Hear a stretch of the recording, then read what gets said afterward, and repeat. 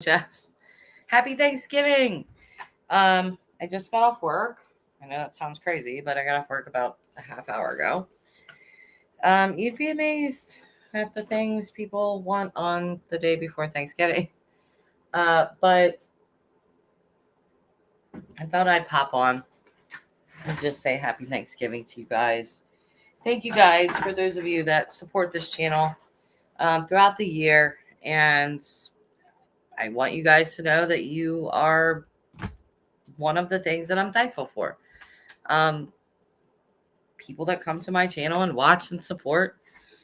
So I would mic up or cam up rather, but I don't want to. And I don't think you guys want to see me. As I just got off work, I'm looking a little rough. So I just rather go live this way.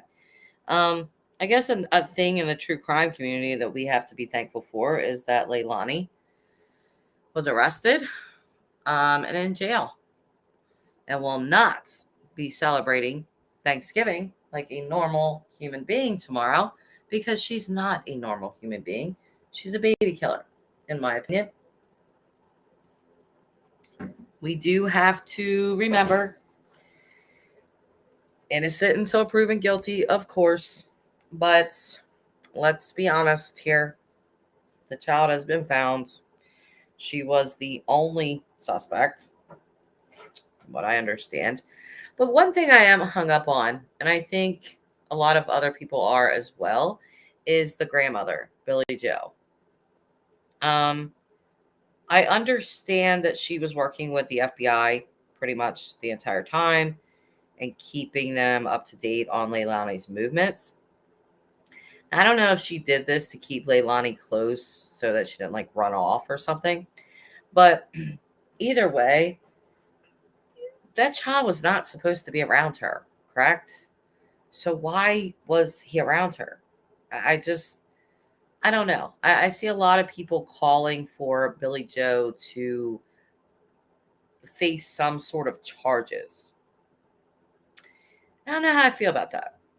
Part of me says yes, because you did the wrong thing and you allowed this child around this woman when you know that he should not have been.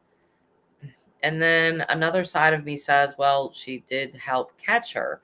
But would there be anybody to help catch if you had never let her around him to begin with, right? Hi, Tamara. Hi, Pink.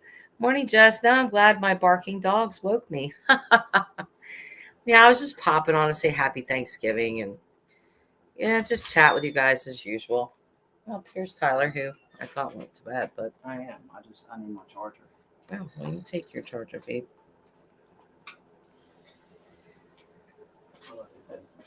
I love you too. All right, sorry. Put this up or not? No, I'm not turning my cam on. Tyler asking if I was gonna set my green screen up, and no, I'm tired. I've been working all day. I feel like I've done like everything today. I don't think there's like a single thing I have not done today. I feel like I packed like 5 days into one day today. So yeah, there's that. But I was just listening to another YouTuber and they were like, you should just focus on the things that you're happy about or things that you're thankful for. Because you guys that watch me know that I'm Native American. So there's always a bit of controversy around that, I suppose. People, some natives, look at this day as a day of mourning. I don't. Please don't persecute me for that. If you're native, I just don't. I just kind of look at history like as a whole, just all the way around. Like atrocities have been committed against pretty much every different type of people, religious wise, color wise, ethnicity, all of that. And so I just, my ancestors, I look at them as just strong people. And I look at natives today as just very strong people. very kind people, very giving people, very loving people. And so I just choose not to like make it a sad day. But I won't take away from other people because there definitely are Native Americans that do very much look at this day as like a very mournful day for them. And that's okay. If that's how you would like to spend it, if that makes you feel good. And I'm not saying that in a sarcastic way. I'm just kind of not being good with words right now.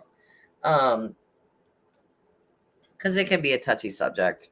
So, but I just, I choose to spend my Thanksgiving with family and just being happy and definitely stuffing my face, uh, and having some drinks and just spending family time. So, Colleen, I just wish schools would teach us the truth. Yeah, yeah. I mean, the truth of the matter is what we all know. You know. Um, I don't know. I maybe I'm a different kind of native. I don't know. I don't know if my native people are going to be like Jessica, like you're out of the tribe. I don't think so. But you know, it- we lost. That's kind of what happens. And I mean, it's been all over the world. It's been all over the world that these different kinds of things have happened. Different groups have gone to war and they've won and they've lost, and it's like mankind's thing to want to fight and do all of that. So I don't know. I don't really want to do all that, honestly. But I get what you're saying, Colin. um but I always think about like this, like even if we knew every last atrocity committed, what what would that do for us, really? I mean, obviously it's just going to make people sad, and it's going to make people angry, and it's going to cause a lot of division. And so I don't know that that's a good thing, you know. Charlotte, hi Charlotte. She says, as a mother grandmother in a similar situation, this case has broke my heart. It has really made me look at my daughter differently. Yeah, I can really imagine. You know what? That's a really loaded comment. It really is. But hopefully, Charlotte, I'm not saying that you need to learn from this case, but just, hopefully people in general that are in your situation or in Billy Joe's situation, that they learn from this, that, when a child should not be around a person, you don't allow it just for any reason. Um, whether it's your child or not, and I think as mothers, we know our kids the best. We do. We know the good and bad of them. We know their flaws. We know their strengths. We know their weaknesses. And as a mom, I think it would be hard for me to look at my child and accept that they're a bit of a monster, that they are abusive or to their children, or they are, that would be really hard for me to accept, because I would be thinking, didn't I raise you better? Like, how did you turn out this way? But it's not always the parents' fault. Sometimes people are just born not okay. Um, so a lot of the time the parents are blamed, and a lot of the time it is their fault, but not all of the time. So if there's any of that with you, Charlotte, if you feel guilty, like you did something wrong in raising your child or something like that, but you didn't, don't beat yourself up too much about that. Uh, I think mothers in general, we just tend to do that. We tend to shoulder the blame with mostly everything that happens with our kids. Um, I always notice something like with my sons, men in particular would say things, about my sons and me, like, oh, you baby him too much. You baby him. I can't tell you how many times I have heard that. about, my sons, just from guy friends, people I've dated, like, you baby that boy, and I'm thinking, of course I do. Like, this is my son. What do you mean? Of course I'm going to show him love. How do you think people grow up cold and hard to this world without love? I'm not saying let your child get away with murder, literally, or don't let your child get away with everything. You have to discipline at times. It's just part of parenting, but there is zero wrong with showing love. Zero wrong. And I feel like anybody that says that, oh, you spoil that child, or you do this, or you do that. Well, would you rather it be the other way? Would you rather them be neglected? Would you rather them be beat on, or would you rather be accused of loving your kid too much, of spoiling them or babying them, or whatever other words people come up with? So think of the alternative before you say things like that. You could always have a Leilani on your hands, or a Casey Anthony, or a Candace Wells, or how long do we want to make this list, guys? And I was just saying that when I got home, I got Tyler up, and I was like, hey, because I haven't been keeping up too much with YouTube, but I was like, hey, I was like, that Leilani girl, I was like, she was arrested. And he was like, oh, good. It's like 2:00 in the morning. I'm like, hey, guess what? But yeah, so I lost my train of thought there. But either way, yeah, you could always have one of her on your hands. And I think I would much prefer to for my daughter to be accused of loving her child too much, or babying them too much, than saying, oh my gosh, my daughter is abusive to my grandchild, or my daughter is a terrible mom, or she's unattentive, or she's whatever. I'd much prefer her to be accused of being a great mother than a bad one. So, but I feel like just as moms, like, we always get a bad rap no matter what. Oh my goodness. Am I fired? Hi. You can put me in timeout if you want. You are not fired, Allie. You're not going in timeout either. Charlotte. Charlotte is saying, I have placement custody of my grandchildren, but she still has her parental rights. According to CPS, North Carolina does not acknowledge any rights for grandparents. I don't know what states still have grandparent rights. Oh, I don't think that my state has grandparent rights either. I don't believe so. And Tamara is saying Tennessee doesn't have grandparent rights either. Yeah, I don't believe that Delaware does. I would have to look it up, but I don't think we do. Which is so, Charlotte, does that mean that she can just come and like, well, if you have placement, I guess she can't just like come and take your grandchild anytime she wants, right? Like, do you have to approve it, or how does that work? Kind of really curious about that. Like, if you have to give the say so, if you have to say like, yes, it's okay, or if your daughter is around your grandchild, does she need to be supervised, like not allowed to be around the child alone? Because I feel like even with that, with Quentin, I mean, even if Billy Joe like wanted, like, okay, you could see your mom, but only if I'm there, only if I'm present, so that nothing happens to him. And how do you feel, Charlotte, about Billy Joe? I really want to ask you that. How do you feel about Billy Joe? Do you feel like she should be charged in this as well? Or how do you feel? Allie, hey, Jess, hey. Hi, Pink. Did y'all talk about us partying without Mama Jess the other night? What? You guys were partying without me? That's probably my own party, actually. I was gonna go live last weekend. We had some friends over, and it was fun. I would show you guys pictures, but no. Because we had a lot of fun, actually. It's like, and you know what? It was so impromptu because I had plans on going live on Friday.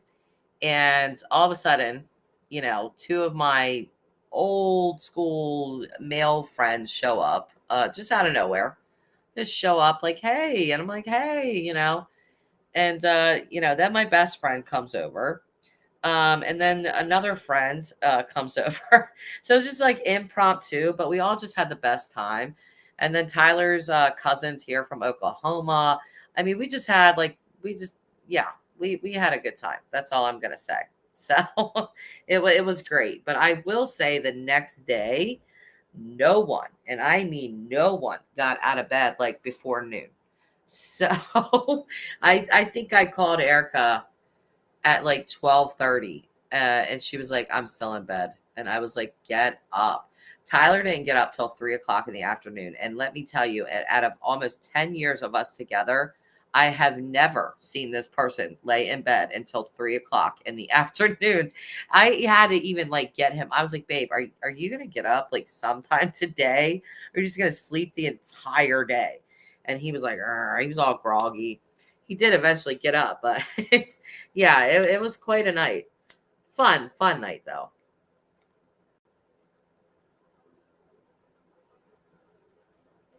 Like, I think that's always like the best thing when people just kind of show up and it just kind of turns into something. And then the next thing you know, you're laughing, you're singing. I was singing all kinds of songs. I mean, we just had a great time. So, let's see, Charlotte. I felt really bad for Billy Joe. Yeah, that's why I was asking, because I can imagine that you would, sympathize as somebody that is in a similar situation. But lately I've been skeptical. Yeah.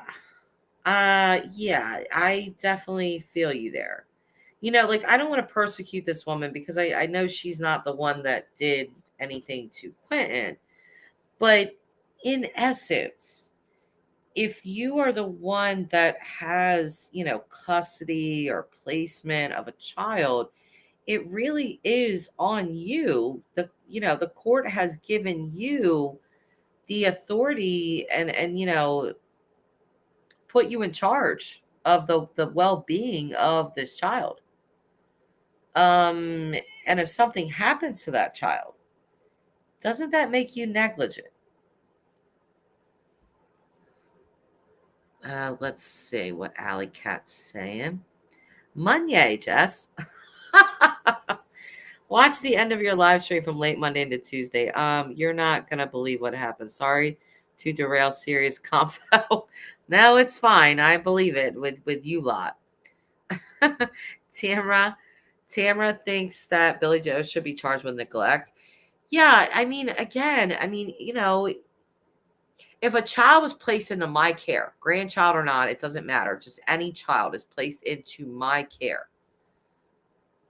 Clearly, I am the person responsible for that child's well-being, their safety, their everything.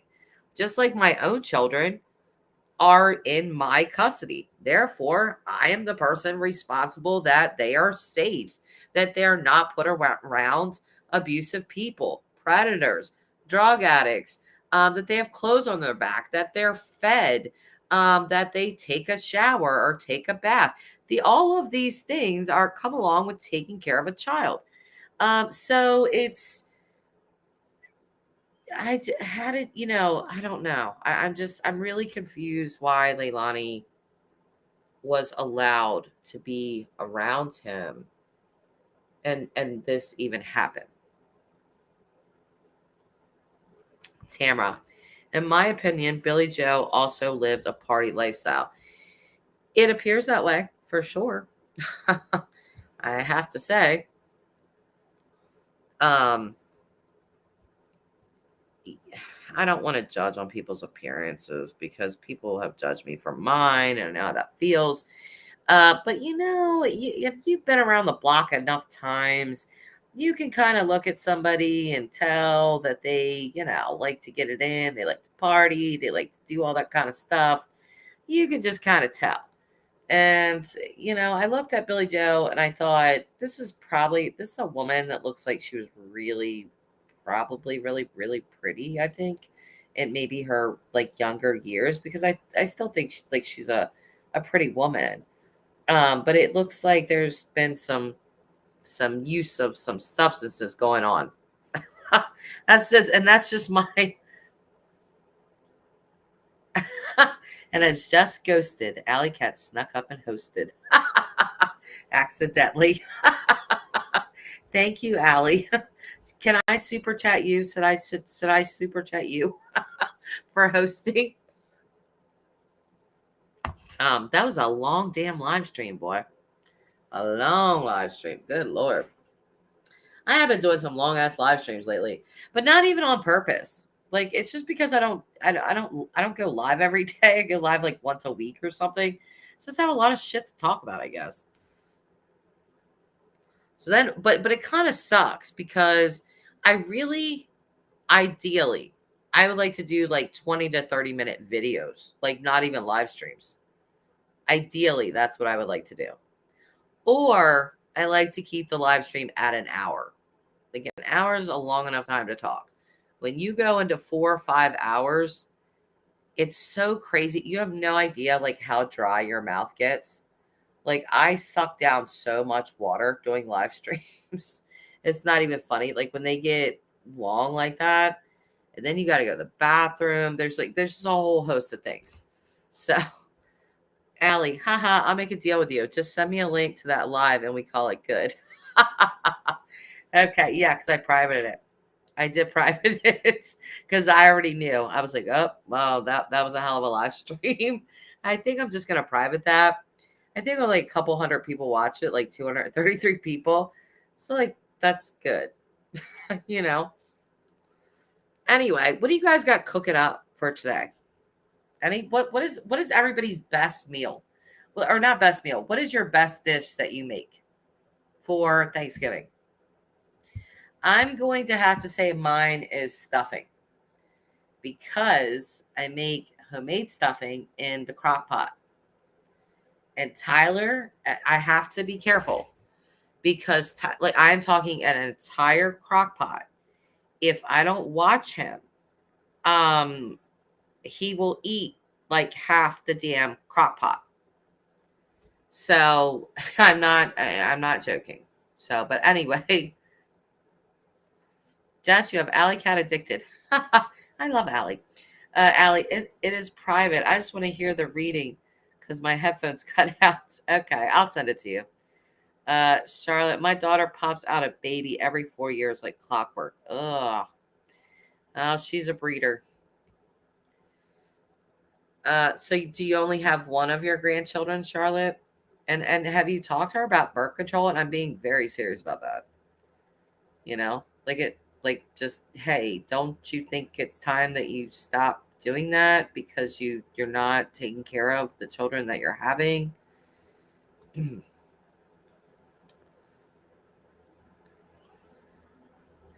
You ladies have tricks, huh? And treats, Colleen. And treats. We have both.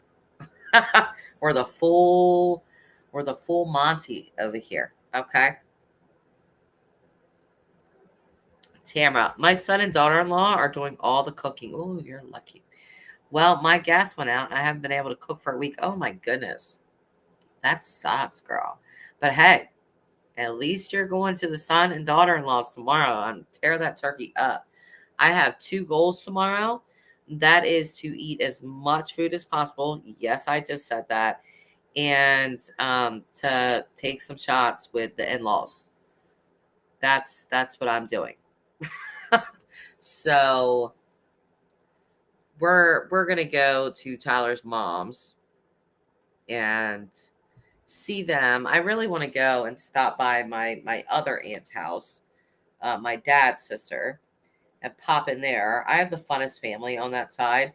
Like I have all female cousins, and they're great. They're hilarious. They play games. They'll play card games. Everybody gets out their change, just dig in the bottom of your purse or something, pull the change out of your pockets. We play card games and We'll be betting quarters and dimes and nickels and stuff. It's just fun.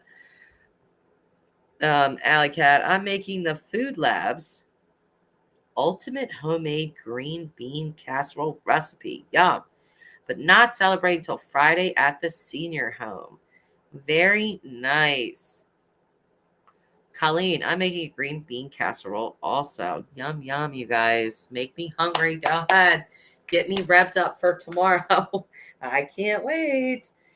I'm telling you, I actually said, I was like, I'm not going to eat today. I'm going to fast all day long. And then tomorrow I'm going to be like a pig. A pig and shit. I'm just going to eat it all. I'm going to eat everything.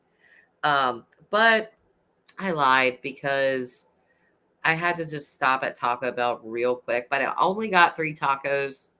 It's the only thing I've ate all day yesterday. So I have enough room to definitely fill it up tomorrow. Brenda, hi Brenda. Have a beautiful Thanksgiving, Jess. You too, hon. You too. Oh, Pink's making everybody's making oh, what was that? I missed that comment. Everybody's making green bean casserole. I think it's like a Thanksgiving staple. Oh, I wanted to see that comment. Charlotte, I have 2 grandchildren. I have managed to get her to place 2 for adoption. She has a newborn currently. Ugh. You know what? That reminds me. I'm not going to name this person because, well, they might see my YouTube, honestly. But it's not just that. They're a private citizen or whatever, and they haven't committed any crimes. So there's no reason for me to say their name. But there is a person that I know like that. Um, she had 1, 2, 3, 4 children, and every single one of them is with family members. 2 of them with one family member, the other 2 with another family member. And the saddest part of all is just this person just does not get their life together. It's like they don't care. And I've kind of analyzed this person over the years. I've watched the decline get worse and worse and worse and worse and worse. And she's at the point of addiction where it's like if we hear or happen to see her like around town, we're like it's sad, but we're like still surprised she's alive. If that makes sense. I know that sounds crazy, but yeah. And there's like zero desire from her to like get better and I've said so many things to this person. Like, listen, your kid's life, it goes by so fast. And every year and every day and every week and every month that goes by that you continue to choose drugs over your children, you'll never get that time back. Not ever. Time doesn't reverse. It only goes forward.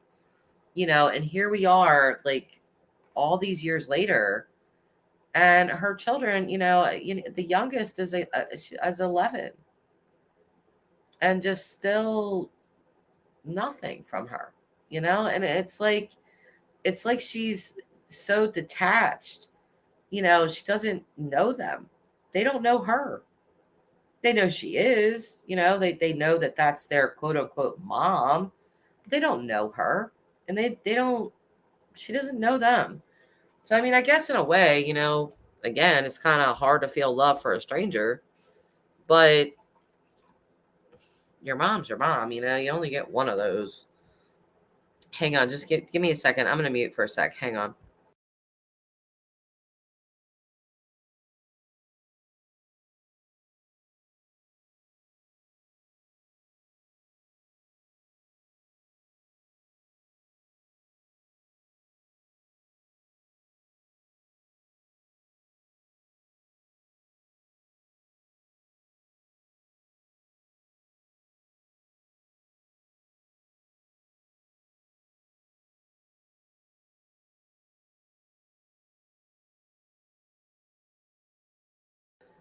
Yeah, Charlotte. And thank you, Brenda. That's very nice. Everyone have a great, wonderful, safe Thanksgiving. Let's all just show love to one another. That's very kind, and I agree. Charlotte, yes. I've dealt with addiction so much. I've talked about it so many times on this channel. Um, but it is just like Tamara said, it's a monster. It just truly is, and it rips families apart, and it just destroys people, and it never just destroys the addict. It destroys everyone else around them. It's almost like watching a walking dead person. They're there, you can see them, you can kind of talk to them when they're not high or out of their mind on drugs, but they're really gone, you know? It's quite sad. You want to take that person and sort of just shake them, like, can you please just stop? Can you please just get help? Can you please just see that there are people that will love you unconditionally, especially your children. They will love you. You know, if love is what you're seeking, you have it. You will have it with these little people. They will love you, and they need you. And it's just, for some people, I don't know. It's too much for them. They can't handle their own demons, let alone trying to raise a child. Yep, Tamara, family after family, and no one is exempt. That is the ugliest thing about addiction. Does not matter if you are rich, poor, the most beautiful person, the ugliest person, the nicest person, the baddest person. It just, any race, it doesn't matter. Um, yeah, it doesn't discriminate at all. I've seen people from rich families that their kids have turned into drug addicts, and it's crazy, because they were given the world, and they just kind of throw it away. And one can only guess why that would be. But oh, hey, some bitch, happy Thanksgiving to you too as well, love.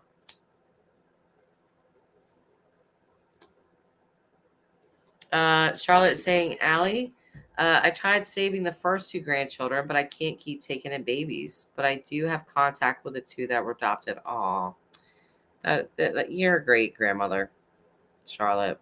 You really are. Tamara, Quentin, for example. Do we see his beautiful face full of life and love in an abusive life? No. You know, and that's a very good point. Pictures are so deceiving, aren't they? You see his little face, his little smile, like he has the cutest little smile. And look, I'm still using present tense. But yeah, he just a super cute little boy. You know, a little smile of his just kind of just grabs you in, and pulls you in, and to think that this tiny little human, you know, with all these years of life ahead of him, has just been snuffed out, because addiction is selfish. It is the most selfish thing ever. And I know a lot of people, I don't want to say they stick up for addicts, but they kind of do. And I kind of hate that, to be honest, because, well, again, I've dealt with so many addicts close to me that it got to a point with me where I had hatred. I'm not going to lie. I had literal hatred, where I hated these people. Like, how dare you do this to people that love you, or that, you know, you should love. Um, and I've tried to scale that back and sort of understand addiction, and I do understand it, but I still get angry about it. I'm not gonna lie.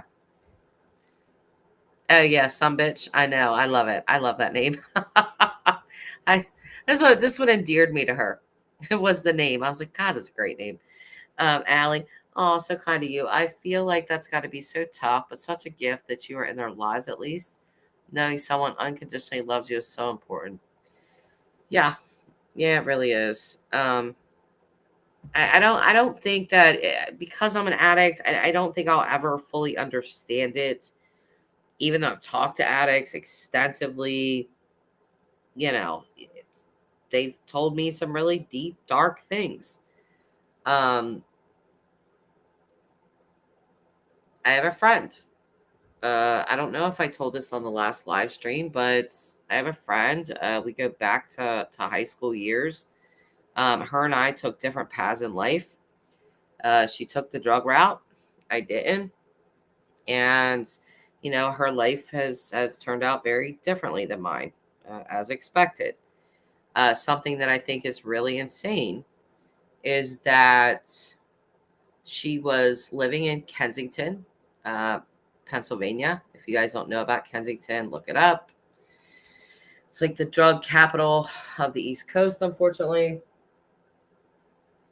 And it's just it's an insane place. But I mean, people just kind of like on the sidewalks, they'll just literally OD, and people just step over them like they're nothing. The cops ride by, they do nothing. They just kind of let them be sectioned off into that area. And they know there's needles. You should see the pictures of Kensington. Look it up, Kensington, PA. It's insane. Like the needles are, you can't see the ground. Like you can't see the earth because it is so full of needles and trash, and it's insane. But long story short, my friend, obviously addicted to drugs, moved up to Kensington, and she was living with a serial killer, and she did not know. She was getting high. I'm not going. There's part of this story I'm going to leave out just because I don't want her identified, and I know that there's people on my Facebook that watch. But either way, she did have another person there with her. But she was living with this man, and the oddest thing is that he didn't get high, but he was in Kensington living there.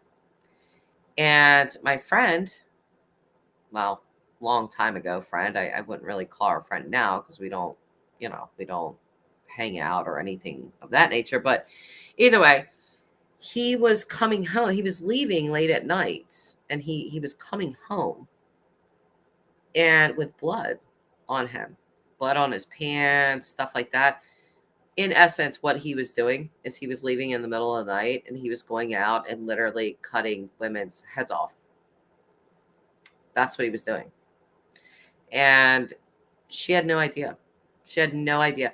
She was so busy getting high that she didn't realize that until afterwards.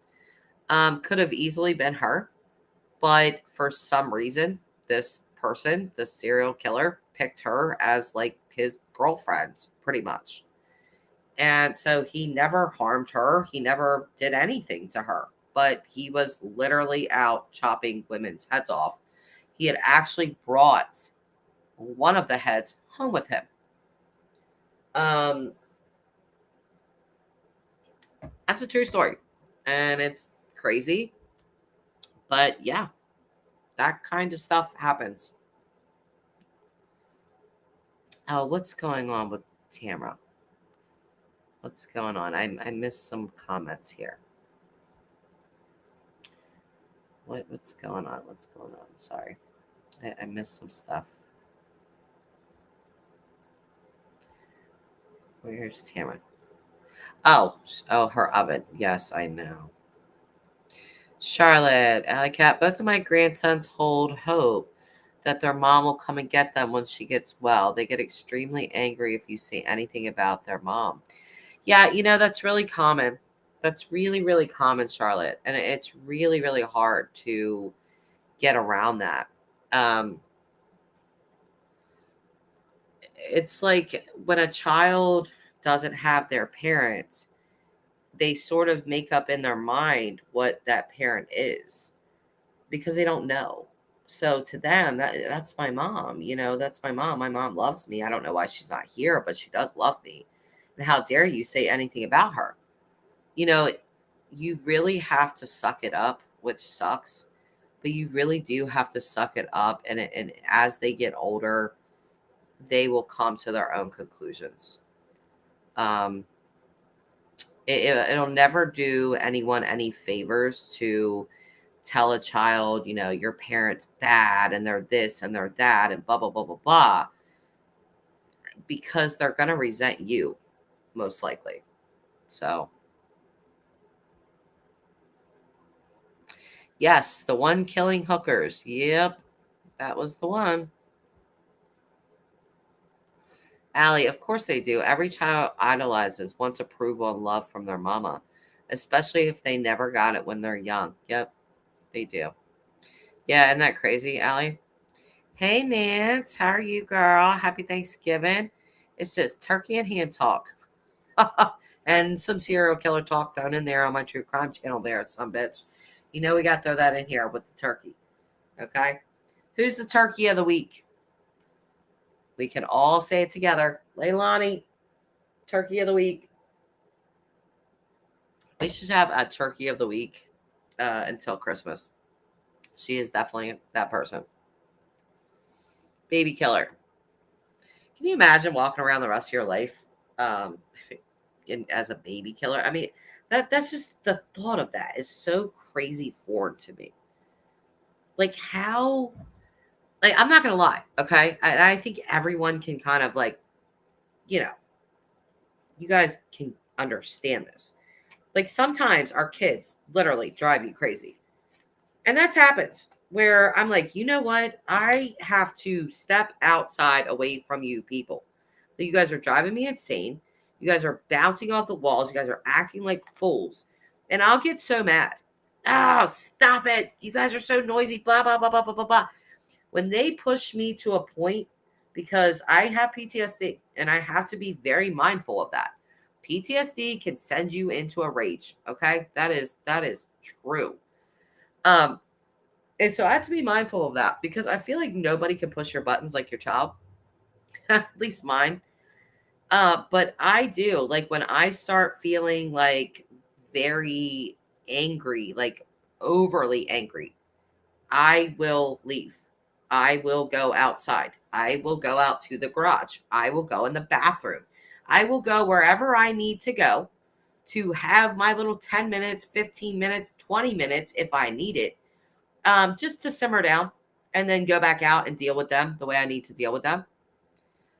So yes, it can, Tamara. And you know what? I'm going to give you an example of that.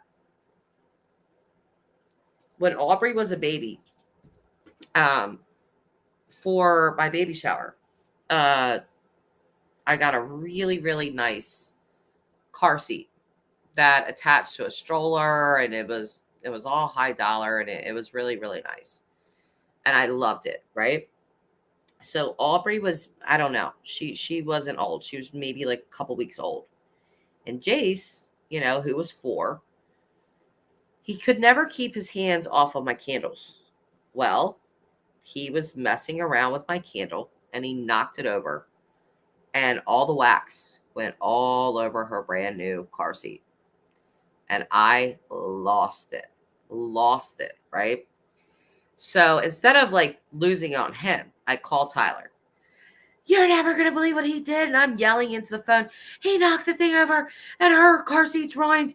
And I don't know how I'm going to get this wax out. And I'm freaking out. I'm flipping out, like over the top. Like, it was just an extreme reaction, right? So Tyler's like, he doesn't know what to say, right? So he's like, well, we'll spank him then. Spank his butt. I knew, Tamara, that if I spanked him at that moment, that it would not have been just a spanking. That's real. And I said to him, no, I have to go outside. I have to go outside right now. And he was like, what do you mean? What are you talking about? You're not going to punish him? Not right now. I'm not. No, I'm not. And I went outside. I think I stayed outside like 30 minutes and just sat out my yard and just sat there and calm myself down and calm myself down and calm myself down until I could go back in the house and deal with him the way I needed to deal with him. which was not spanking him or beating him or doing anything crazy to him. But yes, if you have PTSD, you really need to educate yourself on what you have. Because just like Tamara's saying, it will creep up on you. You can go into a rage. You could do something that you don't really mean to do. So you have to stay on top of that kind of stuff. And when you feel yourself getting to that breaking point, and even if you don't have PTSD, even if you don't, your kids can still just, if there's other things going on in your life that are stressful and you're trying to deal with that, and then your kids are acting up and da da da da, people snap sometimes.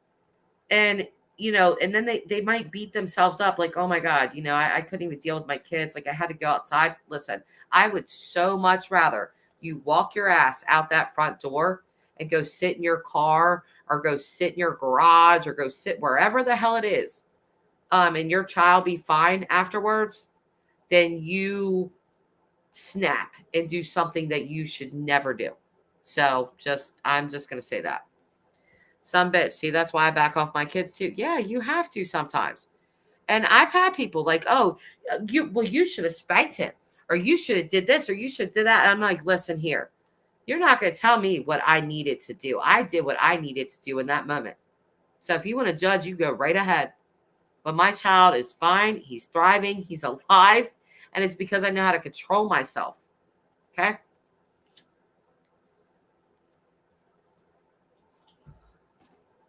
Some bitch. I have trauma for being beat as a kid. And when my anger gets there, I will snap and I have to walk away too. Exactly. See? But you know that. You are self-aware. Self-awareness is everything and stuff like this. And I know a lot of people, some bitch, okay? And I know a person just like you. Same thing. Beat as a child. They get to that point. They know this is a woman, that they know that it's like, okay, I have to walk away. I have to walk away or I'm going to repeat a pattern that was done to me. They are self-aware and they do that. And I'm proud of them for doing that because clearly not everyone does that. Charlotte, Allie, and Jess, thank you for all your encouraging words. Obviously, I suffer from feeling like a failure as a mother and as a grandmother because I didn't take the two girls. Hun, please don't feel like that. Please don't feel like that. Okay. I'm going to tell you, just like everyone else in this chat and every other mother on this planet, we have all made mistakes. All of us. I have definitely made mistakes. Everyone I know has made mistakes. Okay. They have said things they shouldn't have said to their children. They've done things they probably shouldn't have done. I just everyone I know. There isn't a single person that is exempt because no one is perfect. But please don't beat yourself up. But please don't do that. You keep being the loving grandmother that you are. And your daughter, I don't want to say she's beyond saving because I don't know her. But if she is, your grandchildren aren't. So you just keep being who you are. Charlotte, if CPS will place children in the grandparents' care, then they still give them rights. Yeah, which is terrible. Tamara, there isn't a perfect parent. If it is, I sure haven't seen one. Exactly. Even when I look in the mirror, Tamara, there is not a perfect parent. My kids will, I've said things to my daughter. I've done things, and I've had to sit there and listen to them say, Mom, like, I didn't like when you said this to me, or that really hurt my feelings and that really bothered me and blah, blah, blah. It's hard to listen when you're wrong. It is because I like to think that I always do the right thing, but I don't. Because if you ask my children, they will tell you, no, my mom did this and that wasn't the right thing. And, I've had to listen to them tell me because I've told them, tell me, you can say what you want to say. It's okay. I know I was not perfect. And they definitely have. My kids are they're pretty bold. They're pretty blunt. They will say it. So, it's just hard to listen to, but it's necessary, I think it helps. It helps them get it off their chest. It helps them tell you how they feel. You have to take some sort of accountability. If you don't, I'm going to have to question if you're a sociopath or not. But yeah, I mean, we all just do things wrong. And it's not even just parent relationships. We do things wrong in love relationships and family relationships. We do things wrong. But I think that owning shit and acknowledging it and actually being sorry when you say you're sorry, that stuff really, really matters to people. There's people that I wish would apologize to me, and I know that they never will. And I've just had to accept that about some people. Tamara, it's not easy making all the right choices while raising children. No, because they don't come with rule books. It's like grief. There is no rule book. There's no manual, and it's like even if there was, there would be like, 1,000 different versions of it because we all have different ideals and things that we think, that the way to raise a child is this way or that way, or and it not everybody's right or wrong, you know? People are gray. They are not black and white. They are gray. Alley Cat, letting them vent. Yes. Yeah. Listen, and that's a tough thing. You ever let your kids vent to you about about what you've done wrong? Uh that's some hard stuff. I've had to sit there and shut my mouth and listen. And I will tell you that there were things that I was like thinking in my head, no, you really didn't know what was going on at that time. And so blah, blah, blah. But you just have to shut up. You really have to shut up, shut yourself down, and just listen. And it's so hard to do, especially when you're the one on the chopping block where they're like, hey, you did this wrong, you did this wrong, you did this wrong. And you're like, well, damn, I thought I was better than that, but apparently not. And it's kind of amazing because, like, out of all the good things, I guess, that I've ever done for my children, or, just all the good things, it's like they remember the bad times more, or the bad stuff way more than they remember the good. And that always it bothers me, but I understand why. And when I say bad times, I am not talking about me beating my children or crazy things like that. And no, it's not like that. Like me and my daughter have gotten into arguments. I've said things that I should not have said.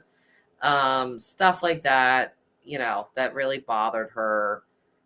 One of the things which to this day, I think I'll always regret saying this to her because it's just not true. It's more that I hold her at such a high standard and she did something wrong. I think she was 13, and I was so angry at her. I was like, "You know what? You are my biggest disappointment." You to this day, she's 19. That has stuck with her. That still bothers her. And I've apologized and I meant that apology. I still have guilt over saying that to her because it's just not true. She is definitely not my biggest disappointment. I am my biggest disappointment, not her. Um, and it was out of anger, And so it's like one of those things. Like, think about what you say to your kids when you get mad, because you can't take it back. And if I could take something that I said to my daughter back, it would definitely be that, because she's actually probably the person that I am the most proud of, but my standard was so high for her that she made a mistake and I said a really awful thing to her. And it bothered her. She it was earlier this year when I said to her, like, you say what you want to say to me, like, you have things bottled up, say them. And she brought that up, and I kind of it kind of took me aback a little bit, like, wow, um that really did bother you, because it was, that was like 6 years ago, but no, that really did affect her, and it's something that I have to own, and I have to acknowledge, and I'm acknowledging it in front of you guys, which doesn't really feel that easy, but I mean, I guess the only person that really matters is my daughter and how she feels. I hope that, she truly forgives me one day. I mean, she said that she did, but I could just tell that it still bothers her. And yeah, I mean, if my mother said really, really bad things to me, but, you know, I guess if she had said that, that's really hurtful to say. So that's me owning that. But I will say that I am thankful for having a daughter who is not only beautiful on the outside, but she's gorgeous on the inside. She's responsible and she's studious and she's organized and she's just a great person.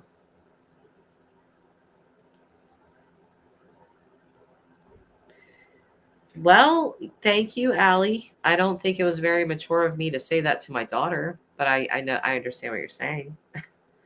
I think it's more mature of her at 19 to attempt to forgive me for that. I don't think she fully has. Which, you know, I'm chuckling, but it's more out of uncomfortableness because it makes me uncomfortable. It does. I feel like I really hurt my daughter's feelings. And it was just the punishment definitely did not fit the crime. What she didn't warrant me saying something so cutting and deep. You know, especially when she's not a disappointment and she never has been. Anyway, okay, I just feel like a load. That see every time I get on here with you guys, like a therapy session. Tam, you guys are having a whole conversation without me. Therapeutic horses. Well, my family owned horses, so I've missed some comments here because I've been going on and on and on. Oh, Charlotte. Charlotte joined a grandparent group. That's good. See, I like when people are proactive like that because it shows that you care, you know? I joined a grandparent support group and now volunteer my time at a therapeutic horse ranch. Oh, wow. And I am thankful for the therapist that I found for my boys. That's really, really awesome. That's really awesome. Like with children, I've seen quite a bit of that. Like when people have put them into therapy, like with animals, working with animals, being around animals, it really seems to help them a great deal. Oh, just you acknowledge it. That's what matters. Yeah, I have to. I can't ignore that. You can't just say, like, oh, well, I said that to you. Like, get over it or something, especially if your daughter brings that up 6 years later. Clearly, that really hurt her and bothered her. So, like, what kind of person would I be just as a human if I was like, well, get over it? It's been 6 years. Like, aren't you over that yet? Like, no, clearly not, because I'm bringing it up, you know? So, when people bring up things to you, no matter how long it's been, if it hurt them, it hurt them. There's yeah. Charlotte, thank or Tamara, thank you. I don't connect with animals, but children do. Yes, yes, that's what I was saying, Charlotte. And that's funny. I'm not like so many people love animals. I'm the kind of person that have like three rules. Like don't ever hurt a child, don't ever hurt an animal, and please don't beat women. Like those three things I think are just the worst things to me. um but even though, like, if somebody hurt an animal, uh number one, I'm turning you in, first of all. Number two, you would never keep company with me ever, because if you can't be trusted around defenseless animals, why in the hell would I want you anywhere near me or my family? Do you know what I mean? Like animals are defenseless, and It's really disgusting when humans take advantage of that defenselessness. And it same goes with children. But I'm not really like a pet person. My pets are fish. Like I don't have dogs, I don't have cats, I don't have anything like that. Yes, Allie, the vulnerable, exactly. Or even older people, just things, people that are people and animals. They're young people, older people, animals. They are just defenseless, most of them. And so when you are so cruel that you can harm, physically harm, and mentally as well, uh, those demographics of people and animals, I can't mess with you. Okay. You are not my kind of people. That's all I'm going to say. I'm not the biggest animal lover, but how dare you ever harm an animal? Like, ew, there is something wrong with you. You belong not in society. So that's what I have to say. I know that sounds harsh, but I think it's just as harsh to harm an animal or a child. Charlotte, at this point, I probably don't have to tell you that my grandchildren suffer from some sort of drug effects as a child. Yeah, um, I I don't know what sort of drug effects, Charlotte, but I can imagine. I can imagine. So special needs as well, and that's really that's tough, you know. But I commend you for what you're doing.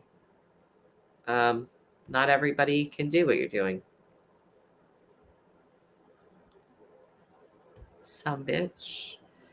Um, I am dealing with the loss of my papa right now. Oh, I'm so sorry, girl. My last living parent. He also took me in as a kid when I couldn't get along with my mom. Then the other day I woke up, my best friend screaming, "You." Ah, son of a bitch, I'm so sorry. You told X she could come live with you? I was like, huh? Not? Well, she's walking to your house. She's screaming F her and all of this. Jeez. I'm really sorry. I lost my dad in 2007, so I know the pain. Yes, Allie, exactly. Pick on someone your own size. Nance, my nephews wouldn't be avoiding my sister if my sister hadn't disregarded their concerns. Sister's response to the concerns was that it happened so long ago. I think that's why they don't F with her. Yeah, that's what I'm saying. You cannot just say that. Um, you can't just say like, oh, and that even goes to the AWP stuff, you know? Oh, it happened 30 years ago. Okay, and this person is still clearly still not okay because of your actions. So I don't care like what little companies you've built and your little YouTube channel that you built up. You seriously damaged another human being for life. For life. You gave them a life sentence and thought that you were just going to walk and make the best of your life. No. No, it does not work like that. And you know what? As far as AWP goes, they are not the end all be all tell all, y'all. You know why? Because other people can do what they do. They can. They can learn to use that sonar technology just like they do. They can learn to do it, and they probably are. And so, I have no time for that kind of nonsense. Well, it was 30 years ago that I R worded you or SA'd you. I don't give a damn if it was 80 years ago. You still did that. Why do you think that you get to just walk around and live your life like you didn't do anything to anyone? Who do you think you are? You're not God. I know that because God wouldn't do things like that, dumbass. Sorry, I get a little fired up. I get a little fired up because, you know, essay and the R word with children really bothers me. It really, really affects me. And I just have zero Zero sympathy. Wesley Allen Dodd. What did he say? Like Chris McDonough did that interview with him, I think, like right before he got put to death. And what did he say? Chris McDonough was like, he said something like, well, what can we do to like protect our kids against people like you? And his answer was, believe them. 2 words. Believe them. Jeez. I've even so much as within the last 48 hours, put this on my children, within the last 48 hours, I have heard someone say to me, well, I don't know if that person really did that. Maybe she just wanted attention. I had to remind this person that the she was 6. 6. Do you really think a 6-year-old is going to make up an elaborate story about that kind of abuse because they want attention? No. You know what my 6-year-old does? Because I have a 6-year-old. You know what she does? She colors on my walls. She writes notes and puts them on my door, letting me know that I'm basically not giving her enough attention and she wants to be naughty and needs some attention. She doesn't make up elaborate stories about things of that nature. That is abnormal. Have there been false reporting of that? Yes, there has. It is a tiny, tiny, tiny, tiny percentage. Tiny. In fact, I think it's 9 out of 10. 9 out of 10 kids that tell you that this happened to them are not lying. Believe them. I think that's the thing that makes me the most angry is when children, things like this happen to children and they're not believed. Like what actually goes through your mind or what goes through these people's minds? Like if my child, I'm telling you, remember my PTSD, okay? If one of my children came to me and said this, there would be like not a lot of questioning of, oh my God, well, when did that happen to you? Did that happen 5 years ago? Okay, well, we'll just move on from that. But what? No, I would probably be in my car at that person's house. They would probably be arresting me. Seriously. Because my kids aren't going to make something up like that for attention. That's no. Okay, come on. We know our children. Let's act like we know our children.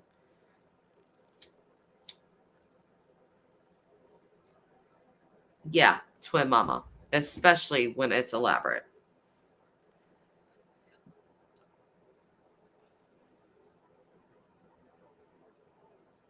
Yes. Oh, let me read Charlotte's comment, Allie. Now that you're commenting, I didn't see it. I go on rants here, Charlotte. I know you heard me. Charlotte is saying, wow, I had no idea that I was going to get a great therapy session tonight. Yes, welcome to my channel. Thank you all for letting me release. Well, you are quite welcome. And we do that on this channel quite a bit. You can ask people. You can ask the people in here. But, sometimes you might click in and I don't know, we might be talking literally about the Queen of England. We're just all over the place. That's my crazy little Gemini brain, Charlotte. We might have a giant therapy session, just a big, and you'll see people just share because they feel comfortable in doing so. Or we might be talking about the silliest stuff ever, or we might be talking about serious crimes. Yeah, that's my channel, but I'm glad that you feel better. I always feel better too. When I have these kinds of streams and I get to let out my stuff, like it's really hard to say. Like all of that about my daughter is like really difficult to even say because I still like have a lot of guilt about it. But it still feels better kind of just letting it out, Allie. Oh, we all need. Oh, I did read that. I'm sorry. Let's see here. Hi, Jason. Happy Thanksgiving at Crime Time with Jess. Hope you and your family have a loving and yummy day. Thank you so much. I hope you do as well. Allie, or dragons. Yes, or dragons. Or impromptu tarot readings. Oh, Allie, you just jogged my memory. I read you. And then what I remember is I was like, Allie, is that right? And you're like, and I was like, oh, I really screwed that one up. But either Charlotte, I really feel like the cops won't be called tomorrow. Yeah, I know. It's just, yeah, but I will get into dragons. Don't get me into dragons. Charlotte will be on a whole different thing here. Tell me what you know about Game of Thrones, girl. Please tell me you've watched the show. This is going to be the questions to get onto my channel, Allie. Do you like dragons? Have you ever watched Game of Thrones? What do you know about the British monarchy? How long have you been following true crime? and depending upon those answers, you can be a subscriber or not. No, I'm kidding. I'm kidding. Like I said, people are gray. We all like our different things. Your headphone cut out? Oh, well, did you feel like the reading was accurate or did you feel like it was totally off? I feel like you answered this and I don't remember. Because I just remember saying, like, Allie. Yeah, because your headphones cut out. I love Pink. Isn't Pink always cheerful? Pink is always like the most cheerful person in the whole damn chat. She's always clapping and laughing and just happy. Look at Allie. I would have failed the first two. Can I please get you into Dragons and Game of Thrones? Please. Especially, okay, listen. Just listen. All right. Even if Game of Thrones is not your thing, House of the Dragon just came out, it's first season. It's over. So you can binge watch. How many episodes do we have? 10? 11? 10 or 11? So even if you have watched Game of Thrones, you don't need to watch Game of Thrones to understand House of Dragons. You don't. But it's very, it's set back in time. Obviously, it's a period piece. But it really shows the struggle of women. There is a huge struggle with women where, they were R-worded. They were, often used as just, pawns, really. Marry off to combined houses, combined kingdoms, just used as in that way. And then kind of used as just brood mares, you pop out a kid, then you have an heir, and you're really still nothing, but your son might be able to sit on the throne. Your brother might be the king. Your father might be the king, but you will never be that. So House of the Dragon kind of really focuses on the pain of women back then. The very first episode is very graphic. I'll tell you that now. If you have a weak stomach, probably not the show for you. But they show childbirth a couple of different times, and it's very, very graphic. But for that error that George R. Martin, who is the person that wrote all this, is going for, it's accurate. So, Nance, oh wait, I'm sorry.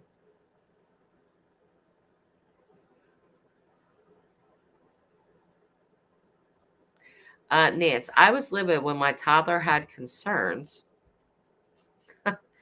in court. Oh, and the judge dismissed it like my kid was playing an imaginary game. Done venting. I'm here for the change of comment before I get my feels. You know who that reminds me of, Nance? Dylan Redwine. I don't know how many of you guys follow that case, know about that case.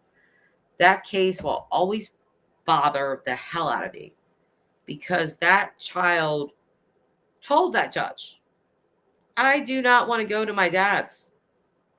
His older brother didn't have to go. He was old enough, quote unquote, to say that he didn't want to go. I'm sorry. But if you are 13 years old, 12 years old, 11, 10, matter of fact, I don't care. If your child is saying, I feel so uncomfortable or things are so wrong that I don't want to go to this person's house, regardless if they're my parent, they should be listened to. Why shouldn't they be? And look what happened. Look what happened. It's just, you would think that the courts would learn from these cases. Charlotte, I'm sorry. I don't feel like I would pass the test. A lot of people wouldn't, Charlotte. It's okay. But I know that I like it here, but I'm a quick learner. No, it's okay.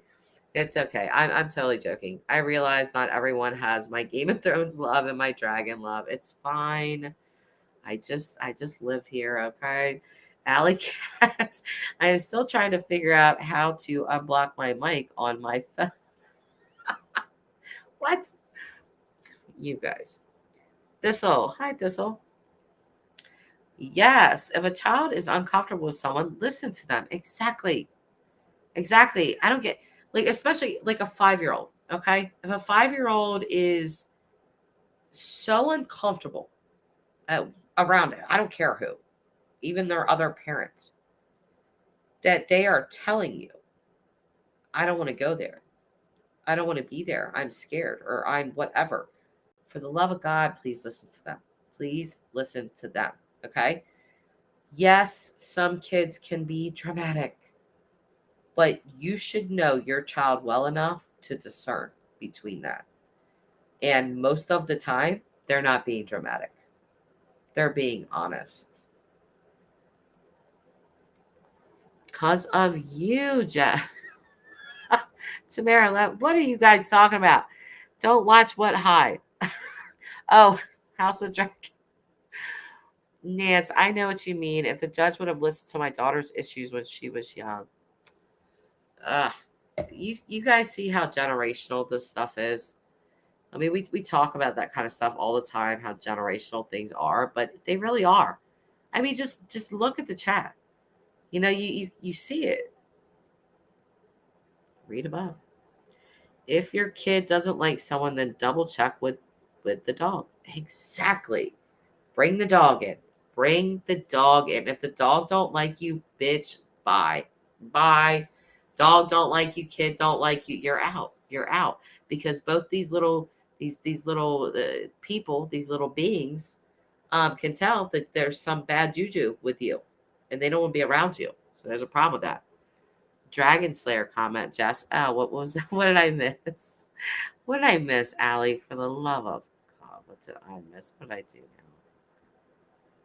Dragon Slayer, whatever, was too graphic and scary for me. I tried to watch first one with a guy friend, and I was high and totally freaked me out. Oh gosh. Okay, well, Game of Thrones isn't scary though. It's just it's graphic. It's very graphic. I'll just say that.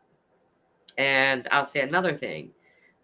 If you do decide to take the leap and dip your toe in the Game of Thrones world and watch Game of Thrones, uh, do not get attached to characters, okay? Because this is a writer that is definitely not afraid to kill main characters off. Just FYI. I will give no more spoilers than that this time. Tamara, if my dog don't like a person, I don't want that person to come back to my house. Just saying. See, I'm trying to tell you. Jason T. At Crime Time with Jess, I can't wait for 11:30. Can you say Willow? Only sad is no Val Kilmer. Oh, yeah. Yep. Charlotte, I guess I'm going to get a talk. Probably a good idea. Charlotte. I can't never again. I'll stick with Dragon's Heart. Please watch Game of Thrones. Damn it, you guys. I need some Game of Thrones people up in here. Man, we got to talk about this stuff. It's crazy. Listen, I have to say this, okay? I'll say one last thing. George R. R. Martin, this man, okay? I don't know how in the hell this man got the brain that he did, but I swear to you that this man has literally made up an entirely different world. And I mean an actual world, like different, what would you call it? Countries, but they're kingdoms and different places and different, and they all have different kinds of people. And it's just, it's surreal. You could go so far deep into the lore of a Song of Ice and Fire, because that's what the entire series is called, A Song of Ice and Fire. Okay, dragons, White Walkers being the ice, the North being the ice, and then the dragons being the fire. And there's a song of Ice and Fire, and in my opinion, his name is Jon Snow. But we haven't got that far in the books yet, so anyway. Nance, oh my God, yes. If dogs don't trust you, neither do I. For real, for real. What dog can smell bad guys the best? I'm gonna say don't get a Chihuahua because they just hate everyone except for you. I mean, if you want unconditional love, get a Chihuahua. Because they'll try to kill anyone that comes near you, whether they're good or bad. Just love you. If you want, and you know what, Labs are really great dogs. Labs are really great dogs. Like really great with kids. Really great family dogs. They're protective. Um, Pit bulls get a very bad rap, but they're actually really great dogs. I've owned 2 pit bulls in my life, and I'm going to tell you, our first one, I was scared because of all of the bad things said about pit bulls. But he was a brindle, and I'll tell you, pit bulls are insanely smart. They're like humans. They're so weird. They're like a human in a dog's body, crazy protective and very loving to the family. But they're really loving to other people too, unless they feel like you are not a good person. Like Max, that was our dog's name, Max. Um, he was friendly to everyone. Like anyone that would come knock on our door or whatever, he would be wagging his tail and just jumping at the door and just ready to jump up on them with his big old self and, like lick them or something. But every now and again, a friend would bring a friend over that Max would kind of look at, not really jump up on, kind of circle around them a little bit. He would just be side eyeing them. And I would be watching him. Like he sees this person, like he sees something is not right with this person. Now I don't feel right about you because my dog does not act like this to everyone, but they don't like you. And now I don't feel like I should like you either because they can smell your bad vibes and I can't. So, yeah, I really did go off his vibes. Um, because I just think animals have a way of, it's like horses and stuff, or animals that can feel earthquakes coming way before we can. They feel it. They start getting all antsy. Oh my God, that brings me. Did you guys see this article of the sheep in China? I don't know if they're going to come out with another crazy ass disease. Who knows? But either way, there were sheep in China that for 12 days straight, you guys, they were circling around a pen. 12 days straight. Just doing a perfect circle around the pen. I mean, you have to sleep, you have to eat. Yeah, no, this is true. You know what? Let me look this up. We might have to watch something on this real quick because now I'm invested. Hold on. I'm sorry. We are going to have to look at the sheet because it's so odd. It's just the oddest damn thing. Like, you have to sleep. You have to eat. These sheeps are just, there is something called, what's it called? Circling disease. I think it's disease. Circling disease, something like that. But usually if they get that, they are dead within 48 hours. So it doesn't really apply to these sheep because they were circling for 12 days. And as of now, we don't even know if they've stopped circling. I mean, we might get an update here. I don't know. Yeah, there it is. Boom. Look, all I had to write in was sheep. Okay, yeah, we're about to watch this. Hold on. I'll pull this up, and y'all just tell me how freaking weird this is. Oh, this was okay. We're gonna watch 2 videos on this actually because they're really short. Hold on. Let me get past this little ad. Okay, hold on. Wait. Sorry. I mean, I didn't plan on talking about this, so you know, I didn't have this stuff pulled up. But I'm about to. Have you guys heard of this though, or no? Like, it's so weird. Where am I? I gotta find myself on my laptop again, like usual.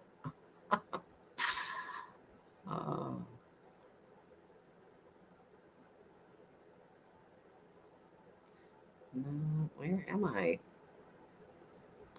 Jeez. Sorry, if you're new to my channel, like you probably will get used to me losing myself on my laptop because I'll start clicking down screens and clicking up other screens, and then I just lose where I am actually at to share my screen. The life of me, I guess. I don't know. Where is my stream still going? Okay, I don't even know if my stream's still going because I honestly did it. No.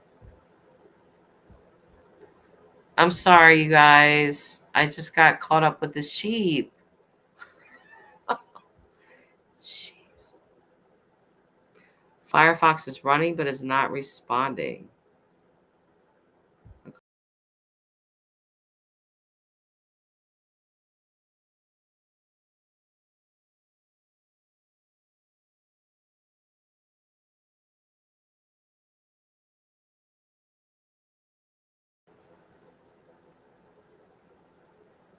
Hey guys. Sorry. Oh, you guys are still here. Okay, good. I had to do something else. Anyway, okay, so let's watch these sheep because this is so surreal, kind of. All right, let me drop this chat down so I can pull this up. Hide that. And where are the sheep? Where are the sheep? Where are the sheep, Buddha? No. Okay, sorry. I really did just have this pulled up. And now I don't know where it's at. Okay. I'm starting to get on my own nerves. Sorry. Why does it keep dropping? Okay, sorry. I don't know. I'm having issues with Firefox. It's just being weird. And it keeps dropping down. And for some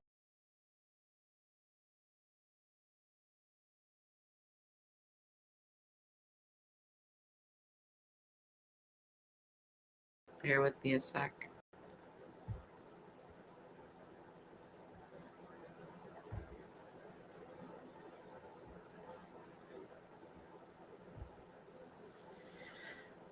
What in the world?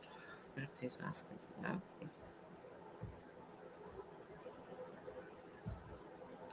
Are they just not going to let me show the sheep? Jeez. That was really annoying.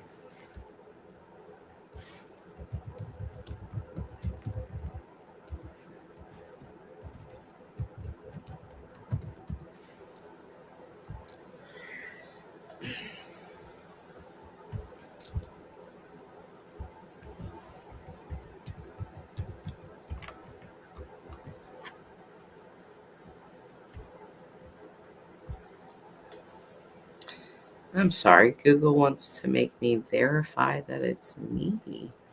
Yes, that's me. I don't know why they want to pick right now to do that, but that's okay, I guess.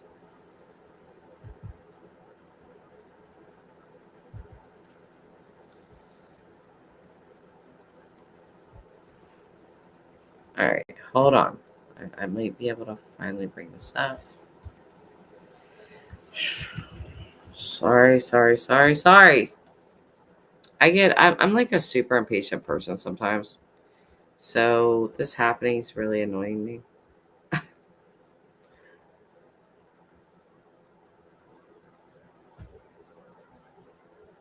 Hi.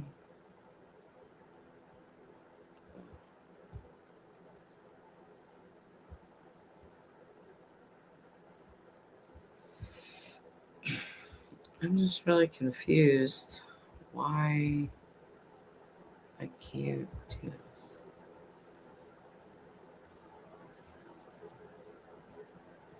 Oh, wow. You guys are assholes.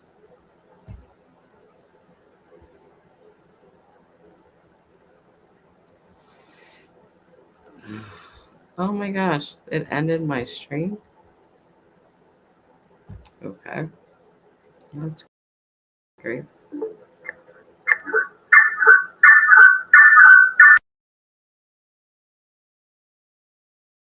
Really weird.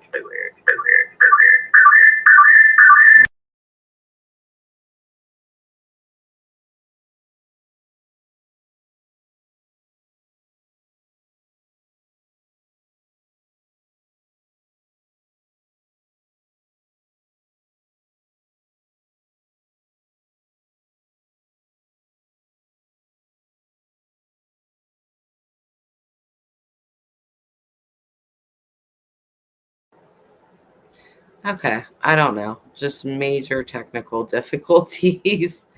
I have no idea why it will not allow me to do that.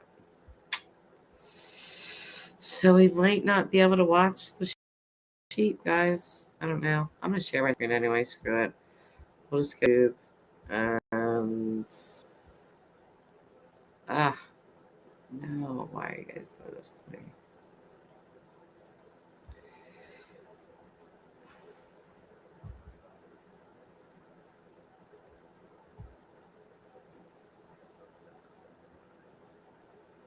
No. Wrong one. This one. All right. You guys just got to look at look at my screen names, I guess.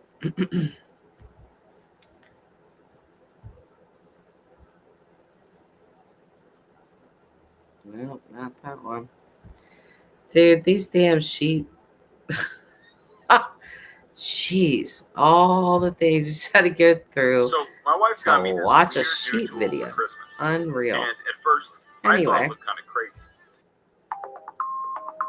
Okay, so look at these weird Hundreds of sheep have been eerily walking around in a circle for 12 days straight in northern China's Inner Mongolia region. The bizarre behavior, captured on surveillance video, shows the large flock continuously marching clockwise in a near-perfect circle on a farm. Some other sheep can be seen spectating from the outside the rotation, while others at times stand motionless in the center. Video of the strange scene was tweeted Wednesday by Chinese state-run outlet People's Daily, which reported the sheep are perfectly healthy and the cause of the behavior remains a mystery. The sheep owner, identified as Ms. Meow, claimed the spectacle began with a few sheep before the whole flock joined, Metro reported. Although there are 34 sheep pens at the farm, only the sheep in one of the pens, number 13, have been acting this way. They've been on the move since November 4th. Some have speculated the sheep's behavior could be caused by a bacterial disease called listeriosis, also known as circling disease. Initially, affected animals are anorectic, depressed, and disoriented. They may propel themselves into corners, lean against stationary objects, or circle toward the affected side, according to the Merck manual. Outbreaks typically occur as a result of spoiled or low-quality silage, according to the Merck manual. In sheep and goats, however, death usually occurs within 24 to 48 hours after symptoms are observed. Yeah, so like I said, they've been doing this obviously for longer now than just 12 days because I saw an update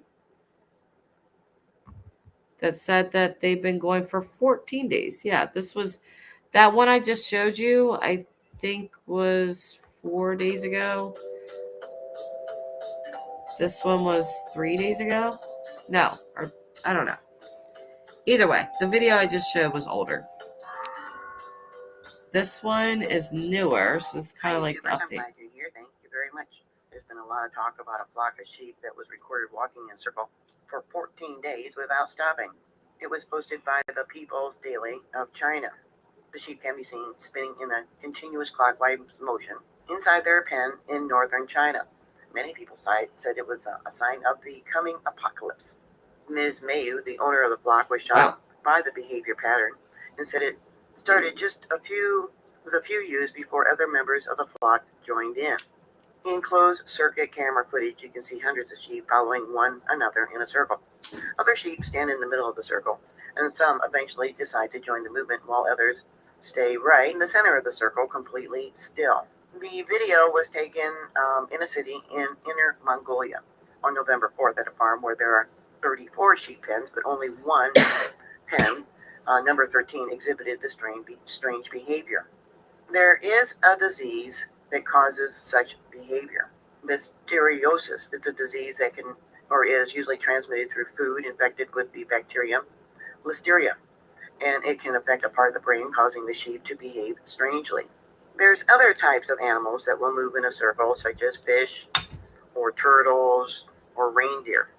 They often say that this type of movement will protect the herd, or say the ball of fish, the ones that are in the middle and the outside ones more easily attacked by a predator. So the movement is to protect the ones in the center that are more vulnerable. Here's an image of reindeer doing that counterclockwise rotation. And another one. And you can see in the center here, we got 5, maybe 6 being protected by the outside herd. Usually the outside animals are healthier and stronger. I wonder if anyone came and did testing on the sheep. Infected animals can shed the disease in their feces, milk, and uterine discharges. It is very contagious for humans. Listeriosis is primarily a winter or spring disease of feedlots or housed ruminants. It is often caused by spoiled silage. Outbreaks may occur about 10 days after feeding poor quality silage. It's got a list of symptoms here: depression, loss of appetite, fever, lack of coordination, animals seen going around in circles, isolation from herd. They're drooling a lot. Facial paralysis, abortion, stillbirths, and encephalitis, inflammation of the brain, and blood poisoning. I wonder if this herd has been tested and treated, because it is often treated with antibiotics depending on the form of the disease.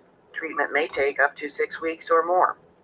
There's another page, I'll give you a link to it, about this being in sheep and cattle and reindeer and other types of animals. It says here that the infection has been well established long before it was shown in humans. Many studies have indicated that poor quality silage is commonly contaminated with LM, and forced on spoiled silage is the source for listeriosis. LM has been linked to sporadic episodes as well as large outbreaks of human illness worldwide. The majority of human listeriosis cases occurs following consumption of contaminated food. Its impact on public health, given that it is responsible for the highest hospitalizations and mortality rates among food-borne infections. And LM is a common food contaminant. Fatality rate ranges from 24% to 52% despite adequate antimicrobial treatment. LM was first isolated in a human patient with meningitis in 1921, and subsequently worldwide from a wide range of mammalian and non-mammalian species, notably farm animals. However, it was not until the 1980s, as a result of several human epidemics, that listeriosis was recognized as a serious and frequently fatal food-borne disease. Here's a Twitter post from China Daily of these sheep walking in a circle, and I certainly hope that they have not been sent to market for human consumption. So what are your thoughts? Please put those comments down below. Thank you for watching. Thank you for subscribing. Please make sure you're still subscribed. YouTube at the end of every month unsubscribe people. And if you get any Unsubscribed people that are people. claiming to be me, I like that she added that in there. Please make sure you're still subscribed, unsubscribed people. But anyway, yeah, so pretty crazy, right? Like these sheep just like walking around in this odd circle. But yeah, like nobody knows if they've been tested for this. But again, it says that usually if they get that, they die within 24 to 48 hours. So if they're on day 14, what the hell? Tamara, was it the walk or the drink, Charlotte, that got you lost? Probably both, Tamara. Alika, who this lady? How's she know? I don't know. She's talking about LM because a lot of people have said that they probably have this disease. They call it the circling disease. As she mentioned that reindeers have gotten this and sheep and things like that. Humans, they did isolate a case, like she said, in 1921, but these sheep have been doing this for 14 days, or maybe at this point longer, because that was 3 days ago, and they haven't died.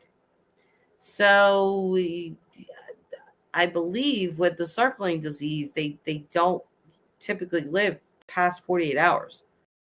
So if they're still doing this, then we would be like day 17, which would be completely insane. So jury's still out on that one. It's probably both. Thistle, I wonder if a blood draw could tell anything. Oh, I'm sure. It has to, Thistle. It has to. Like, I seen that article and I was like, what the hell? And then I was watching the videos and I was like, what the hell? But then again, like we were talking about earlier, you know how animals can like sense weird shit that we don't see coming. We don't feel the vibrations of the earth like they do. Like, you know, they feel all that kind of stuff. So I don't know. I think it's a little weird that the pin is 13. Like, did they just add that in there? Or is that real? Is the pin actually pin number 13? And these sheeps are just like doing this for half a month. Nobody's died yet or anything. They're just still going in a circle. That's weird, right? Like there has to be something, a blood draw. Somebody do something here. Figure it out, please. We're all freaked out here. We don't know what's happening. Are these the end times? Somebody help me. I will be thankful that I'm just here today, okay? Because I don't know about tomorrow with these sheep circling around number 13 pin. What the hell is that? What kind of meaning is that? Somebody needs to interrupt the walk. That's what I'm talking about, twin mama. Like, good Lord. Tamara, I go at service. Tamara, don't make me laugh like that, please. Let me put the chat back up here. You guys are so funny. Tamara, I get in circles a lot. I call that mess stress. To mama, the saying following others like a sheep. Yes. I think that, you know what, that was mentioned in one of the comments. The saying following others like a sheep. Charlotte, it's 4:15 here in North Carolina. Where are we at? We're at 4:15, Charlotte. We are in a therapy sheep session. Okay? Make that make sense. But here we are. Happy Thanksgiving. This is what I'm saying. At least spend it with people that, you know, you like, I guess. Like in Bug's life, I'm lost. Yes, see, Nance, I feel like me and Nance are on the same page here. Animals, for sure, are more intuitive. Yeah, they are. I mean, they actually, you guys know this. I'm not telling you anything you don't know. But they really can feel like the vibrations and stuff in the earth. And that's why horses, you know, before like a big thunderstorm or a tornado or whatever, you know, they start rearing up and they start acting erratically, like they feel it coming. We just, you know, our feet are just dumb. We just go and put them up on chairs and have people scrub them and paint them and stuff and make sure they look pretty. Like that's what we do. That's our superpower. Animals can feel earthquakes, you guys. We're over here listening to the news guy who's wrong like 75% of the time. So I don't know why we're running things. I have no idea. But anyway, we better stop eating meat. Oh, are you a vegan, Pink? I mean, I'm not, but if you are, that's cool. I don't care. My aunt and my cousin are both vegan. They've been vegan like forever. My cousin, let me tell you, my cousin, she she goes to McDonald's, and she did this when she was 14. She was 14, I think I was like 15, 16. And we go to McDonald's. She goes to McDonald's. She gets a hamburger with fries, takes the meat off, puts the hamburger or puts the fries inside the bun, and that's how she eats it. And she's still this person has a master's degree in psychology, and she still eats her McDonald's burgers like that and is proud of it. I am not even kidding. I think that's the funniest shit. I'm like, what do you mean? Like, that's what she does. Thistle, the leaf falls in front of the ant and he doesn't dare move. Never mind. What? Where am I? I feel I'm in the Twilight Zone. I like all of you more than my own family. Damn. Welcome, Charlotte. Charlotte's part of the group now, you guys. Okay, clearly. She's one of us. Clearly. Pink, I love bacon, so I hope I am not doing circles. Do you eat sheep? Do you eat sheep, Pink? You heard what that lady said, and I have to agree. I don't know what's going on with the sheep.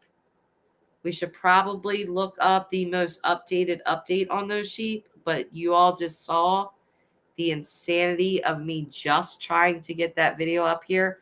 So I don't want to bore us to death for the next 10 minutes again. But I need to know if them sheep are still going in a circle, because I think that lady was right. Them sheep should not be put out for public consumption.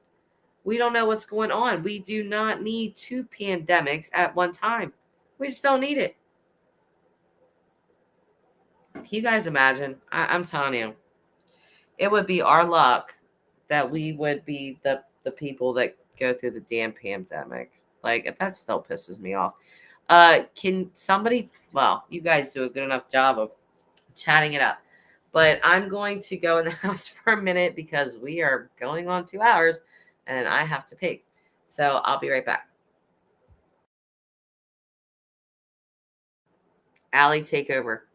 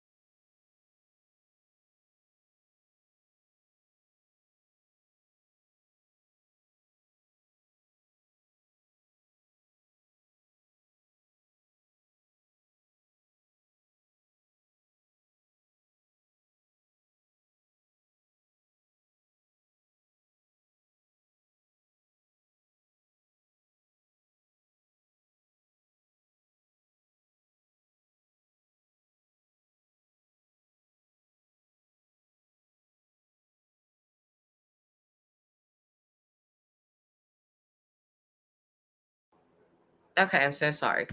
That took forever. But I accidentally woke Tyler up again. He is not happy. He is not happy with me, you guys. I'm in trouble. He was like, "Are you serious?" And he was like, "What time is it?" I was like 4:30. And he was like, "Are you serious?" Like, when you get like the double, "Are you serious?" It's like, really, like, "Are you for real right now? Why are you on a live? Why are you not in bed right now?" Yeah, I got the double, "Are you serious?" So that was like a WTF.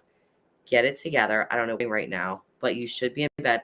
It's funny because until I come to bed, I'm not like fully get comfortable or like in bed. Like he's laying there, but he's not, all snuggled in the blankets or anything. It's like he's waiting, even though he's sleeping. He's like waiting for me. anyway, I'm in trouble. So I hope our therapy session was worth it because he's going to be saying something to me. But I mean, we don't even have dinner. Like we're on vacation right now, basically.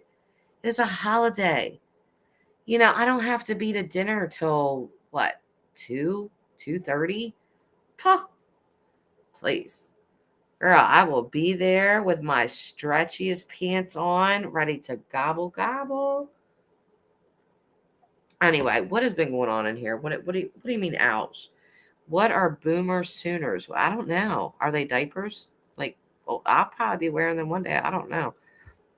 What are you guys talking about? What's the chat here? What are we talking? Okay. I don't know. I can't scroll that far back up. Y'all probably had a whole damn. Hi, Gloria Dellen. Happy Thanksgiving to you, love. I woke up and was just checking to see what was on me, girl. Me, you know me. I'm the night owl shift. But it's a holiday, so this is okay. Allie, oh Nance, we are so happy to have your presence. Yes, I like Nance. I think me and Nance think a lot alike for some reason. Tamara, happy. Hi, Glory. Yes. Lauren Dellen up in here. Lauren Dellen's a night owl like me. She pretends she's not. Actually, she doesn't pretend. Actually, she's honest about it. But she's definitely a night owl. We all are. Like, let's just admit it. What time is it where everybody is? I mean, I know Nance is an NC, but like what time standard? And I know Lauren Dellen is Mountain Time. But what time is everybody else? Like, are you guys East Coast, West Coast, somewhere in the middle? I'm East Coast, just so you know. 4:25 a.m. Happy Thanksgiving.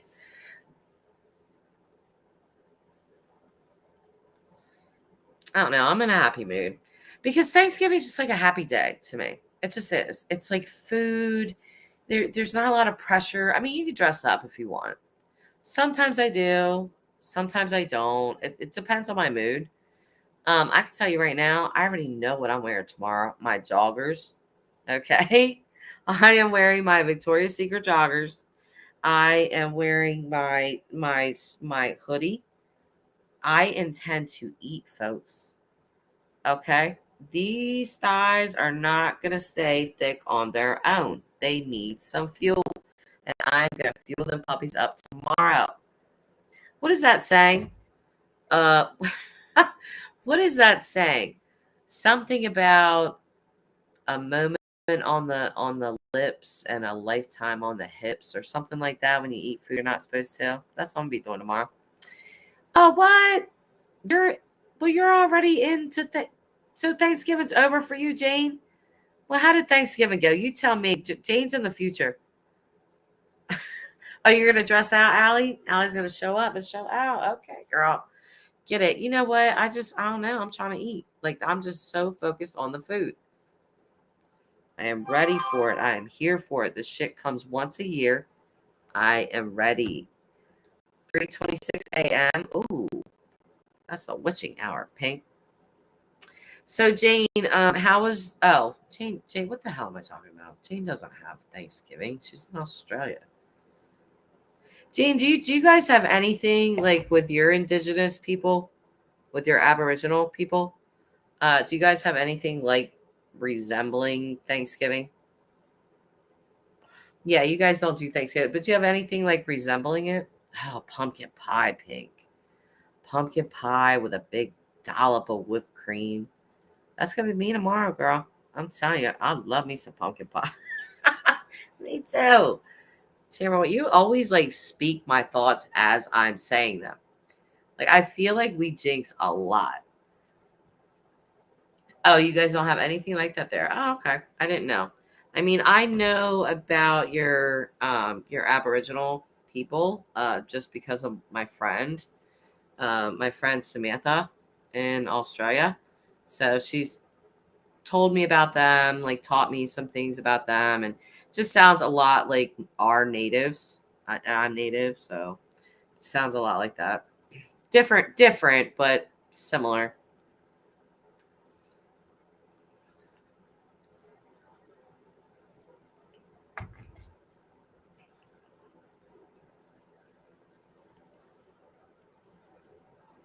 Jess, you're so sweet. Quit it before I get a crush on you. I'm not, girl. I listen. I'm telling you, them bear claws can come right out. That's when I get scary, Nance. You'll be like, I don't know. Never mind. Girl crush gone. Because I get a little crazy when it comes to my kids. I really do. Jane, that's great. Love our indigenous. Yeah. Yeah. There's just always it's just always like a divisiveness about it. But I really think that if people live in modern day, there's problems. There's problems across the board with like every different ethnicity. There just is. They all struggle in different ways with their different things. I don't know. I feel like humans, just as a whole, carry a lot of baggage. Like we just carry the baggage, even though I will say that if we don't learn from history, we will repeat it, and we have. But I guess what I'm saying is I hate how divisive conversations about indigenous people can be, and yada yada yada. It just can get overwhelming, where all of a sudden you feel like you got to pick a side, even though you were never like trying to be on a side. You're just your own little person over here. It just gets weird. Lauren Dillon, I'm going back to sleep. Now, you can't just come in and say hi and then go back to sleep, Clary. You are not going back to sleep. You're going to go watch the sheep. I know what you're doing. I just wanted to check in. I'm off at my brother's place, so I'm trying to fit in with normal hours. Oh, yeah. Good luck, Lori. Matter of fact, I will see you in 5 minutes. If you could go check up on the sheep and see if they're still circling, we want to know. So I'll see you in 5. Good night. I'm saying good night in quotations, by the way. Listen, I can mess with Lauren Dellin. Okay, she is my actual friend. I can mess with Lauren Dellin, and we are both night owls, so she knows that I am joking. Allie, oh no, don't start listen. Patent YouTuber monologue soapbox intro, Jess. No. Oh, really? What? Does everybody do that? Does everybody say that? Listen, Linda. You know what? I miss Linda. Linda was a long time, like way back, I think I was like just hit like 1,000 subscribers or something. But Linda was like way back then. And she was just so sarcastic and snarky, and like I just really liked her. And then I don't know, people go and do whatever they do in life. I miss her. It's like certain subscribers that you had, you never forget them. Colleen, how do you go to sleep when you can't count circling sheep? Are you making up poems right now about the sheep? Colleen has upped us, you guys. Colleen has raised the bar. Colleen is now making poems about the damn sheep. How am I supposed to up this? What am I supposed to write, a limerick now? What are we doing, you guys? Like, I swear, I think this whole group would be so fun to have Thanksgiving. We should like do one year like a Friendsgiving. But you know, it would just have to be members only friendly because I don't know, man, people get crazy. So but if I always want to do a Friendsgiving and I've never done that. But I have young children. So it's like, I don't know. I guess do you guys know what a Friendsgiving is? Like where you have all your friends. It's like more like an adult Thanksgiving. But I think you would do it maybe the weekend prior to Thanksgiving. So you have Thanksgiving with your family, then you have a Friendsgiving. Listen, Friendsgiving sound fun as hell. I'm just saying. Somebody bring the wine, somebody bring the food, everybody bring like a potluck, Friendsgiving. That shit would be fun. Oh, Charlotte, I think I love you all. Happy Thanksgiving. Well, we love you too. And happy Thanksgiving to you. Charlotte coming in with a $2 super chat. I really appreciate that. You're a sweetheart. Thank you. I'm glad this chat has given you some happiness today. If that's which Linda, I don't know. Just Linda. I would always just be like, listen, Linda. Her last name started with a P. But I mean, in case you don't like her, I don't want to say it. So because I like her. A stanza at least, or a haiku. Yes, I feel like that was a haiku. That was a little bit of a haiku. Like Colleen out of nowhere. I feel like I should super chat her. She definitely should have got super chatted for that. Just made up a whole haiku. How am I supposed to count? How am I supposed to sleep if I'm counting circling sheep? Fuck. Like, why didn't I think of that? You know?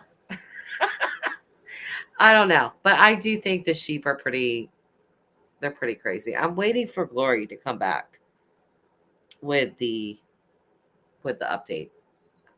And she's probably not going to now, only because I said she was going to. But let me search real quick. Let me search something and see if we can find an update to the circling sheep. Why does he keep doing this? He said can be sign into my Gmail, and I don't know why. Like sign into mine or sign into Tyler's. I don't. Why it's doing that?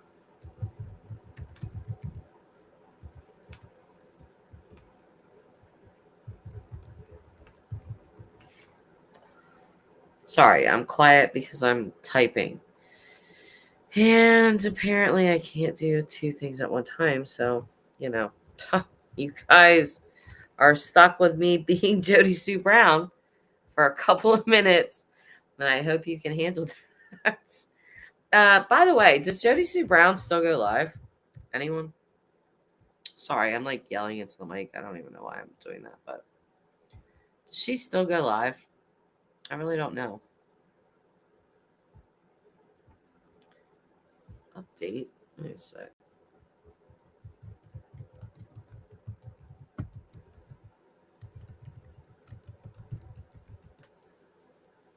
Just like typing away. Oh, we do have. What is this? What have we here? A cheddar bacon This is burger, the most a recent bun, video. and beer cheese. Hi guys, what's Can going you guys on? see this? Louis. Today Yes, sir. is November 22nd, 2022, and welcome to the Grand Supreme News channel. Thank Before you. I start, guys, give this video a big thumbs up and share this video. We got some breaking Share this news and video. updates, and guys, we have some huge information Oh, you coming guys out. can't see the A screen. couple of days Sorry. ago, I posted a video, massive. Well, anyway, I don't know. He's kind of boring me. So I'm just saying. Hold on. I didn't share. This is really irritating me. That I can't just easily do this like normal. It's being super difficult. Super difficult. Let's see this guy. Where's he at? This makes me put on my Gmail again. I'm not doing it. Why? Why are you doing this to us? Why are you trying to hurt us this way? We just want to watch YouTube.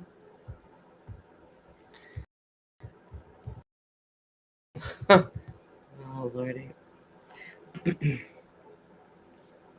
Why is it doing that? Yes, no, not that one. This one.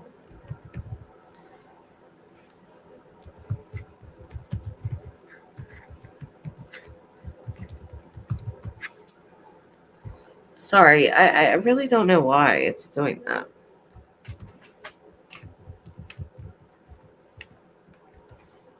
Ugh.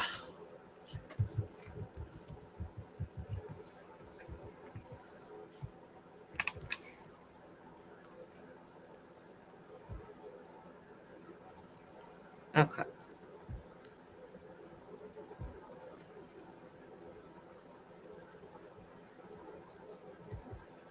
Super annoying. Anyway, all right. So at least it's up. And it's all crooked. Sheep. Sheep.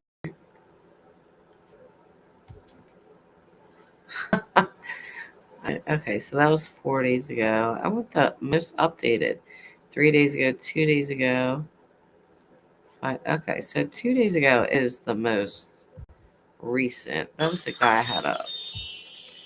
See this guy. Get down on the ground! Hi guys, what's going on? My name is Luis. Today is November 22nd, 2022, and welcome to the Grand Supreme News channel. Before I start, guys, give this video a big thumbs up and share this video. We got some breaking news updates, and guys, we have some else. A couple of days ago, I posted a video, massive flock of sheep walking in circles in 12 days, I think it was, 12 straight days. Jerusalem Post is saying 14 days straight. But now we have some more updates. Experts are saying that these sheep are not sick. They don't have nothing. What? Usually when sheep go around circles, it's because they have some kind of supposedly disease or something. But experts are saying, these sheep are 100% in good health. What's going on here is a whole different ballgame. So we're gonna see what's going on in this one here, guys. This is part 2. This is very important stuff. I'm talking about over 100 sheep just going around circles for 12 days straight, nonstop. But again, like I said, Jerusalem Post is saying that it was 14 days, not 12. All right, guys, before I start, give this video a big thumbs up. Share this video with your friends, families, and loved ones. I appreciate the love and support. And for those of you that want to contribute to the channel, once again, the PayPal link and the Patreon link is in the description box. Also, guys, $1 a month Patreon, we get to access to our live stream every Sunday. We talk about things that we cannot talk about in this platform, you know what form. Also, guys, I posted videos today. Those links will be in the comments box. Guys, if you want to check out the videos, the link will be in the comments box. I posted this one right here, war preparation across Germany. They're converting underground facility into shelter. They're telling citizens to collect water, get canned goods, and candles. Not only that, guys, Holy Land is getting involved, and they are planning to send out for stuff to Ukraine if the bear buys stuff. What in the hell is this guy talking about? Can we get to the sheep? Was that it about the sheep? Are we gonna go on to back to the sheep? Thank you. Jeez. So all these links will be in the comments box if you guys want to check it out. All right, it's gonna be a busy night. Hopefully not too much videos, but the reason why I haven't been posting videos, guys, is because again, my wife, I had to take her to the ER, pray for her. Right now, she's feeling a lot better. I don't want to bring a whole bunch of stuff up, but she's doing a lot better. Thank you for the prayers, and yeah, so it's been really tough. So, but right now, prayer is working, and I just want to thank everybody.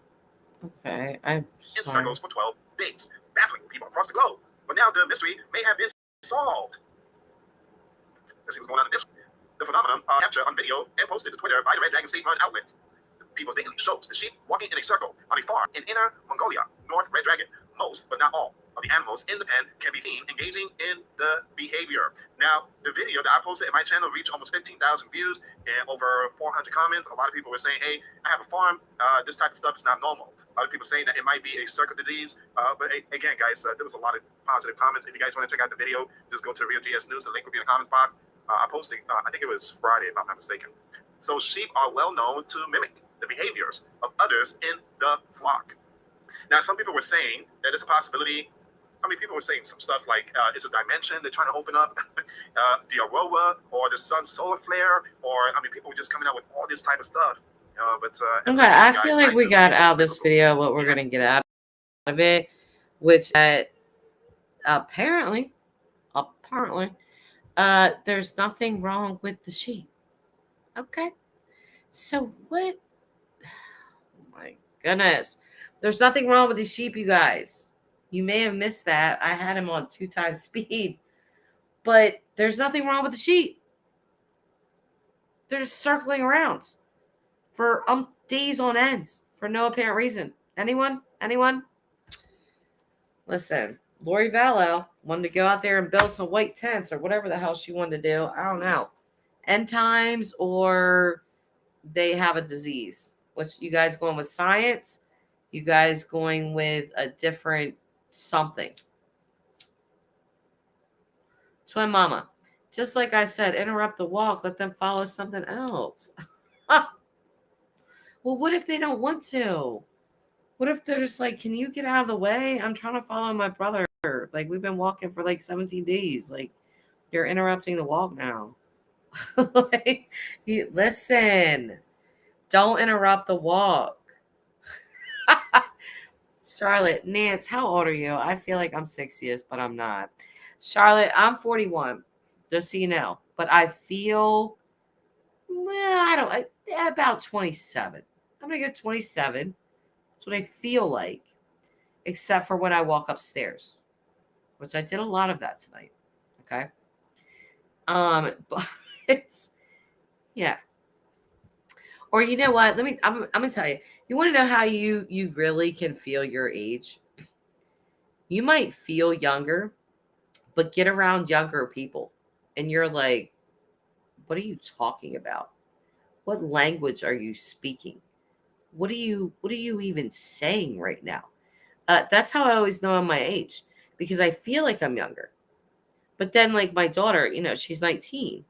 If I get around her, I'm like, oh my God, I'm so old. Like, these people are the most clueless people on the planet. How this happened? But they're doing things. Like, they have bank accounts and cars, and they go places and stuff.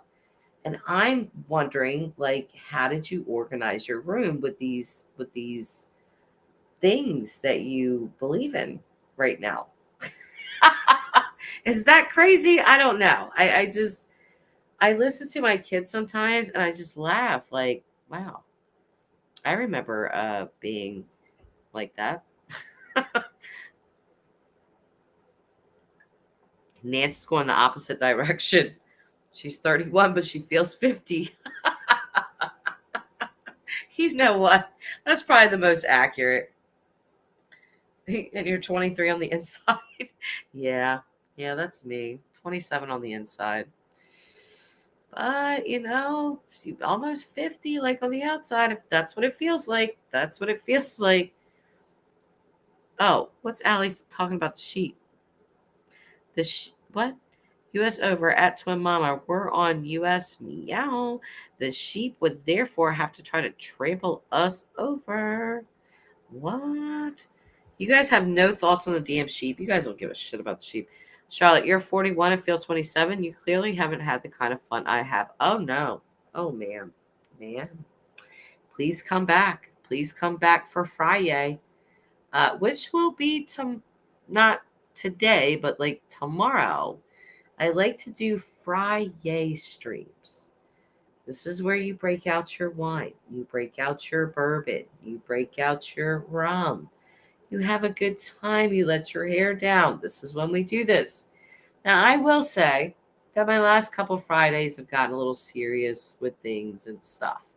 But I really don't want to do any true crime when I do Fridays. I want them to just be happy hour, because we really used to have some great freaking happy hours. So anyway, Charlotte, please come back for Friday. Ove, play the clip. Allie. Nance went hard as heck. I love it. I love you guys. I'm so glad you guys are here. Like, all of you. Who here has ever dated a serial killer? One of my friends. Not me, but my friend did.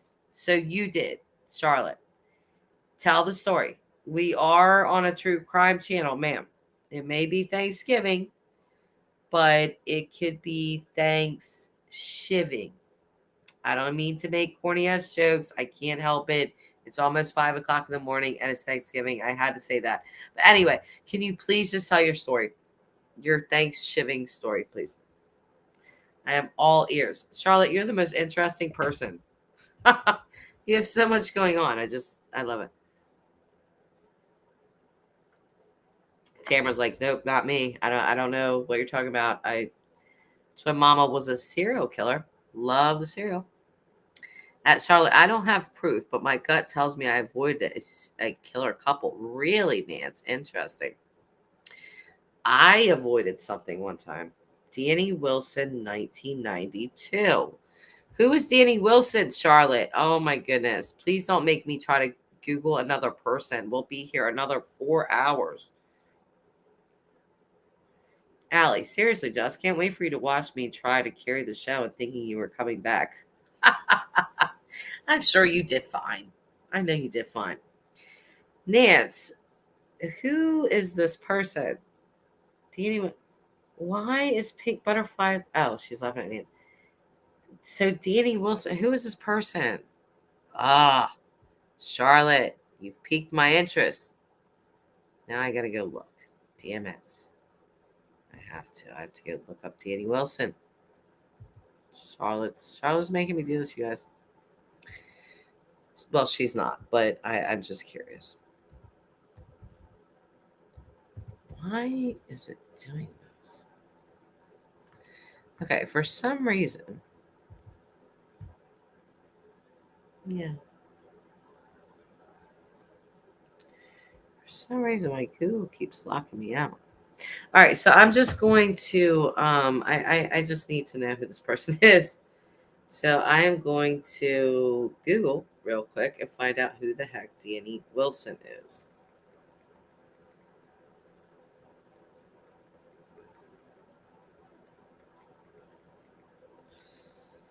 Oh, all right. So what do we have here? So it says Daniel Wilson, 39, was sentenced to death. Oh, let me make sure I'm back at my studio. I don't even think I am. Sorry, guys. Why it keeps doing that? I can't share my screen. It's being really weird. So I'm just going to have to read this aloud. Oh, here we go with this nonsense again.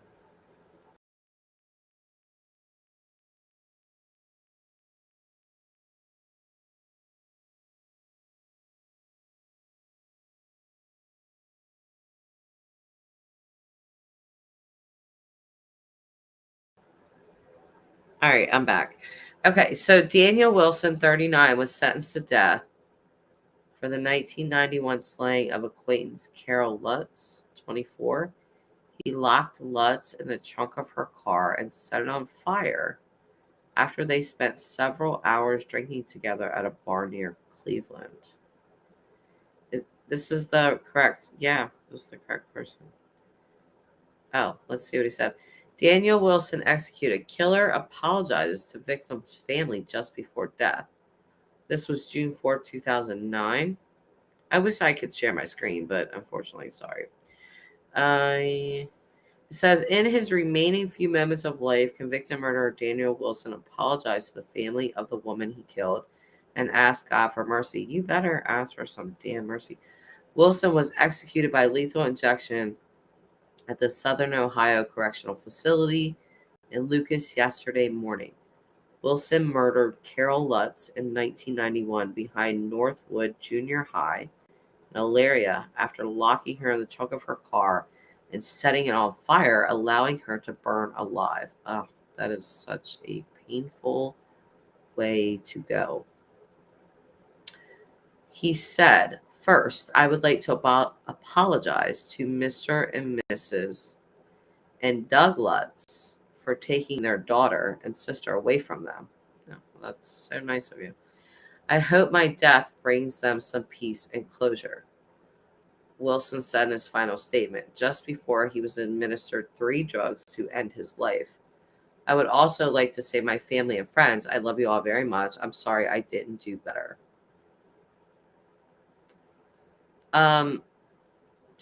You know what? Like, that's very nice, right? Oh, it's so nice that you did that.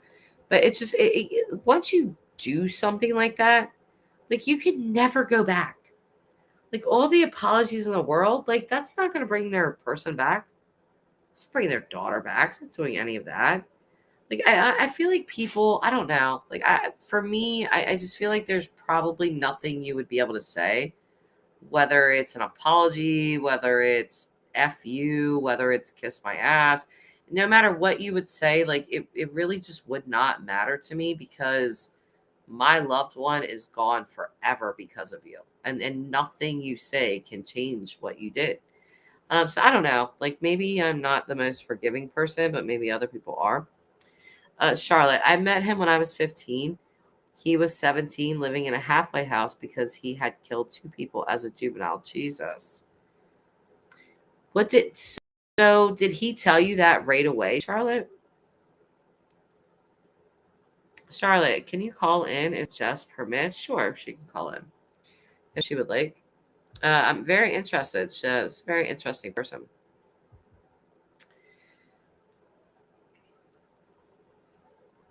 Make sure you got some Dr. Pepper.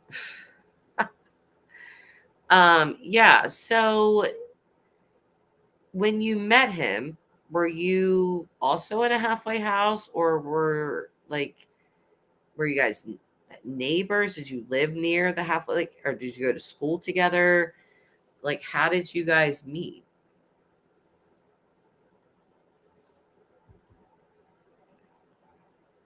Is she Ellie? Well, she's certainly more interesting than me. That's what I know.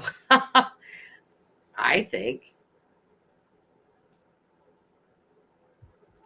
Yeah, I know, Nance. This is what I'm trying to say. Like all the words in the world cannot undo an action, you know? Like you can be like, "Oh, I'm so sorry. I shouldn't have did that." Yeah, like you murdered a whole human.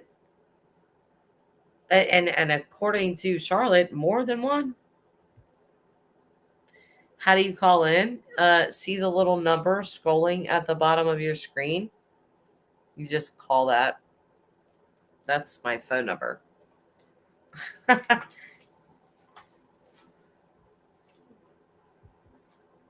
She is definitely the most interesting woman. Move over. Right? This is very interesting. I mean, like hearing of my, like my long ago friend, that was like shocking in and of itself. But then and so you met him after he had already committed murder. And so like I'm wondering how you guys actually met, like in what capacity, like school proximity, like, did you guys live near each other, same neighborhood, something like that? And also, how long did it take him to tell you that he had killed 2 people? And what was your reaction? It's a lot of questions, but I have a lot of questions. So, Nance, was he charming? What drew you in besides his appearance? She traced that fool. Well, maybe she didn't. I mean, back in that time, the internet wasn't what it was today. So either, someone told her what he did or he himself did. And then I wonder what a 15-year-old girl would think of that, because at our ages now, we would be like, holy Christ. But at 15, do you fully understand the nature? I mean, yeah, she like killing someone. It's like, I think you understand that at probably a really young age. But if somebody told you that, like, would you? I don't know. I mean, I know what I would do, but I'm pretty sure. Nance, I don't buy it. I think they're just trying to save their asses. Yeah, and not just that. I think it's just them, like, like I hope God forgives me because like I'm saying I'm sorry, but they're not actually sorry. Hello, lovely Charlotte. How are you? Hey, I love that you start out just laughing. I know, because I'm trying not to wake my husband up. No. He hates the story. Well, I'm sure you Hey, probably let hate me this go get story my too. teeth. I should probably put my teeth in. Hang on. Yeah, do that because I want to hear that. I want to hear this. I mean, you are on a true crime channel, so no better place to tell this story.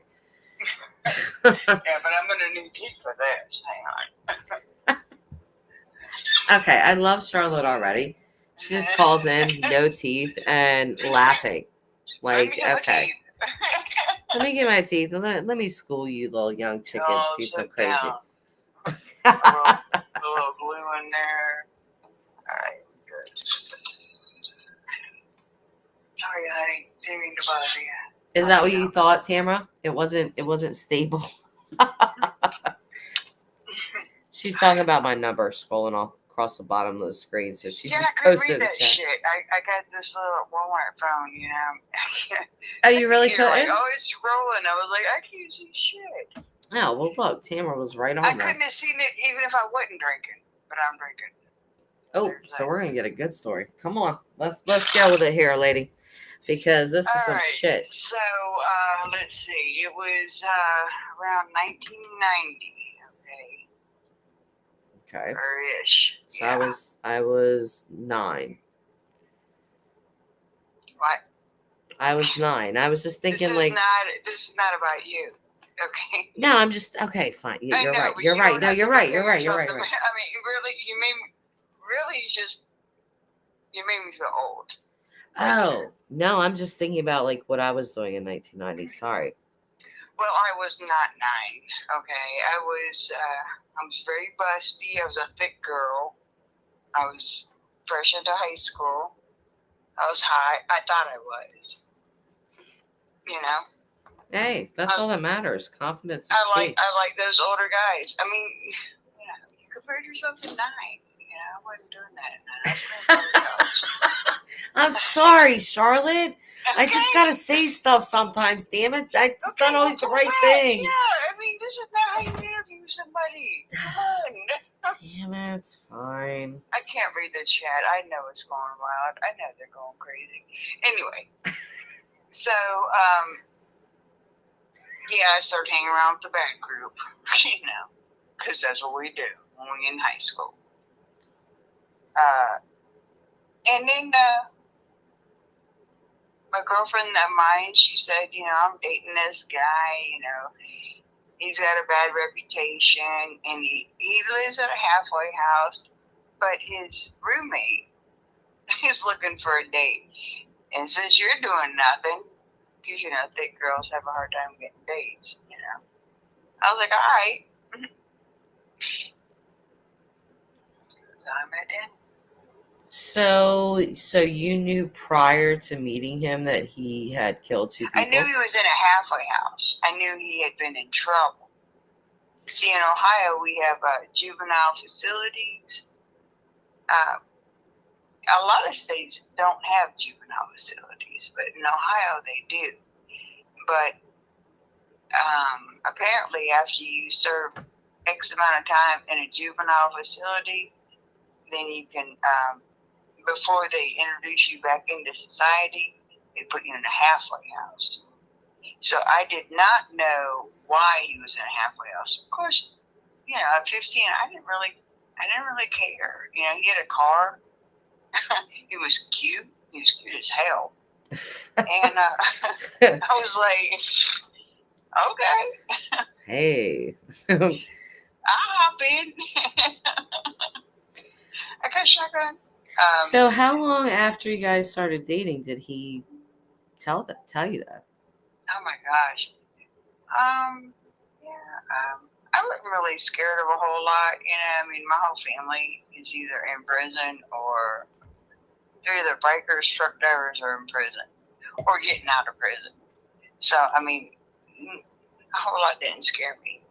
So, he was like, so I've been in some trouble. I was like, yeah, no shit. You're in a halfway house. Yeah. And he's like, well, it wasn't my fault. Of course, nothing's their fault, And so apparently he did a B&E, and he did 2 B&Es. One where he killed somebody. The first one he did, the guy had a heart attack, and somehow they charged him for that. the old man tried to ward him off, and the old man had a heart attack. He didn't actually, according to Danny, he didn't actually do anything. The second time he did a B&E, he did What's a B&E? a breaking and entering. Oh, okay. Yeah, that's what kids in Ohio do when they need money. So the second breaking and entering, he killed someone while doing that. Yeah, it was a battery. Was it a male, female? Both males. Both males. What? And they were both. He targeted elderly for B&Es. You see what I'm saying? He kind of. So, but I mean, at that age, you're 15. You're like, hey, I have a bunch of family members with a lot of bad shit, but I'm just kind of living it up. I'm not really scared of things. I'm not always scared of people like that. So, okay, he did that, but he's not a terrible guy. Like, he's nice to me. He's got a car. He's cute. He picks me up. You guys go do things or whatever. So, how long did you date him? I dated him 6 months. I dated him a whole summer. Yeah. Did you love him? I was 15. I mean, Yeah. I did for a minute. Yeah, I mean, well, because I was in love for now, right now. Well, they say, because But he was my sexy. oldest son was 14 when he went through like his first little heartbreak, and I was like, oh, you're 14, you'll get over it. And I didn't really know how to handle it, so I looked it up and stuff. Actually, people like your youngest loves are your most memorable because you don't have the outside stressors of the world. You don't have Yeah. bills, you don't have kids, you don't have all that kind of stuff. So you get to feel like that intense love. Yeah. You can't really, that teenage love. And people often like pass it off like, I was young, but No, yeah, I totally think that. Yeah, I mean, I was 12 years old and I lost my virginity to my first love. And when I was 18 years old, I gave birth to our child. So, I mean, on and off, through the high school, the drama, the breakups and the boo-hoos, so at 18, we had a kid together, you and Danny? No, not Danny. No, Danny was 6 months. Okay. Oh, you're He was talking just- about after him. Yeah, he was just a boom boom. Yeah. What's Charlotte? What is a boom boom? I'm not here for a long time. I'm just here for a good time. That. Some love time. That's what you're talking about. School me, lady. Yeah. School me. We're all in the chat with our ears Hey, you watched pressed to the Grease, microphone. right? You watched Grease. I loved Grease. It was a summertime. Yeah, it was. That's what it was. That's summer loving. That's summer Having loving. a blast. So And he was, and listen, and the one thing, and this is how a lot of people call my bunk, whether I dated Danny or not. I said, check his belly. I mean, check the autopsy.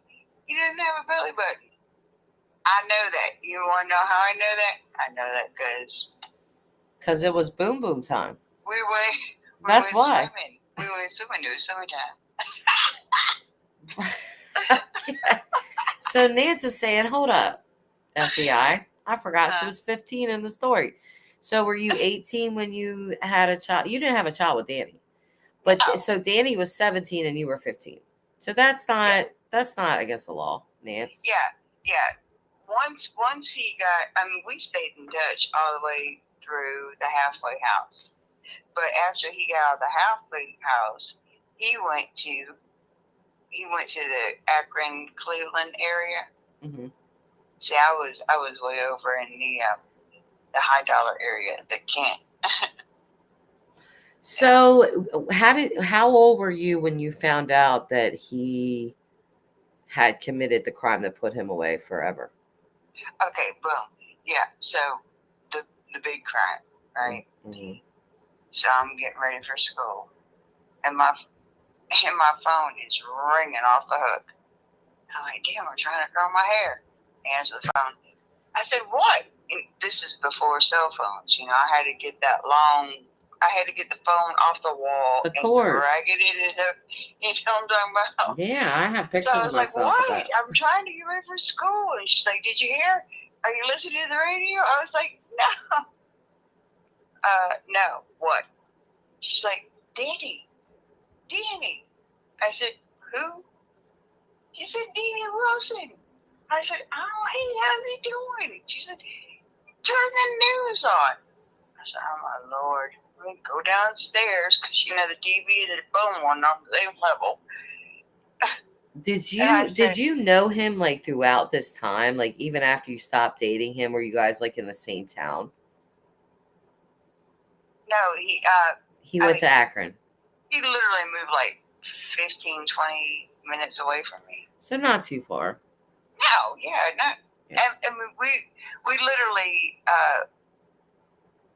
we probably hadn't spoke for like 6 months. Well, Allie wants to know how do you have no belly button? Doesn't that give a child the plug into a human mama? That's what I said when I saw him when he took his shirt off and when he undressed for the swimming hole. Oh my goodness. I said, Where's your belly button? something ain't right. So, hang on, let me look at you. Turn sideways. He said, it's my belly button. I said, bingo. Well, it just is a about to good say question. that. How was he? Was He- he an alien? What? The umbilical cord got infected, and so what they do is they take a piece of skin and they put it over the belly button. Oh, It was okay. pretty common back in the day. I mean, I'm a nurse. I mean, I was a nurse.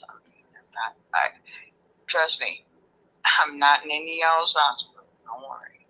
No, you're I fine. am not passing meds today. So, how did you feel when you saw it on the news? Were you? I couldn't believe it. I said,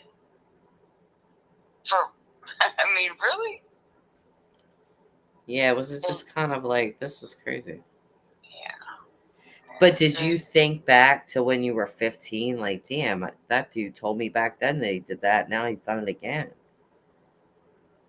Well, I mean, he killed, but I mean, I just his rap sheet wasn't about that, you know. I mean, and I'm telling you, this guy was hot. I mean, he was fit. You know, he was athletic. He was Are you a blonde Scorpio? hair, blue-eyed. Charlotte, No, what's your No. sign? What are you? I'm the great humanitarian. Are you a Libra? What are you? I'm very eccentric. I'm the Aquarius. Oh, you're the Aquarius. If you would have said eccentric first, I would have got it.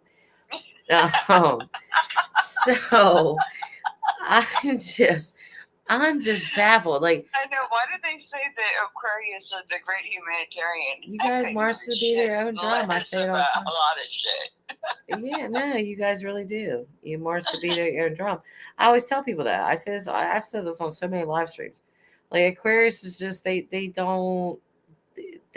adhere by their own damn rules. Like, if you want to meet a person that truly marches to the beat of their own drum, like, make friends with an Aquarius. I mean, that isn't yeah. a good or bad thing. It just is. That's what it Yeah, is. we go with I mean, we can totally go with the flow, and we can totally fucking walk away from you and not even look back. Be like, Yeah. bye, that was fun. See ya. Bye, Danny. You psychopath. Don't call me. I'm changing my number. Bye. When did you realize, you know what? I freaking dated a damn serial killer and I got a story to tell. Yeah, I was mean, getting ready for school, and it was my high school year. No, it was the beginning of my high school year because he was Ohio reenacted the death sentence just for him. Allie has dubbed you the 8th wonder of the world.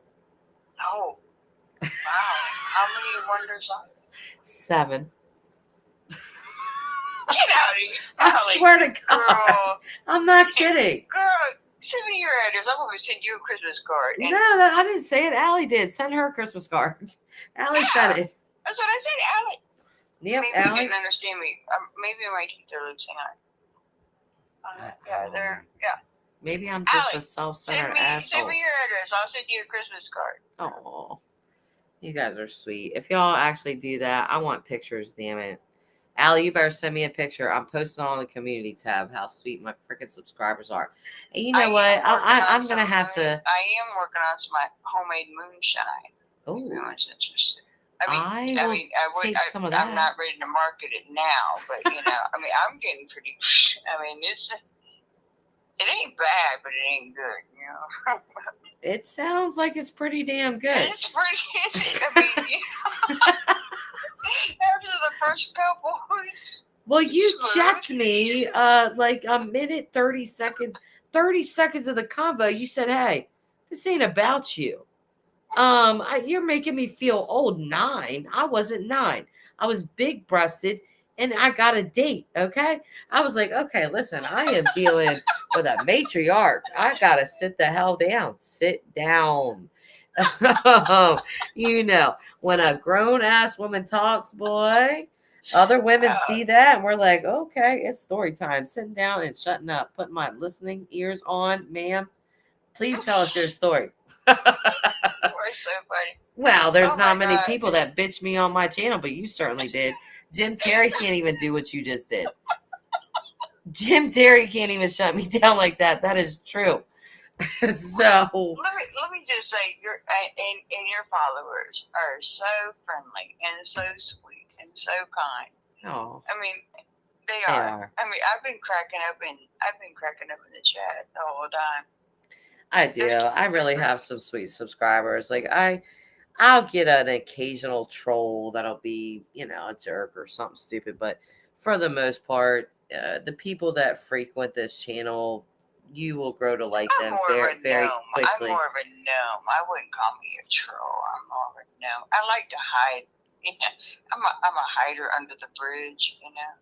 It's funny because a lot of people that watch my channel say things like that. Like they'll say, I don't normally comment, but I don't know why I am right now. Or But you are so intrinsic. Your conversation. Just I don't feel. It's like jump rope. I'm a fat girl, so I never knew when to time it to jump in. So I never chimed in. So I just sat back, but I enjoyed it. Mm-hmm. And I have chimed in. It was a while ago. But that's like I'm a one-hit wonder.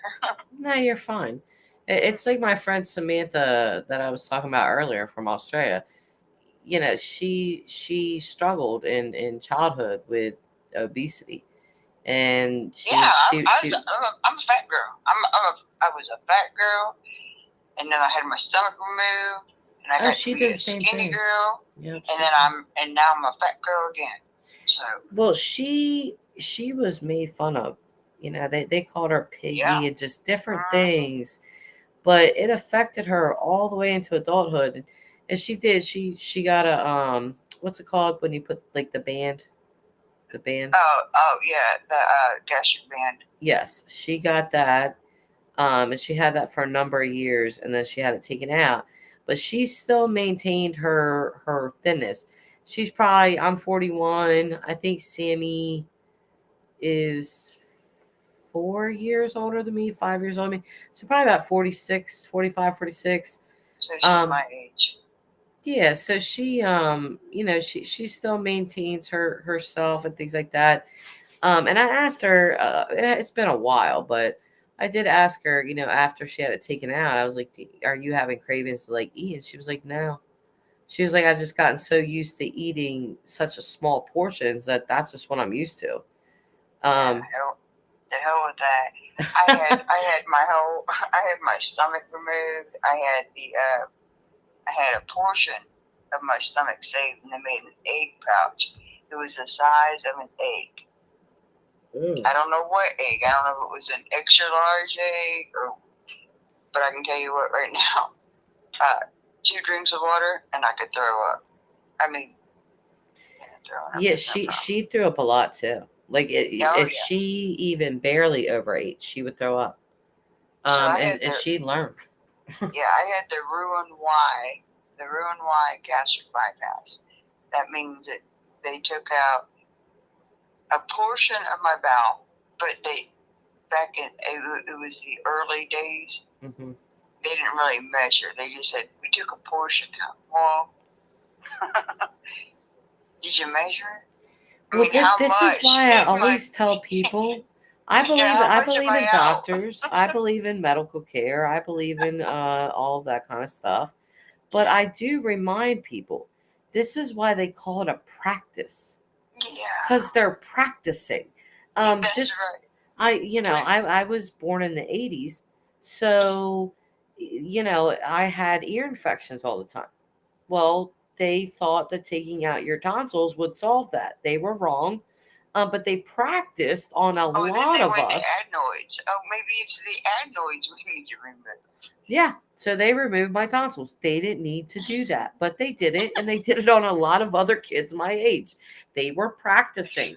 They figured out that was the wrong way. So That didn't work. right. Whoops. Well, that's why I mean, you think about it.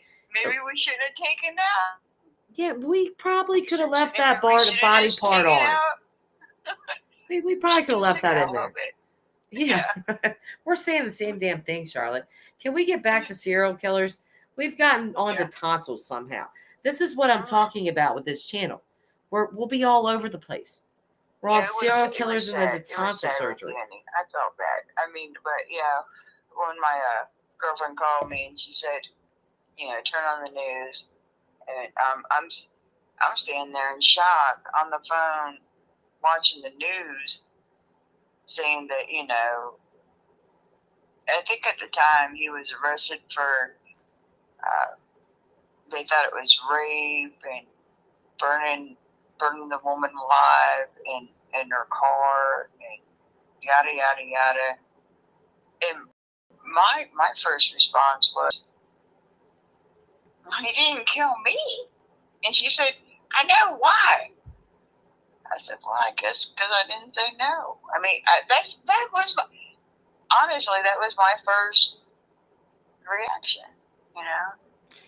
Yeah. Maybe she said no. I mean, I don't know. Well, that was my I never friend. Said no. My I never friend. said no. I was like, okay. My friend's reaction when she found out who the person I was talking about earlier, she was like, he loved me. She was like, I don't know why. Like, I don't know what it was about me, but he loved me. Like, he would come home and lay in bed and cuddle me and love me and act like a normal person. Meanwhile, while she's sleeping, he's literally going out in the middle of the night and cutting people's heads off. Wow, cutting a human head off multiple times. Not Danny. Yeah, so it's just kind of insane. Like, what in the hell? And that's her only explanation. Like, that's the only conclusion that she has been able to come to. And I don't think it's self-serving. I don't think it's, oh, he loved me and I was special. I don't think it's that. She doesn't, that's not the way it's been said. It's been said in a way of there was something about me. I don't know what it was, but something that he liked for some reason that he didn't do this to me. But I very easily could have been one of these people. But well, I mean, looking at Danny, I can tell you that I'm not the only girl that he liked. Okay, I mean, because I'm telling you, he'd catch anybody. I mean, when I went out in public with Danny, I mean, heads would turn. I mean, I was a short, fat girl. Okay, I was the kind of girl that you'd see in public with a good-looking guy and being like, "How the hell did she get him?" Because I didn't say no, bitch. That's why, that's what I want to tell him, but I didn't. But he mostly targeted men, except for that woman, correct? He targeted finance. Yeah, he was doing B&Es when he was younger. He knew that girl, and they were friends. The truth be told, Really? come to find it, yeah, they were friends. They knew each other. You know what I'm saying? Was she a She was helping stronger him out and giving him personality? a ride. Huh? Was she a stronger personality? Do you know? No, I don't know her at all.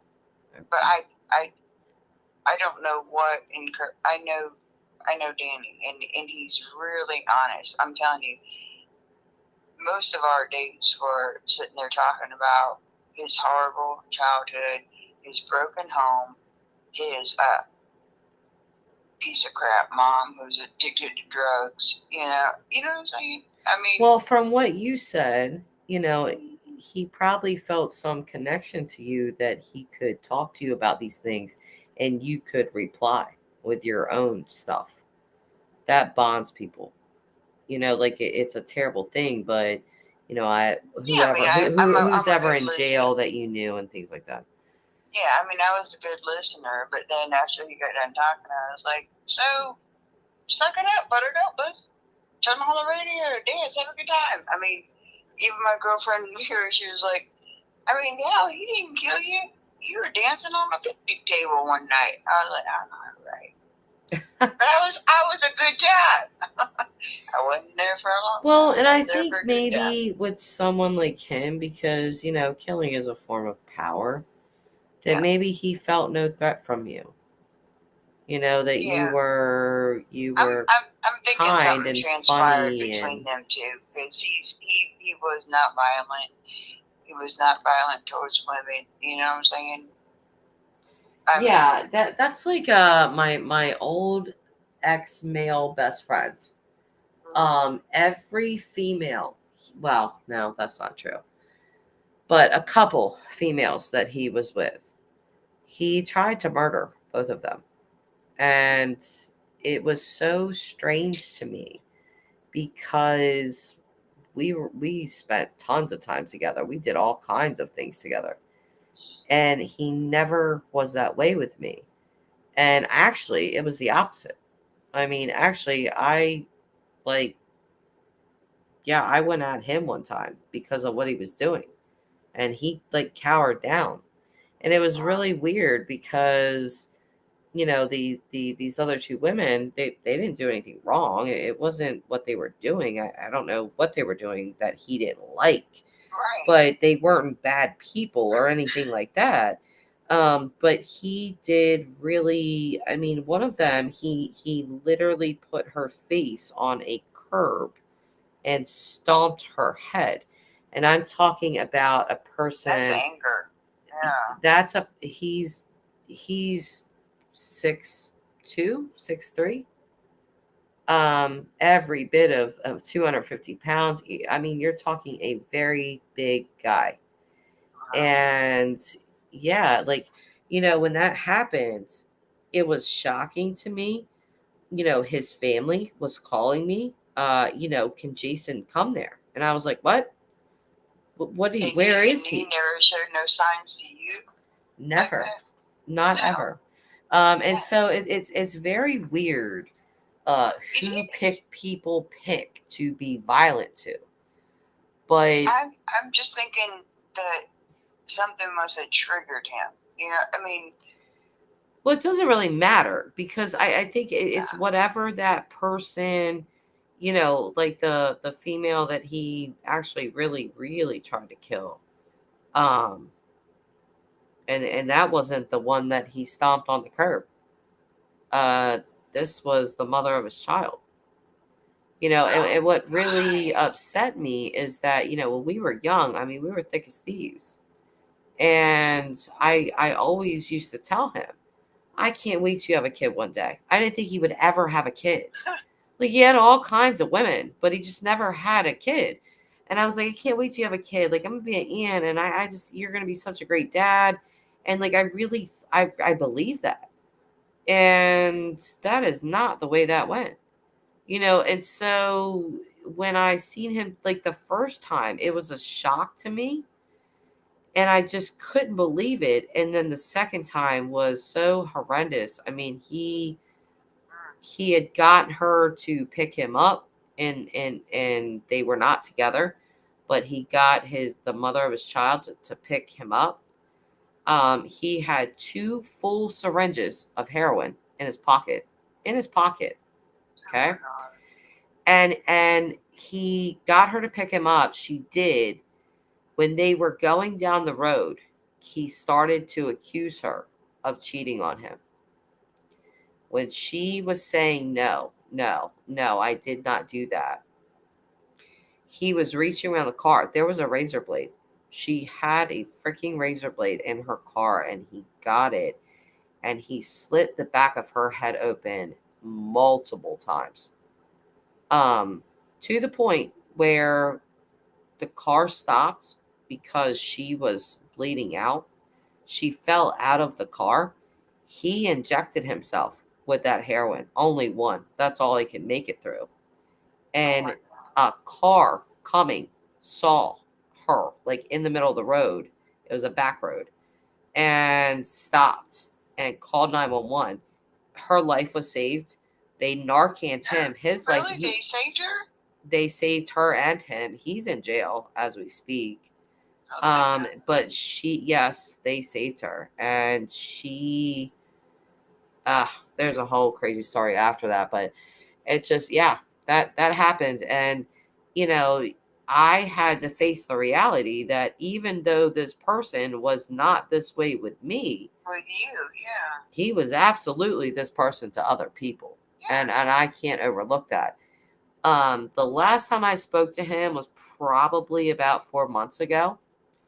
Really? Yep. Randomly. There was just some rumorish things going on, and my best friend needed to know something, and I put money on his books. I put $10, and I requested a video chat with him, and I knew he would accept it. He did. We spoke to one another. He was like, Jess, you look good. I couldn't say the same.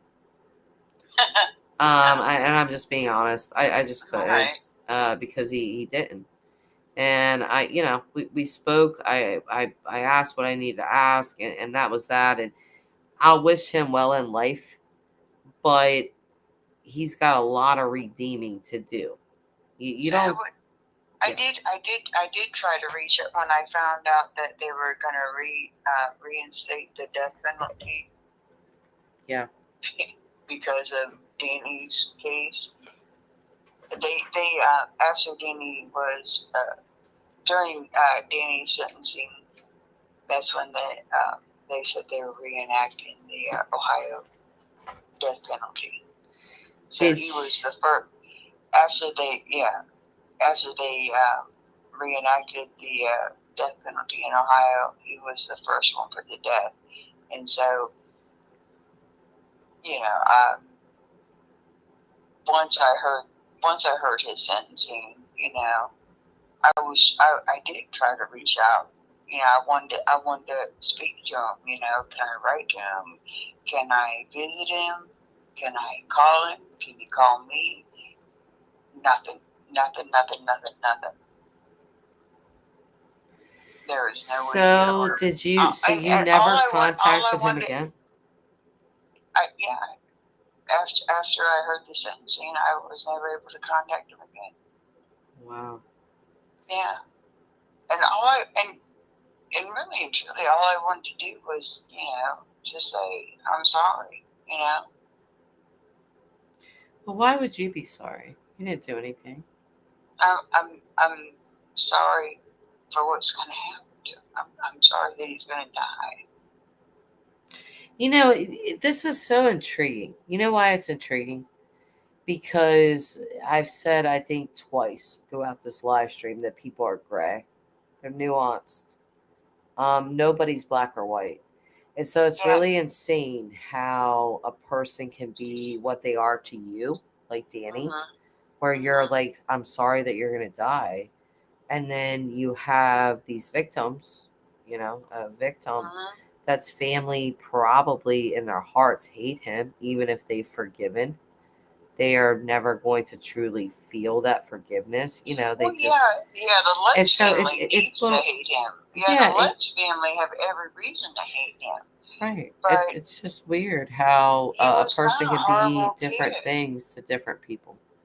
Yeah, he was not a horrible person. He was not a horrible kid. He would, I mean, shit.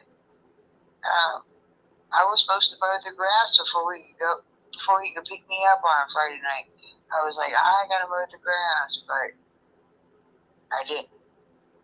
And he was out there mowing the grass while I did my hair. I was like, all right, that's what I'm talking about. Yeah, like your experiences with a serial killer were completely different from what his victims were. Yeah. And that's what it is. And so you're Yeah. remembering this one person, but there was another side that was evil and cruel and unfeeling. But he wasn't evil. Not and to cruel. you. I think that he was just troubled. I mean, Well, the that's an two understatement. people that he was charged with killing were in his minor, right? It doesn't And then- matter. I Right, knew right. at 13, 14, 15, 16, 17, 18, 19 that killing was wrong. I knew that Right. at those No, ages. yeah. So, I mean, And it you actually knew makes it breaking worse. and entering, and you knew stealing. You knew lying, cheating, stealing, killing. All that. Yeah, like is wrong. what Tamara's asking a good question. She's saying what set it off? Like what you said that you would sit and talk with him about his troubled Yeah. childhood, and what, if you don't mind sharing, I mean some things, people want to keep private, but what was his troubled childhood? No dad. He knew his dad, but he was out of the picture. So it was, He didn't know his Yeah. dad. So what was his mother like? He left the scene. Mom was crazy on drugs. Point blank, mom was crazy on drugs. She was crazy on drugs when he was put to death. I mean, she was kind of like the town crazy on drugs shit, So, I mean, So no father, drug addicted mother. Was there multiple baby daddies, stepfathers in his life? Yeah. Oh, yeah, multiple baby daddies. Yeah. Did they Man, abuse him? he did not disclose that kind of abuse. You know what I'm saying? He just said, I hate my home. I hate my mom. My dad, I hate him because he left. You always hate the parent that left, right? Papa was a Rolling Stone. Hey, my papa was a Rolling Stone. He's getting out of prison soon. Well, how he's getting? So your dad's getting out of prison. How long has he been in there, and what do you think a reunion would be like? Me and my dad? Yeah. That's going to be tricky. He's been in there 42 years. 42 years. So do you want to reunite and? Yeah, I'm his home plan. So how do you feel He's about coming that? here. Yeah, like, are you apprehensive? Are you excited? Are you? Yeah. I know. I go to visit him once a week. Do you guys ever FaceTime? Because I know, like, for people that were in. No, I go and visit him. I sit across a picnic table with him. I've dotted him in the eye. Since I was stupid, I was like. Yeah, but like I've heard that people that are in there for long periods of time, like a decade or more, they're not so used to not so used to technology, because we live in a very technological world. So they have to adjust to that. My dad's still using a kiosk at the prison. Yeah. So that's something that you will have to like literally teach him, because the world is so technology driven. I mean, if you're going to look for a job online, if you're gonna, well, I don't know Oh, what he's you're. got a job. He's on work release. He's got a job. He's Oh, making $22 an hour. It's fine. nice. Wow, good. So, how long does he stay with you, and like, what's the whole game plan? He stays here until I kill him, or he wants to leave. Well, don't do that. But once, oh, okay. So there's no time limit. This isn't his first time out. He got out 10 years ago, and I put him back in because he didn't listen to my rules. So I did. You put him back in for 10 more years, Charlotte. What did he do? I What didn't the- mean to put. I didn't know he was coming back. I didn't mean for it to be 10 years, I Dad, didn't- but you I fucked up and didn't know. listen to my rules, Yeah, you but asshole. I told him. I said, "You don't want to listen to my rules. I brought you in this world. I'll take you out." Wait, that's a little ass backwards, but either way, what did he do that he got put back in for 10 damn years? You are the gift that keeps on giving. So smoking that damn crack. I was like, I can't Oh. have no damn drugs. Okay, I'm gonna feel you. I feel you there. Okay. Fine. You smoke that crack. I mean, look, your pants are falling off of you. What the fuck are you doing? He was like, don't tell nobody. I was like, okay. I get your PO number, right? Allie, what kind of documentary do we what? Okay, so this is actually funny. So Allie is saying My dad's name, I'm not giving it to you. Allie is saying to Nance, got you, Nance. Sorry, I'm high too, and we need a documentary crew to follow Charlotte's stat. Charlotte, you're gonna have your own channel monetized next week. No. I got stalkers. Listen, I got No, you don't. stalkers. No, you don't. You're on the clock, lady. You're on Don't the be clock. stalking. Don't be stalking, okay? What do you mean? Listen, These are great I stories. live on a mountain. I am covered. That's with where you should live. rocks. That's where I want to fucking live. I got- talk about I got going off grid all the time. I got two of the most redneck, paranoid neighbors you'll ever meet, okay? If you come driving down I live on a dead-end road.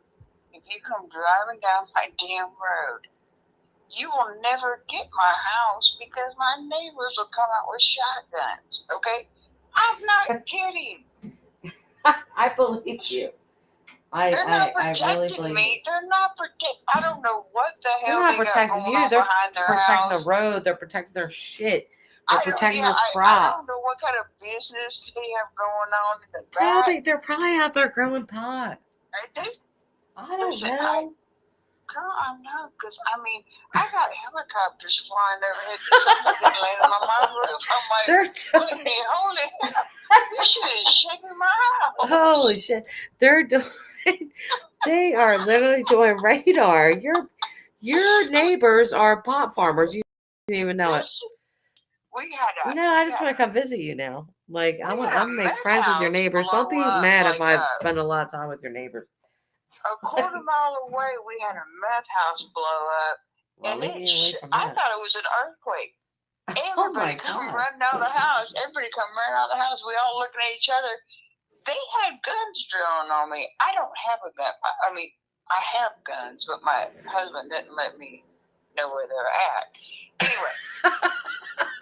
Why would that be, Charlotte? Well, Well, that's another day. next stream. Charlotte and why she is not allowed around the guns. That's gonna be the next title. Cannot have guns. That'll be Saturday morning, you guys. After you guys are fat as fuck from turkey. A little after Turkey Day. Yes. Yes. Next to the weed farm. That's what Allie's saying. Yes, you are right. Listen, I like you. I like you, Charlotte. And if you invite me, don't be upset if I spend more with the neighbors. It's not because I don't like you. What? It's because I like the product. I need to taste the product. Listen. I like my The pot. neighbor next door, her grandson tried to kill her. Oh Lord. Yeah, I'm telling you, we got people all around us just being Listen, psychopaths. I've been here for 12 years and I ain't made friendly with her. Okay. That's a long damn time. Live next to somebody you can't even be friends with them. That should tell you something. That's the Nance. Where are you from? Nance is saying it's illegal here. My area is blue. I'm blue too, but most of the state is red, y'all. Oh, girl, where are you from?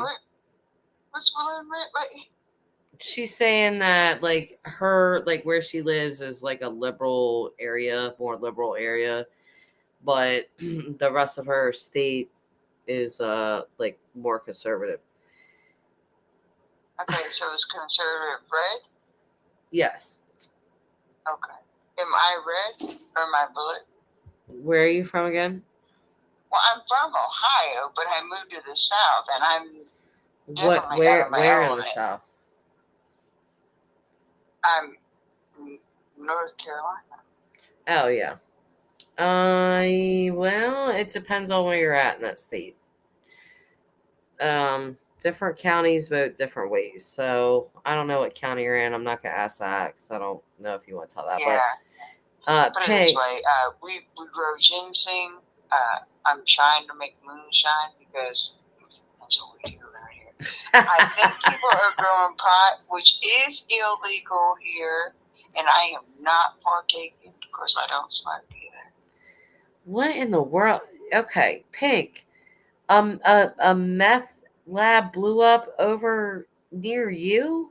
Yes, What is going and, on? So people just be building meth labs, Russia. blowing up and shit. What is wrong? What is going on? We live on a mountain, girl. Where else you? Listen, Go listen to my other live streams. I talk about living off grid all the time. come on. I mean, I'm y'all. serious. What is that one show where they drove out in the desert in an RV? Right? What I is don't that? know. Come on. Is that I really don't know. Breaking Bad? Oh, That yeah. damn Breaking Bad. They drove a damn RV out to the desert to cook that. Okay. I live on a freaking rock. I live in New York. Okay, no. Well, I that's live the in a best national- place to I live. live in a national forest. Okay. Charlotte's Web. Oh. Allie. Oh, Charlotte, we have to do this.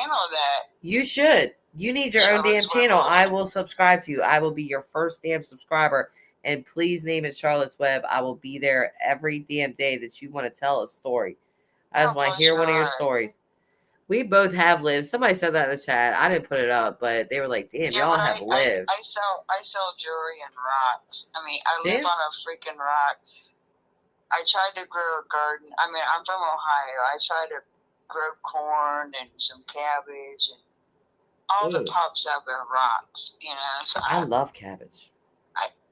I know, I do too, but I have it in pots, but You gotta do some extra stuff. You're gonna have to order some stuff offline, like grow things, tents. I'm over my farming stage. I'm actually making enough money off of these freaking rocks that are popping up all over the place.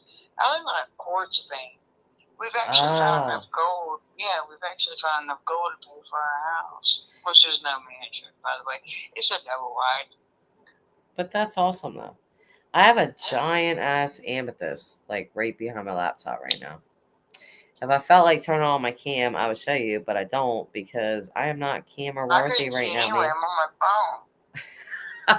I mean, I live on a rock. I mean, I'm not real high tech. You know where I want to move? West Virginia. Okay, you can laugh. You can laugh. I do have some land there, but I don't like want it. I want to know. Do you? I want to move to Harper's Ferry. Listen, I love kayaking. Like a lot. Yeah, I'm not. Yeah, my land's not near water. It's near some really nice. Oh no, I gotta be near water. Yeah, Water and mountains. And everybody can leave me alone. Just water and mountains. I'm good. Leave me alone. I couldn't give this land away. I'm telling you. Tamara, I live in the country. Now let's hear Tamara. I love Tamara. She's such a good person. That's why my dogs were barking. Some people have been forgetting they are supposed to pay for the things they want. Ooh, girl, tell them. Getting spicy in the chat. I like when people get spicy. Charlotte got spicy right from the gate. Charlotte, you got spicy 15 seconds in. Excuse me, this is not about you, ma'am. I can't read chat. I don't know what the. No, they're you saying know, I'm 50 I'm seconds. saying that. I'm saying that. Oh, I was I'm like, messing with you. I'm messing with I you. do feel like I'm spicy. I feel Oh, like yo, I'm you're spicy. You are spicy. You are a hot You mama. ain't even heard. You ain't even heard of half. Oh, I know. That's why I'm gonna be My the grandma first baby subscriber sent to for Charlotte's Charles Web. Manson. What? Set up Yeah. the channel. Set up the channel. Set up the channel. No. And literally, No, Allie just this gave you the episode- name. Charlotte's Web. I Perfect. already have another community. See, I'm just dabbling over here. I like you. What- Because, What's your community? no, I can't tell you because what if, Oh, okay. No, I'm like that too. But but either way, I'm into crystals. I'm into rocks and crystals. Dude, girl, I got a ton of them. A ton. I got a giant ass selenite. I got a lot of I mean, are things. you growing them in your yard? No, I am not growing them on You're the side of buying my them. mountain, You're Charlotte. buying them. Yes. Shh, girl. If you want to, if you want to say whatever the hell your Etsy channel is, say it. Say it. Listen, but you know what's funny is I'm not even the crystal person. Like, I like tarot cards. I'm not a psychic, but I Me like too. reading tarot. I love Right. astrology. I can read tarot like the back of my freaking hand. But crystals, funnily enough, my significant other, Tyler, you don't know who he is because this is your first live stream. So That's my we grandson's name. That's the one I'm raising. okay. Oh, Anyway, sorry. okay. No, that's cute. Weird connection, but it Yeah. just triggered me. There you go. Well, don't let it trigger you because I love my Tyler. So Yeah, and I I love and my you and you Tyler. love yours. So yeah. So we've been together almost 10 years and I like tarot and stuff like that.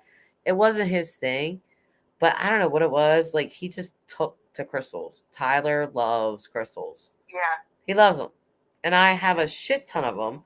I've bought some, but he's bought so many. Like we went down to Tennessee, girl. He was all up in those little mine places and buying all kinds. He's got all kinds You of went stuff. to Tennessee. You skipped North Carolina. I mean, No, I've been to North Carolina, so is he.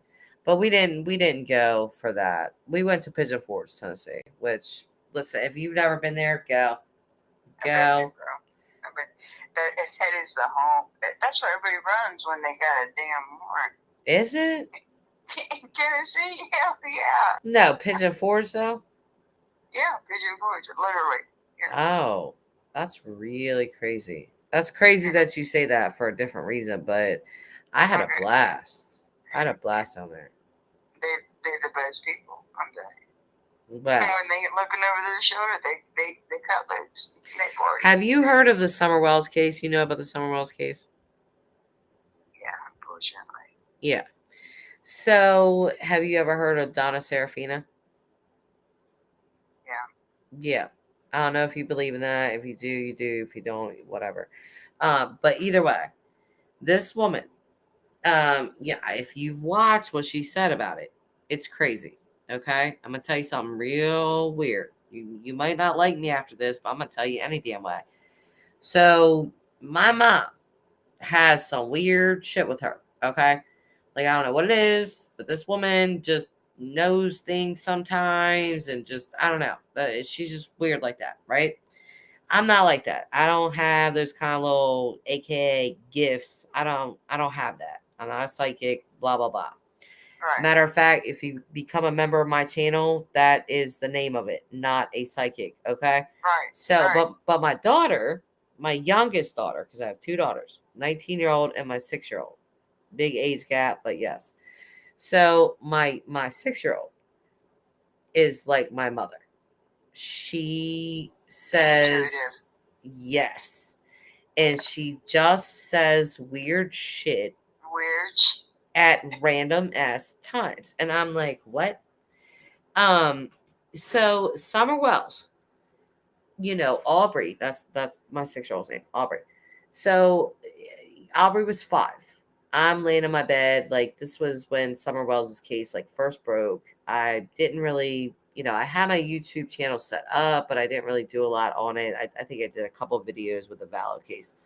But either way, I'm looking at Summer Wells' case, and every day I'm looking for updates. Like, when are they going to find his child? So I'm laying in bed, Tyler's sleeping, he's got his back to me, you know, I'm turned the other way, I'm scrolling through my phone. Here she comes, strolling up in my room, lays next to me, and she's looking, and I get to Summer Wells, the picture of her in her Christmas dress. Mm-hmm. And I know. I can see it. yes, and Aubrey was like I know her. And I was like, what? No, you don't. But how, you know, she ends up telling me she's in the woods. She's 5. You don't even know who this person is. I don't talk to you about true crime cases. You're 5. Like what? Like I haven't even said anything about this child to my child. Oh, she And was 5 when she said that? yes, Oh, no, the summer was 5. yes, Your no, daughter was no, 6. no. My daughter was 5. Okay, your daughter was 5.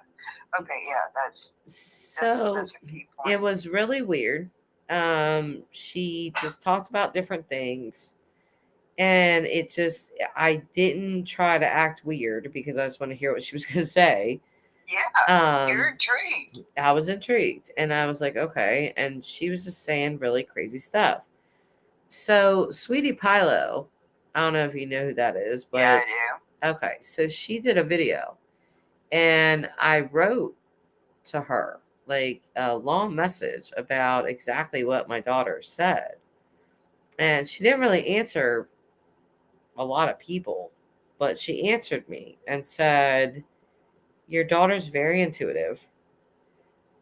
Basically alluding to what your daughter said is correct.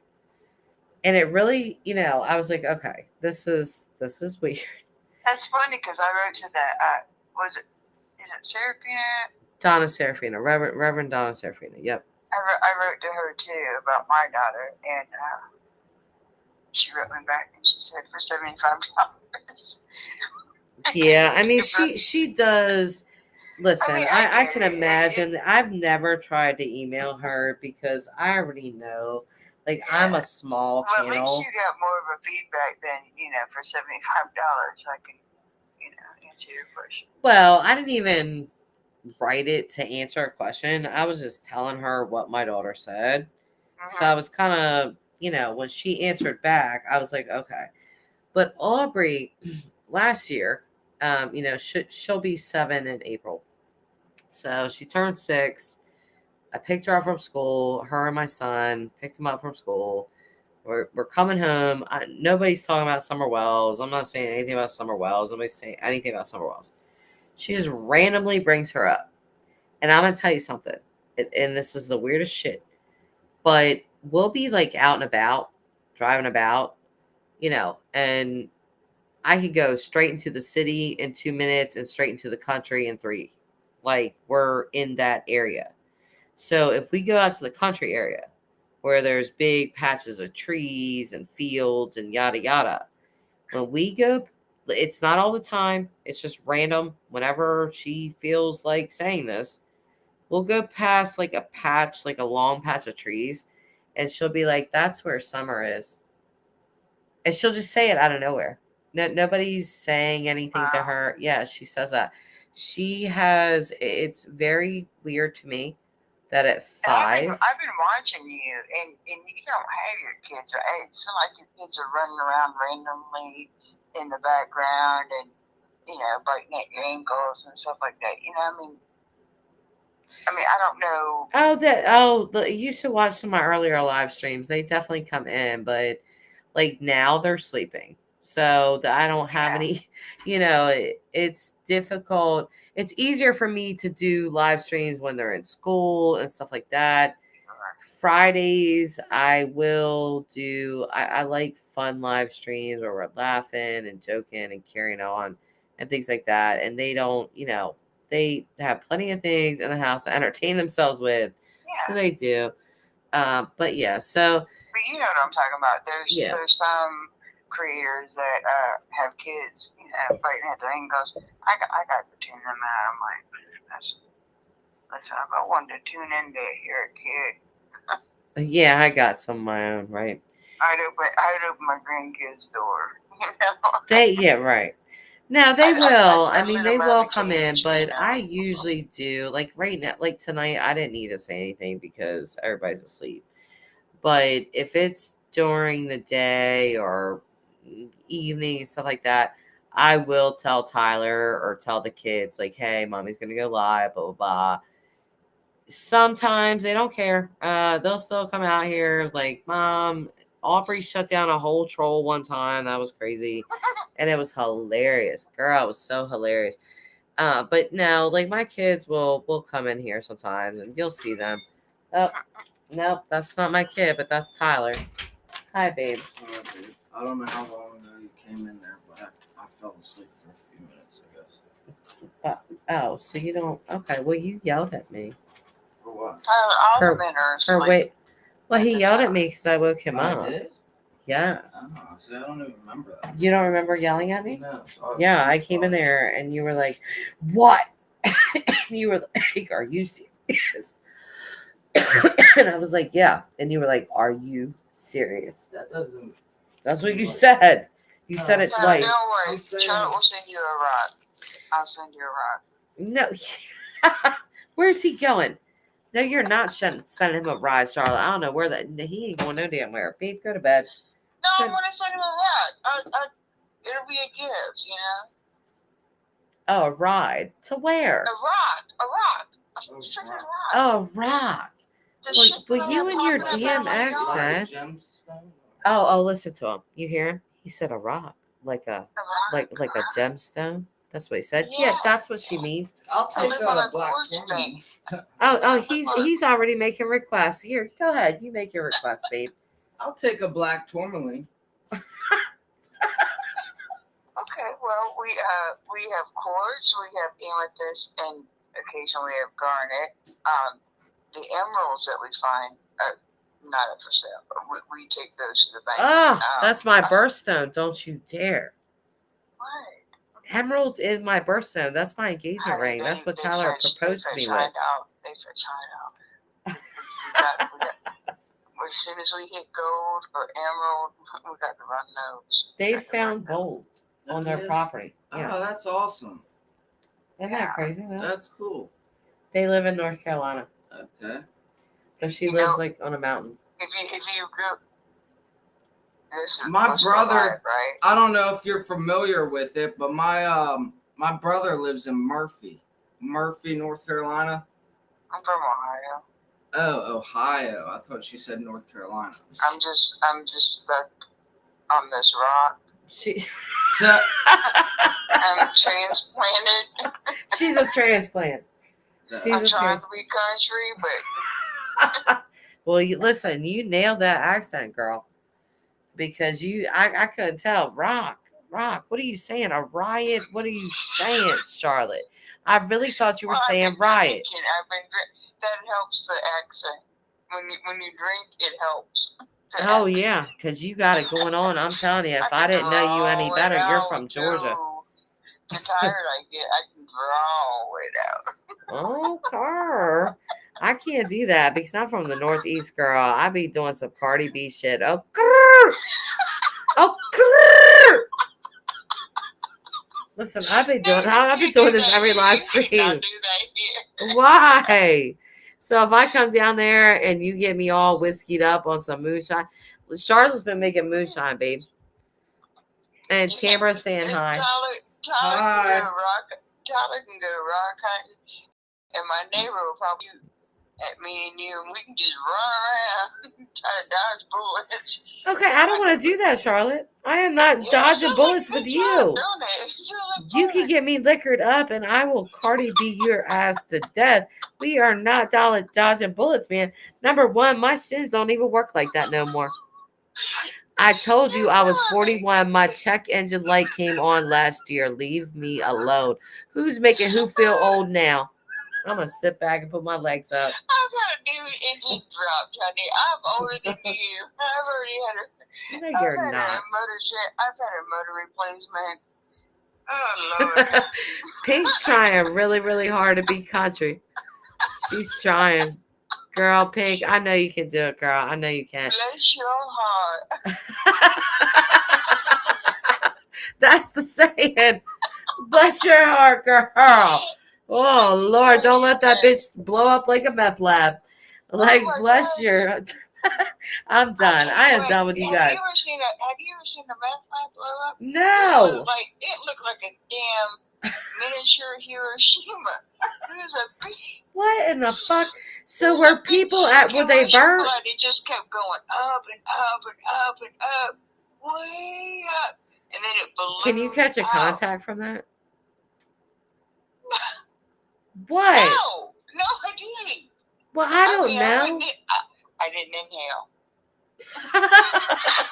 But I'm just saying, I know of a meth lab near it's not near my house, about 20 minutes away.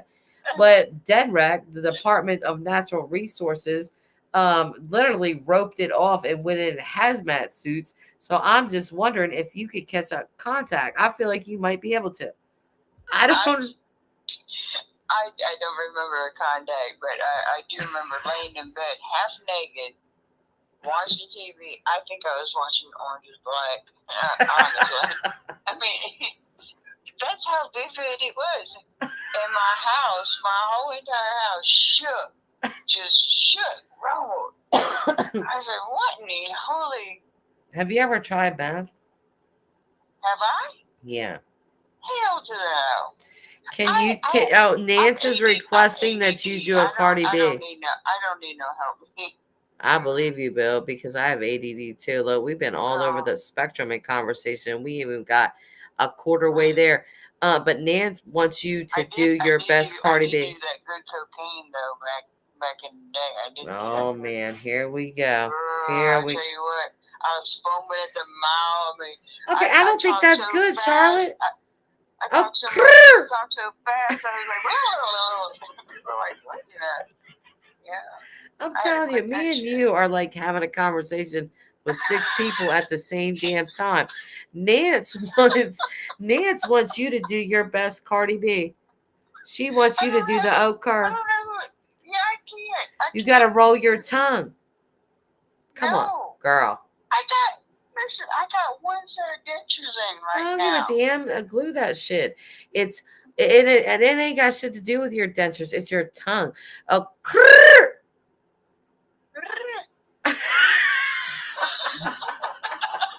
it was small, but it came in strong. Okay. When I'm making fun of my Puerto Rican grandson. No, don't do that. For Christ's sake, Charlotte. You came here for a therapy session, not to be. Jesus Christ. I'm going to do that to my Puerto Rican grandson next time he pisses me off. Oh, He's like, what's with that? I'm like, rice. He's like, I hate rice. I was like, okay. Come on. yeah, I don't like it. Listen, are you, what do you need? Mouth to mouth? Because Pink's ready. What? Pink, nothing. I don't need mouth. I'm joking, girl. Stop. Occur. Occur. That's all you got to do to make everything okay again. Occur. I did my best, and that's pretty damn good with dentures, by the way. I feel like you practiced your occur before because it was just too good to be a regular occur. I practice a lot of shit. I have a lot of them. I knew it. I have a lot of them. I knew I it. live on a rock. I live in a rock and I sell I rocks. don't get out. What do you want from me? I just be watching shit, occur. You guys saw my humor? This is the most fucking fun I've ever worn a damn time. Since I dated a serial killer. Don't feel bad about this, Charlotte. This is the most fun I had all damn week, okay? Okay. it's not that. You're the best. You're the best. I mean, I swear. Yes, true. If I had more money, I'd send it to you. No, girl, for what? No, but you deserve it. Why? Because we're having a good time. You feel like you need to send me money. Anybody that does that, it's appreciated. I like it. Obviously, who doesn't want to be gifted? It is not needed though. I mean, it's needed. I'm not gonna lie. But do you know how much this humor would cost? If I had to pay for it, Well, you don't. So that's here we just are. me. I mean, I just wanted to tip the waitress. You know. What? Oh, listen here, ma'am. Just Ma'am, trying to tip the help, okay? you're going to No, call but- me ma'am. And no, you are not going to tip the Am I a waitress to you, Charlotte? That's all I am. No, Listen. well, no. Okay, why does Tyler? You are helpful. And Oh. I'm gonna send you a rock. I'm gonna find you a good big old rock. Send me something. Send me something. You know what? You know what I think I would need? Something. I got towers. I got. No. I want something specific. Something that brings clarity. Because as a Gemini, my mind will go 4,200 places in 2 hours. So bringing clarity, like I have a blue bracelet on right now. Why you sound so far away? Are you in a tub? Are you in the bathroom? No, Are you peeing? no. I'm using her phone for a second. Oh, So I'm okay. echoing. So let me Totally just saw your pause, bathroom. or let me.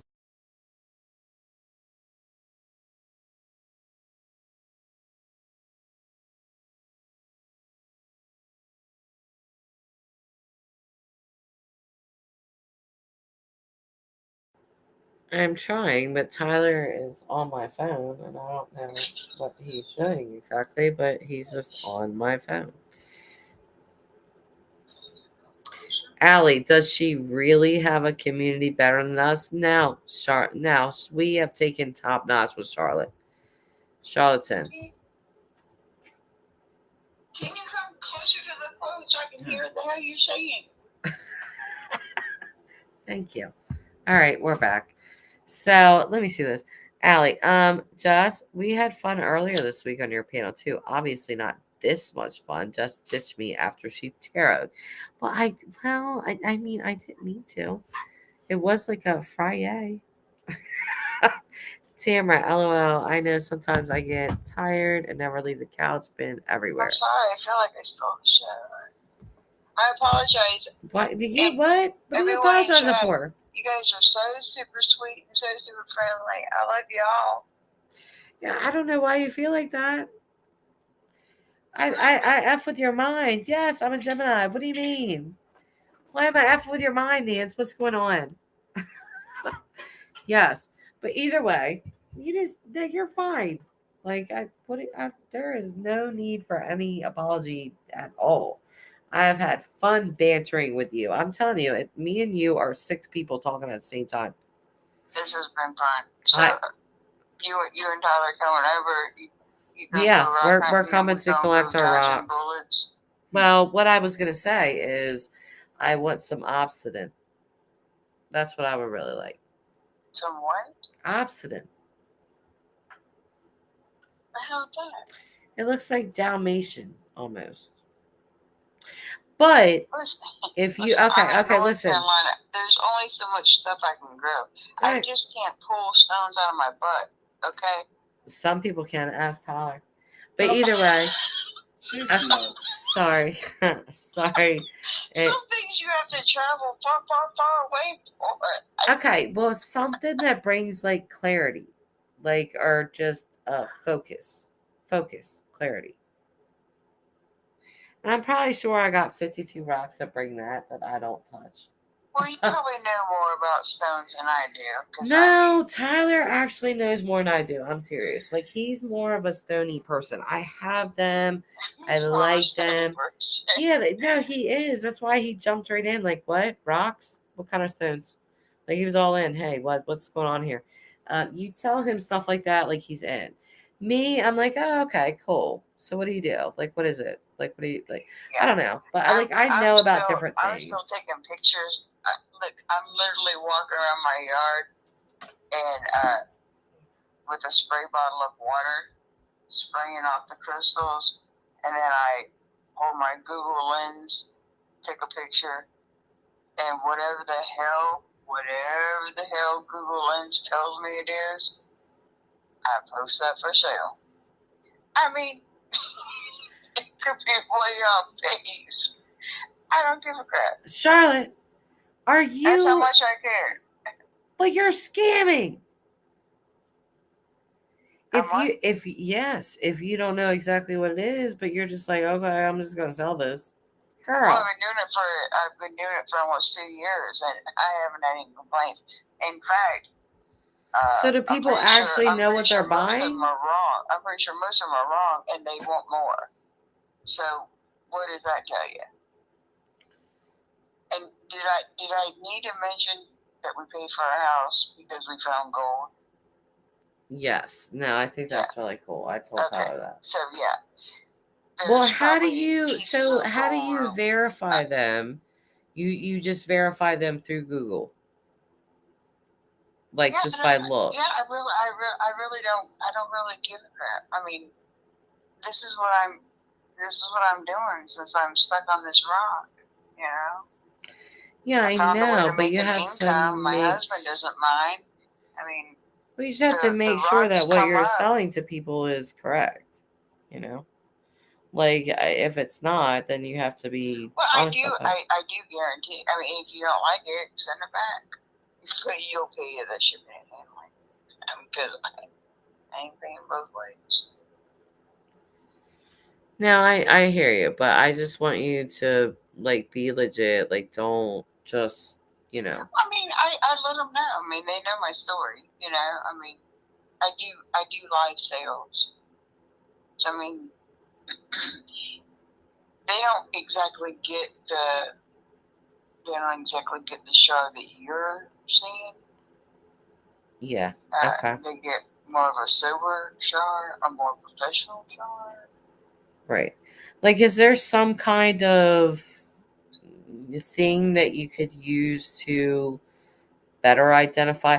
Like, is there an app? Maybe there could be an app, honestly, that you could use to take a picture of it, and then it could probably identify it. I want to look at chat for a second. Allie, okay, so Pink is saying, Alley Cat just said you're going to be fed up with a strong female figure in your life in your reading. Allie, yeah, and then I die.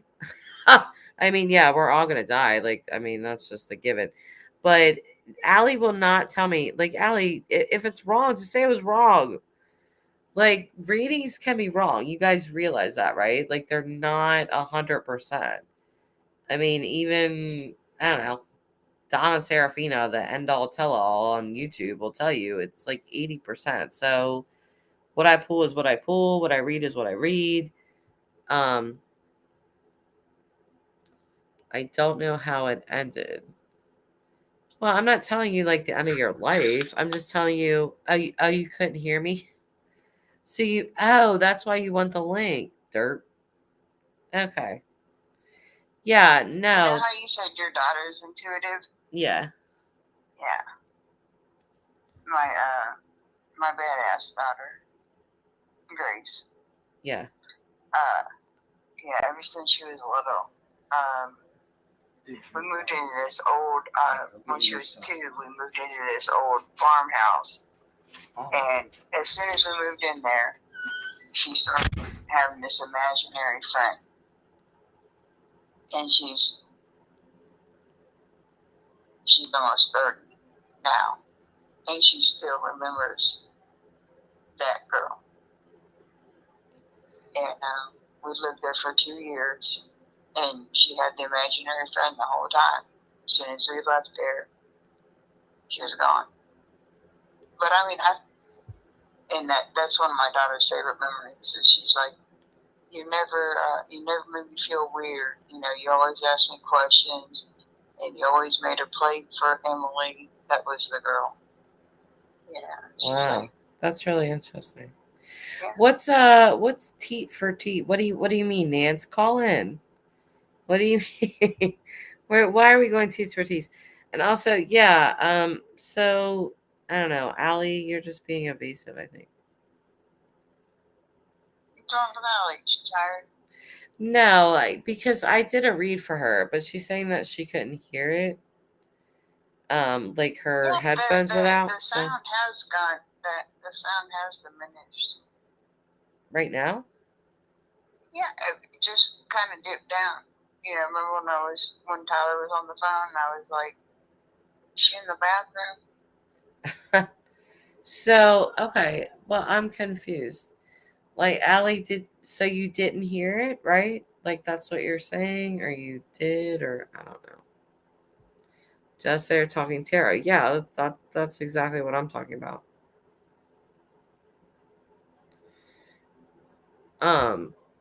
Yeah, when I read Allie's cards. Like, I've asked her like a million times, but I feel like you're like super evasive, Allie. Like, you don't say. That's why I keep telling you, like without you saying, I don't know if it's because you don't want people to know like personal things about you, and if that's what it is, fine. That's If it probably was it. wrong, then I'm okay with that as well.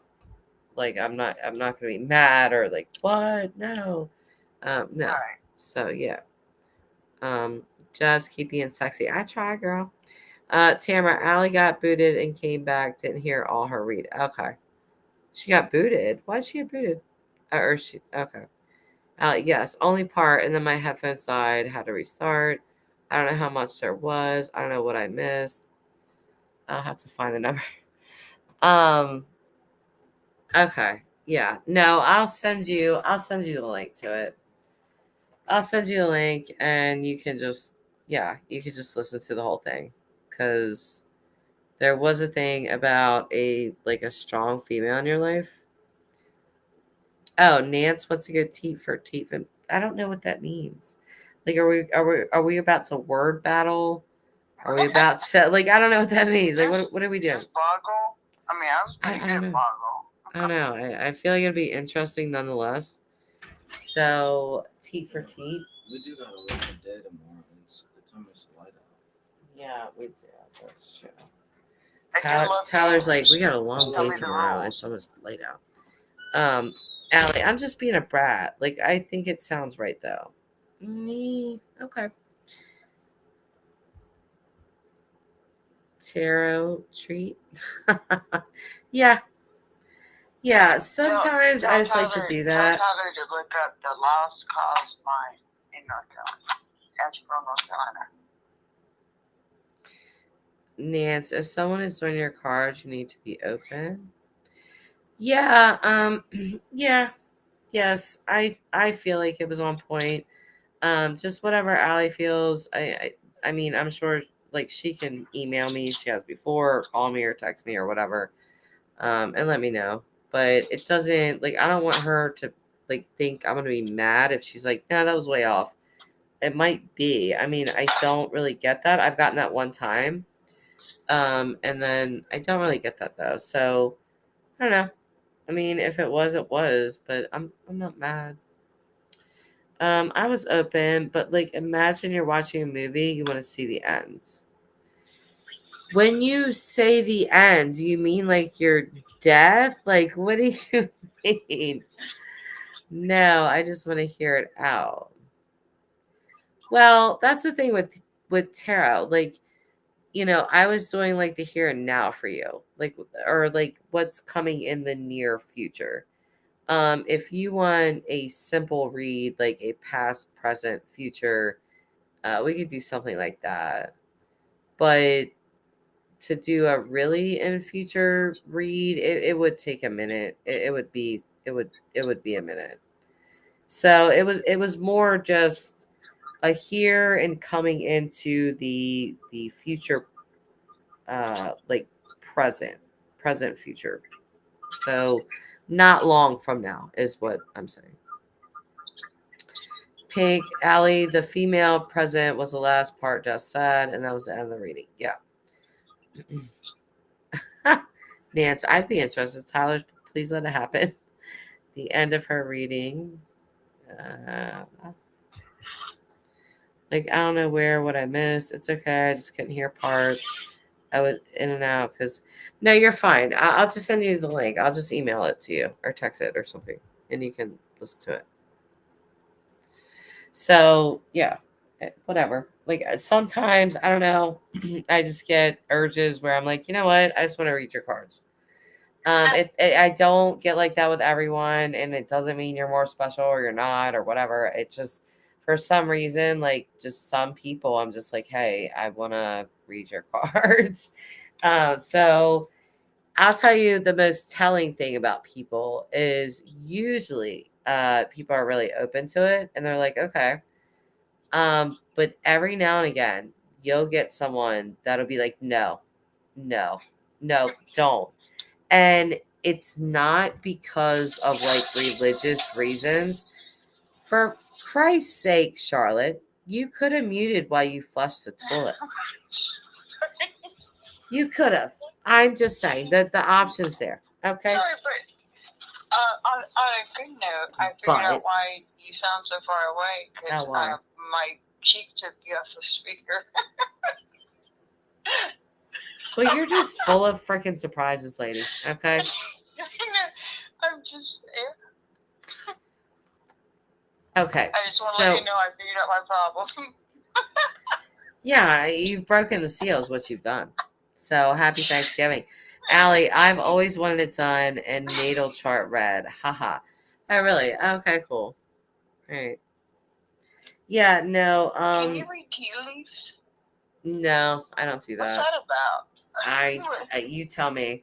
I don't know. I sit there and stare at my tea and it tells me nothing. Yeah, I have no idea. Like I started with astrology and like I've always been interested in that. So like a teen. And then What about that later numerology? Did you go into that rabbit hole? I've looked into numerology. I've read numerology, things like that. But Yeah, but I know it's with that not math, my- I mean, that shit starts to get stir crazy, you know? well, I mean, everybody has like their own cup of tea. Really. Yeah. I like tarot. Drinking and- I like drinking and astrology. math are not mine. I mean, drinking is, but Math is not like mine either. math. Yeah. I hate math. I absolutely hate math. I always have. My husband can always tell when I balance a checkbook and I've been drinking. He's like, how'd you come up with that? What the I'm fuck like, is that? I Oh, listen, I say stuff to Tyler all the time. I'm like, hey, so this minus this, and he just looks at me like, what? And this is a don't know. person. Are you an idiot? This is a person that wanted to be an accountant. And I am I know. terrible in math. Like I took criminal justice in college. We And didn't have to add.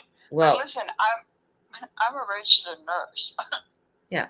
So Well, there's but- that. well, So my be story afraid, is that people, be afraid. the second day of class, my professor asked the class, how many of you are good at math? There's like nobody, like the whole class, right? And he goes, how many of you are good at English? And we all just shoot our hands straight up. And he just started laughing. And he was like, yep, that's what I thought. He was like, criminal justice students are never good at math. They're always good at English. And like, I didn't know that, but I just always remember that story, like, because it's so true. I wish I Oh, would've Tamara, asked me that good on the first day night. of nursing school. Like, who's good at math? You know, because Not I to- probably could have left the room. Nance likes your toilet. Nance just likes your toilet. She likes my tongue. She said it's a good toilet. It's a hydro flush. You don't have a bidet? What's wrong with you, Charlotte? I mean, it sits high. You know, I don't have to squat. It's not a squatter. You know, you just. You know what, back though? up. Bidets It's like- are it's like brilliant. beep, beep, beep, and you just back up. It's like driving into a dock. You know. What? That's hilarious, dude. And that's hilarious that you're snorting. But I either know, I didn't way, mean to do that. don't you think bidets are brilliant? Like, all these particles and things. Like, you gotta bidet. spray it off. You gotta clean it all the way. I mean, bidets are No, what you we live in need. North Carolina, we don't have no bidet. Well, I want a damn bidet. I don't either, but I want one. You can't have that shit. Why? You can't. Not here. No, not in this part of town. No. Well, That's not where what do you we get mean? If you had a bidet, everybody would be trying to use your bathroom. Like, hey, Miss Charlotte, I really have to go pee in the house, like, couple down the block. Like, I really gotta go. They'll all be trying to use Uh-uh. it. No, you go on over to the rock. You go right there. Go to the rock. You just. We do Your make your coffee neighbors and tea your on the neighbors would rock. be lowering their guns. Like, mean, hey Charlotte. What? Hey Charlotte, like can I use your bathroom? And you'll probably be like, what? These are the biggest assholes. They'll draw their guns over a rabbit. And they want to use my fucking bathroom now because I have a bidet. You will turn these men into some French vanilla somethings. I'm just saying that's where it comes from, the French. Just I wish I could show you the rocks around my house. I mean, my Well, rocks show 'em are to me. bigger than Email my 'em house. to me. My rocks are bigger than my house. Okay. I believe I'm you. surrounded by rocks bigger than my house. Nance is like, what the fuck? Miss Charlotte, WTF. Your rocks are bigger than your. Send me, email them to me. This is my email. Now I have to. I feel like I have to. Yeah, let's I just mean, pics. yeah. I might put them on my community tab. Miss Charlotte's rocks bigger than her house. Please, if you don't want to die, if you don't want to piss her off and die, do not get to her house. Nobody will find you. You're amongst a million rocks and a bunch of gold and bullshit. Well, actually, I don't know. The gold out there, you might not want to tell people about that because people start digging. Girl, listen. I'm. That's what I was telling you about. Tell Tyler about the mine. We are apparently online because people do show up at our house with pinning buckets and shovels. And I'm like, what in the hell are we talking about right now? Nance wants to know if she should yeet herself. Please don't. Allie's saying the documentary crew stat. I'm telling. Listen, I want you people to remember where Charlotte was found. I want royalties, Charlotte. I want royalties. okay. We need a documentary crew at your house tomorrow. Right now, no, tomorrow's I'm busy. We want to see you on the rock with the rocks, telling your stories and all your shit. I got the grandkids. Yes, we need all that. We need the crazy grandkids yelling in the back. We need the toilet. We need the rocks. We need it all. We need it all. The neighbor's gonna be all fired up because her yes, parents we need the crazy neighbors coming over. Halloween. You flushed your toilet at 6:30 in the morning, bitch. We heard you across the holler, and we're showing up with our guns. You gonna do that again? Oh, stop it, Charlotte. You know better than that. I got weed plants out here growing. You're interrupting them with your water flow. I am growing ginseng though, and let me tell you what, I will plant a fucking body underneath that ginseng because it's illicit. Charlotte, do not say this out loud. Don't Jesus think Christ. I'm going to be I subpoenaed. know, If you people I know see the me loopholes on involved. Crime Talk with Scott Reich, you mind your business, okay? I was trying to do a happy Thanksgiving stream. You people want your business. I'm burying bodies and shit. We're burying bodies in the fucking rocks. Scott, I'm talking to you, sir. This was not my idea. I didn't know what I was getting into. This is Charlotte. I didn't plan on disclosing all this. God damn it, Charlotte. FBI's already starting to text. Son of a bitch. What's Charlotte doing with the rocks? What rock does Charlotte live on? You know this. Go ahead and look me up. I have been charged with one felony in my whole life. Girl, I'm playing. Y'all know. Did y'all know? What, Allie? He's my homeboy here in Denver. My hot crew got you just. Hey, girl. Hey. Either way, did you guys know that somebody made a parody account of me? They were somebody on my Facebook because I used a Facebook picture when I turned 40. I took this picture because I was trying to be cute. I was trying is the key word, to be cute. So I took this little sexy little picture like, oh, 40 doesn't look so bad on me. So they used that picture and wrote this whole thing about how I talked to the FBI and blah blah blah blah blah, like all this shit. And I seen it and I laughed about it, and then I reported it, and then Jim Terry called me about it, and then Ellen Berg apparently thought, I mean, this account contacted her to contact Jim, and she contacted Jim to ask Jim why I was contacting her to contact him. Does that make any fucking sense? No, this really happened. Okay. So I had to tell these people, no, that was not me. It's a parody account. Okay. Anybody following? No. Scott Rice be doing the most. You know what, Nance? He needs to be doing the least. Me and my son. Oh my God. Okay. So I want to tell you guys this. We're starting a new thing. I don't know if I told you guys this, but everybody says this, right? That's what we say, Charlotte. Like, Yeah. like we would say, like, Charlotte, you be doing the most. You just be doing the most. Meaning you're extra. You are extra, right? So Funny? Is that funny? yeah, well, no. I mean, I'm not saying that to you. I'm using it as an example. We'll use Allie. Or no, let's use Nance. We'll use Nance as an example. Like, Nance be doing the most. Like, she's extra. She's over the top. She's just doing the most. Like, can you just chill out? So me and my son were talking about this, and my son was like, yeah, this person, blah, blah, blah, is doing the most. I said, you know what? I said, these people need to do less. I said, let's switch this up and just say, like, can you do less? Can you do less? And so tonight, while I was working, I told my customer, I was like, yeah, I was like, these people do the least. Okay. So the next time that you think about getting anything from them, just remember that they do the least. And they started laughing, and I want to make that a thing. Doing the least. What are you guys talking about? Scott just read your comment. But Who? sometimes less is more. You know what I'm saying?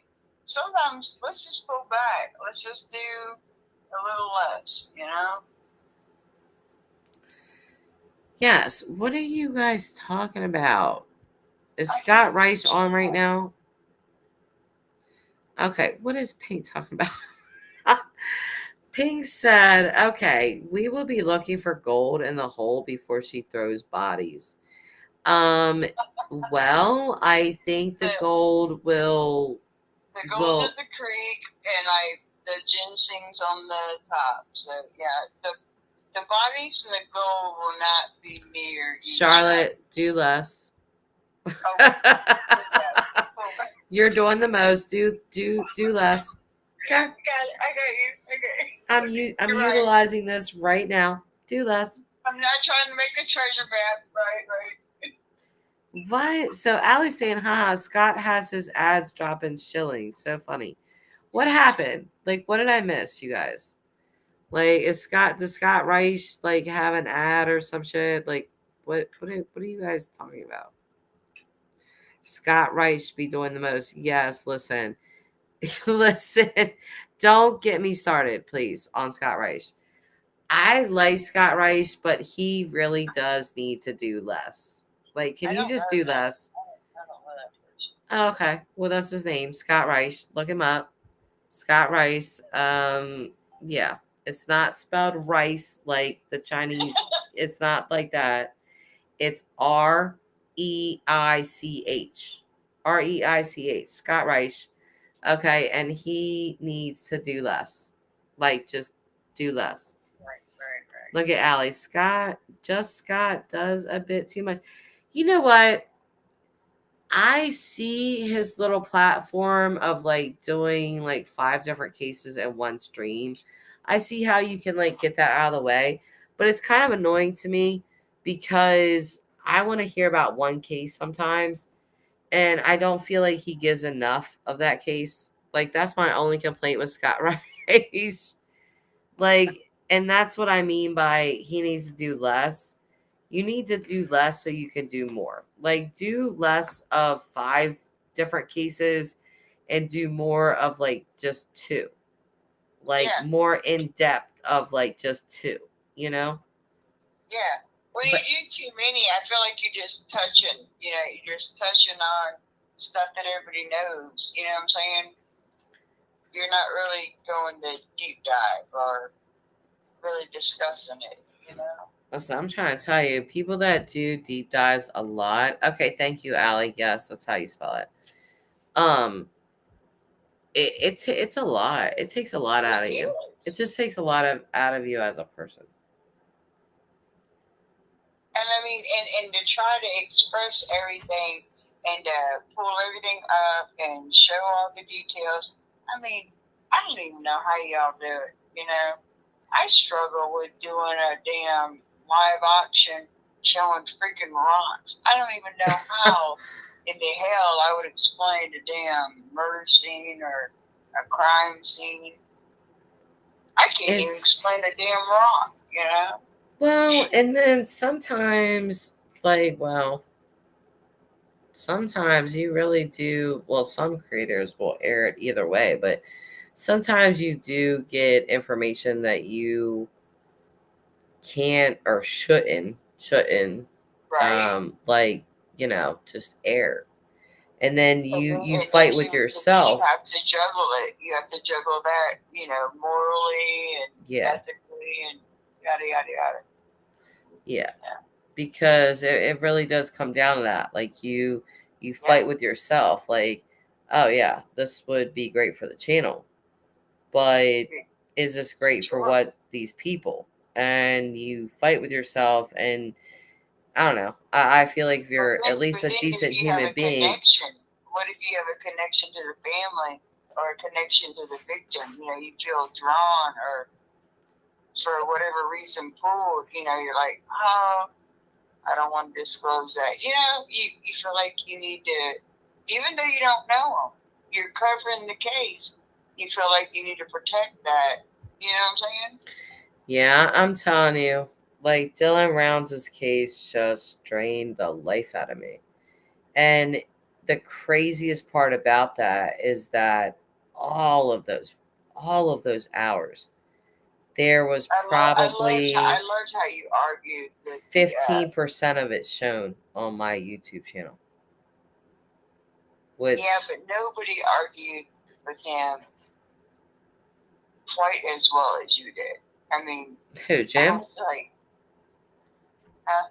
Who? whatever his name was, the investigator. Oh, Jim. Yeah. You really get under his skin. I mean, I know he plays back with you, but you really grind his gears. Well, it's just because Jim knows that he can't best me. We're two opposite sides of the stick. But you're just so tit for tat with him. It really does grind his gear. You wear him down. You do. Well, he's just like, all right, yeah, we'll talk later. Yeah, I mean, he just gives up. Yeah. Well, I mean, because I can go toe to toe with Jim. I have from day one, but I think that's the beauty of the the knowledge of the same case situationship is that you know his tactic. His Oh, tactic yeah. is to get under people's skin. I figured Jim out day one. Yeah. Day one. And he likes him to stutter and stammer and He always tries to get under my skin. It just never works. or to rule the show, and you're like, No. listen, you're on my show, okay? But you know what? I will say that You when can he cut comes him when he off comes at on the my knees. show, he is respectful. I do have to say that. Oh yeah, he is. But He- you do cut him off. You do cut him off at the knees, and you're like, okay, shorty, listen, this is my channel. Well, because it is.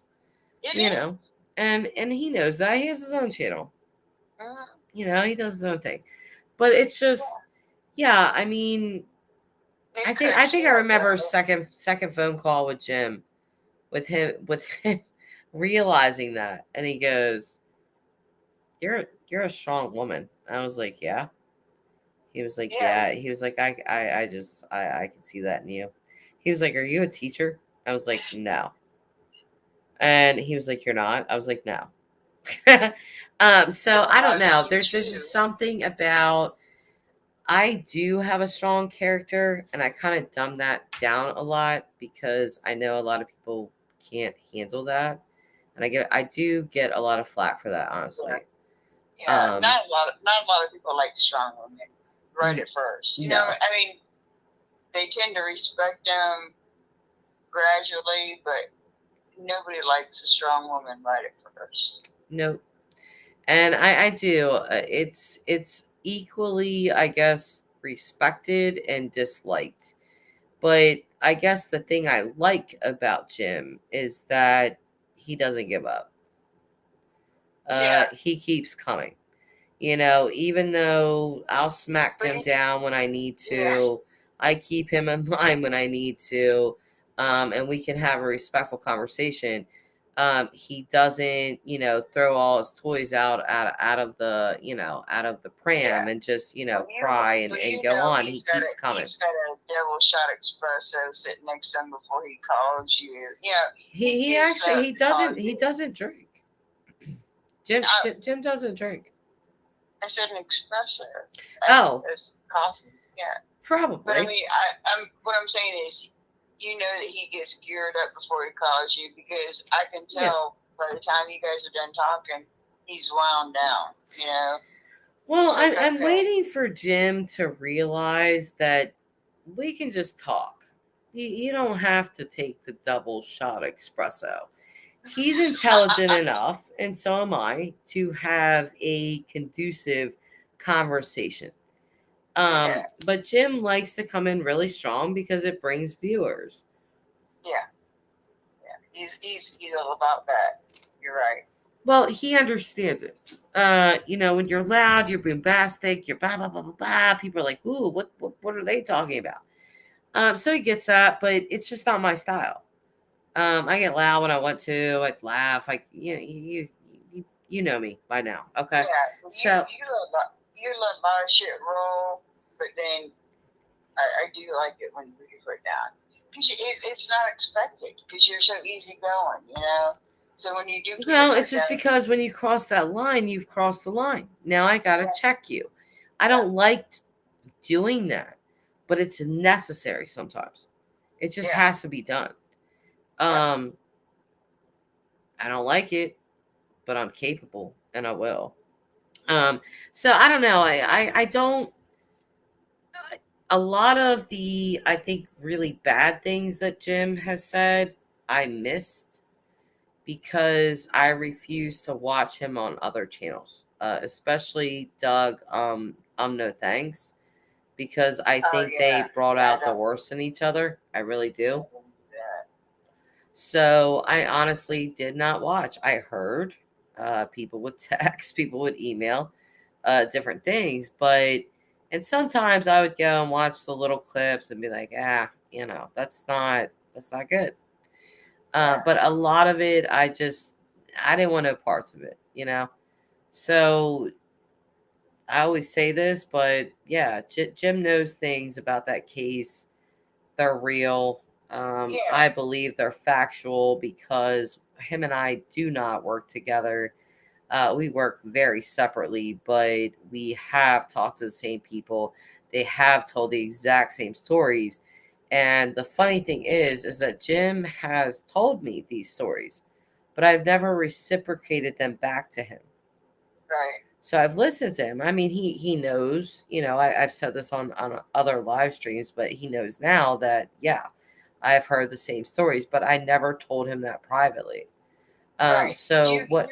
You keep them in check, but you also want to keep the lines of communication open so you can get your information. I mean, well, yeah, and it's not to say that Jim has not given me information. He absolutely has. Yeah. You know, I didn't know about the docuseries with Candace about Dylan. Jim told me that. So I was unaware, and I just kind of let me bring this up. I don't know why we always go to Dylan Round's case, but it's that case for It's me. on your mind. It Yeah, is. It's always right there on your mind. Yeah, it's just never left. It's just that case that is haunting to me. What was it? Oh, Jesus. There's something that I have not talked about and I've wanted to talk about, and it really, really bothers me. I kept saying to my team behind the scenes, you guys, Jim Brenner, when the parents first went out there, he was showing emotion. He was crying.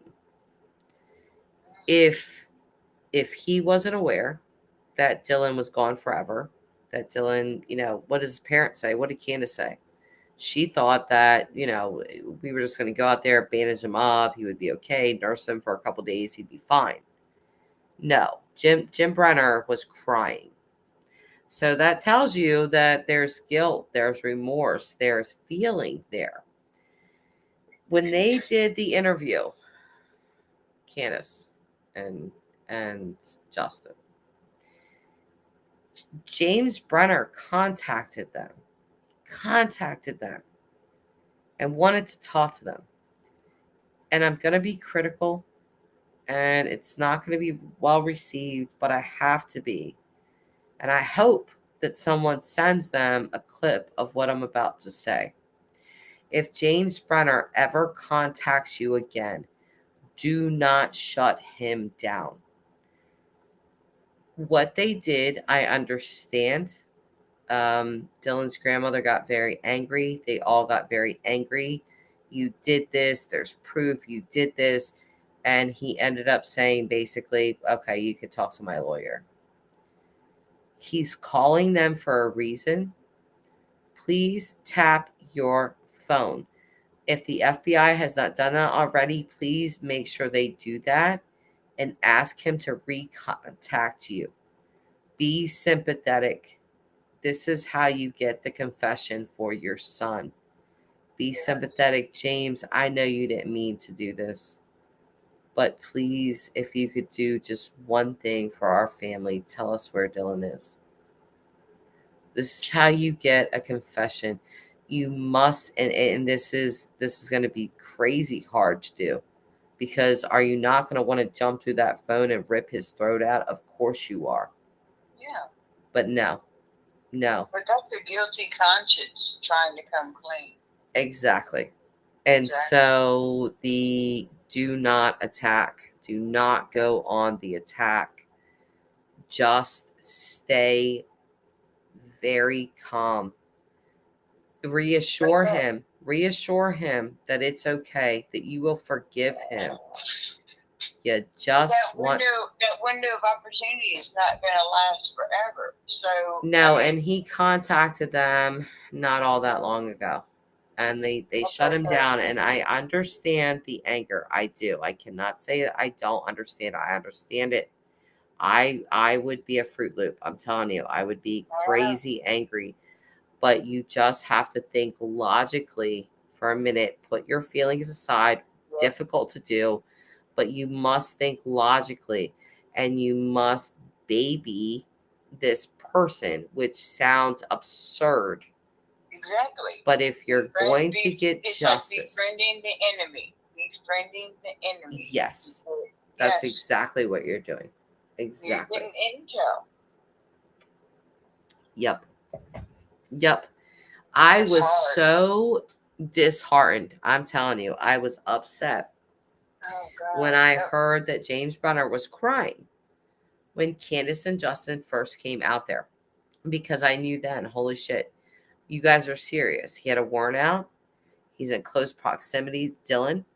Dylan made his first phone call, not to his grandmother, but to James Brenner that morning that he disappeared and has never been heard from again. Okay. And you guys want to work around him. Really? So you didn't notice him crying? Why are you crying? What are you crying about? Dylan just isn't here. He was not the first that they looked at. I mean, they were looking at everybody else. You know what I'm saying? And he had lots of time. Well, no, it's just a basic common sense. What are you crying about? Like, okay, Dylan's not here. Well, have you heard from him, James? No. Have you heard from him, Don? No. Kurt, have you heard from him? No. Okay, well, where is he? I don't know. Yeah. You're not going to cry over that because you don't know that something terrible or bad has happened. He's just not here. No, I haven't heard from him. I seen him yesterday. I talked to him yesterday. I don't know. I haven't seen him today. I don't know. You're not going to cry because you don't know anything, terrible has happened. This man was crying. Why? I know why. We all know why. I didn't want to get on Dylan, but Since I started following these true crime things, I mean, I have just been like, what is it, a helicopter? Or I don't know. My grandchildren say I hoover around them all the time. Mama, we know what we're doing. We know we're allowed to go. We know who not to talk to. I'm like, yeah, no, I'm the same way. I really am, Charlotte. Everything. I need to know everything. Well, it's just because we see the evil in the world. We see what can happen. We see that people, I always held the belief that people were inherently good. They're not. They're not. It's the opposite. Like Sadly. in chat, I put earlier, my daughter has, she has her parental rights because I, as a grandparent, I have no rights in the state of North Carolina. So she went to school one day and picked up Tyler, and he didn't get off the bus. Well, I was at the doctor's office, and my husband called me and said, "Isn't Tyler supposed to be off the bus?" I said, "Yeah, like an hour ago." He said, "Well, he's not here." So I called the school. The school said, I don't, they didn't know, and the secretary had left. So, I mean, yeah, the cops got called. I was getting ready to call in the National Guard, the SWAT team, whatever. But the cops were all at the house, which drove my neighbor, which, by the way, her name's Karen. You had to throw that in there. Right, Karen, the neighbor. Yeah. I say that all the time. I'm like, I'm about to put my Karen hat on and just go in on these people. And my daughter drives up, just casual as can be, drops Tyler off, puts him out. And Tyler's like, "What's going on? What happened? Is everything okay?" Hell no, ain't nothing okay. Yeah. My daughter's actually very entitled, which really bothers me. Because, like, at her age, I was really not being treated well by my family, like, at all. But she doesn't, she's 19 and she just, I don't know, like, to her, and I guess maybe it's the way I raised her, but, like, to her, like, having a roof over her head and lights and food and stuff, that's normal. So it's a given. It's a given. Yeah, like, what do you mean? What do you mean? Like, like me telling her, like, there's been friends of mine that have literally, when their kids have turned 18, they're like, "Get out." And I'm like, "What are you guys doing? No, you can't do that. Like, they're 18. They're not even ready for that." But my daughter, she's just, she doesn't see it. She doesn't understand that. And so she's just very like, yeah, this is my house. This is where I live. Like, what do you mean? I never tell her to get out, but I'm just saying, like, even if I did, I feel like she would look at me like, "Excuse me?" And I'm gonna tell you, like, my daughter's not a couch potato. She's not like some lazy kid that's just like living in my house. She goes to college and she works. So she is no slouch whatsoever. Well, But good on you. oh yeah, no, she's a great girl. Like, but this is what hurts my feelings, I guess, is that this is what I always wanted for her. I wanted her to be better than me, and she is. Um, but she seems to not really I think appreciate that's a that. generation. But I think it's a generation. I think they all feel entitled. Yeah, there's a lot of entitlement there, and when I say it, she takes great offense to it. But I'm not even trying to be mean. I'm just trying to say, like, hey, when I was Because your she doesn't age, know what to compare it to. She doesn't know. I mean, she doesn't know yes, anything different. You she know. doesn't. No, when I was 19, my family was mean as hell to me. Like, they were Yeah. like, get out, go make it on your own. Like, we no, bye, see ya. You want to go Yeah, roller skating? You know, do yeah, the roller dishes, clean skate the right on by windowsill, this house and remop. go find a different one. Yeah, They remop just the were not, laundry. they didn't care. I mean, I had to work my ass off.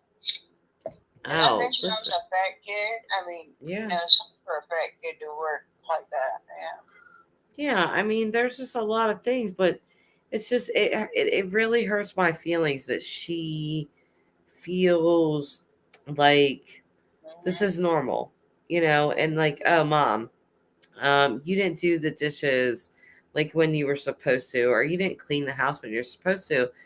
And I'm looking at her like, girl, number one, I'm still raising your younger brother and sister who are 11 and 6. I'm working. I do YouTube when I can. I'm like running a family, and I'm dealing with a lot of things, and I'm holding it together. And if it wasn't for me, things would not be held together. But you don't see that, Yeah. and she doesn't. She just doesn't. She doesn't get it. Like, she really doesn't see it. But the craziest thing is that she's not. She's not stupid. She's not. She's very intelligent. And so I just have to, I keep marking it up to, I guess it's her age, that she doesn't get it. It's just a generation. I mean, it really is. You know. It's gotta be. It's just, it It irks is. my I mean, soul. yeah. What you're saying is not uncommon. You know. Can I ask you a question, Ben? Yeah, yeah.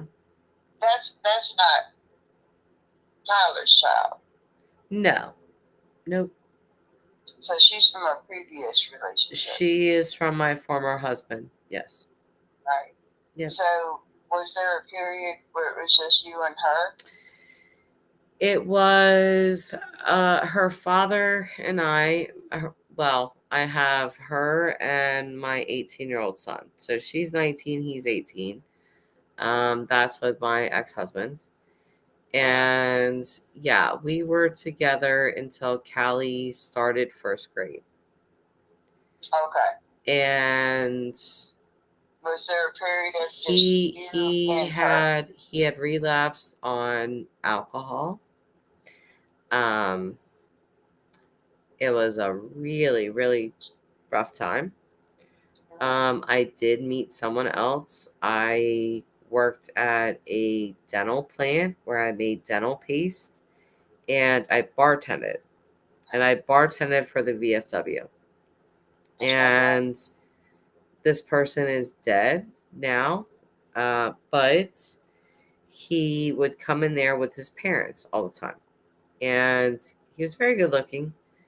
And he pursued the hell out of me. He was an Aries. He just pursued the hell out of me. And I kept saying, no, no, no, no, no. And my husband had relapsed on alcohol, and yeah, I'm not gonna lie, I was weak, and I gave in to that affection that was being given, and I left my husband and I got with that person. That person was very, very good to my son, and he attempted to be to Callie, but she was very standoffish. She's the oldest of our children. As girls usually are, though. Yes. So she actually made him cry at 6, and I think that's impressive. She basically told him, "You are nothing to me. You are not my father. I don't like you." And he was not mean. He was not an abusive person. There was none of that. She just did not like him. "You're not my dad, and I don't like you." And he cried. He actually cried about it. Which, sorry, Chris. Whatever. Sorry, but yeah, he cried. But it did take my children a long time to get over that, accept the fact that we were not together, that they had to go back and forth between houses, dad's house, mom's house. They lived with me. They've always lived with me. But So you literally went from one major relationship immediately into another. Yes. Christopher, his name was Christopher, and it lasted a year. And the reason that it lasted a year was because my husband really wanted the family back, but he refused to quit drinking. Right. And Christopher, I will say that I definitely loved him. But I could not handle the stress. The stress it was putting on me. The stress it was putting on my children. And so I ended up telling both of them, I'm done. Yeah. Just no more. And I was single after that. I didn't want any more to do. I knew that my husband and I would not be getting back together. He did not quit drinking. Christopher, it was literally wrong time, wrong place. Right person, wrong time. Right. So how long were you single with just you and the kids? 2 years. 2 years. 2 years. Okay. Yep. And And then how did she behave then? she was fine. Was she like your best friend? Yes. Callie, up until the age of 13, literally would cut, and she's tall. She's not really tall, but she looks tall. She looks exactly like I did, but I have brown hair and brown eyes, and she has blonde hair and blue eyes. Yeah, but So, what I'm but saying she's is the time that you were single and you just had your kids, Mhm. didn't you rely on them? You know how you would rely on a spouse to, Yeah. you know what I'm saying? You tend to rely on your kids, like, okay, I gotta go to work, so I need you to do this, and you do this, and you do this. You know, we have to keep the house functioning. Is that how it like works? no matter I guess I would say the relationship that I was in, my kids just always have been first. And I don't think any ex of mine, not that I have like a million of them, but any of them would say that that's not true. So yes, Kelly always she's always been a daddy's girl. She still is to this very day. That's never changed. But she would come and just lay on me. She was lay right on top of me. She would just lay there, and she's tall as me, and she's just laying on top of me, but she's my baby girl. She's my first daughter. So I would just hug her, that's my baby. But she's very, very close to her father. Um, she's there, like I said, like I was talking earlier in the stream, that just me saying things to her like that have really hurt her feelings. Yeah. And so we have some growing pains to go through, but I don't think that anything that I've done or said is like, No. irreparable. I think that we will get there, but she just has to fully forgive me first, and I hope that comes sooner rather than later. But no, my kids just are everything to me. They just always will be. So But I that, guess what I'm saying is, like, when me and my kids' father broke up, there was a big stretch of time where I was single. So it was just me and the kids. You know what I'm saying? It was like we were the family unit. You see yeah, what I'm saying? yep. And so I told him, I depend on you to do this. I can't do it all myself. I don't have a husband. I mean, I didn't tell them that, but you know what I'm saying? When you don't have the other spouse, you know what I'm saying? You just like in I'll old be country very, times, very honest with you. everybody has I've always jobs. been a little wild at heart. And, with my kids, if I felt like things were not working in a relationship, I ended it. Like, I was Yeah. really that type of person. I still am.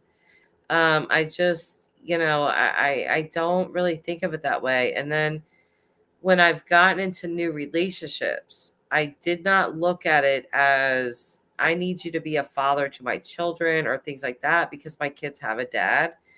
So I don't need you to fill that role. It was more a companion for me, but at the same time, you must understand that me and my children are one package. There will never be a division there. So if you try to attempt, we'll just exit you out.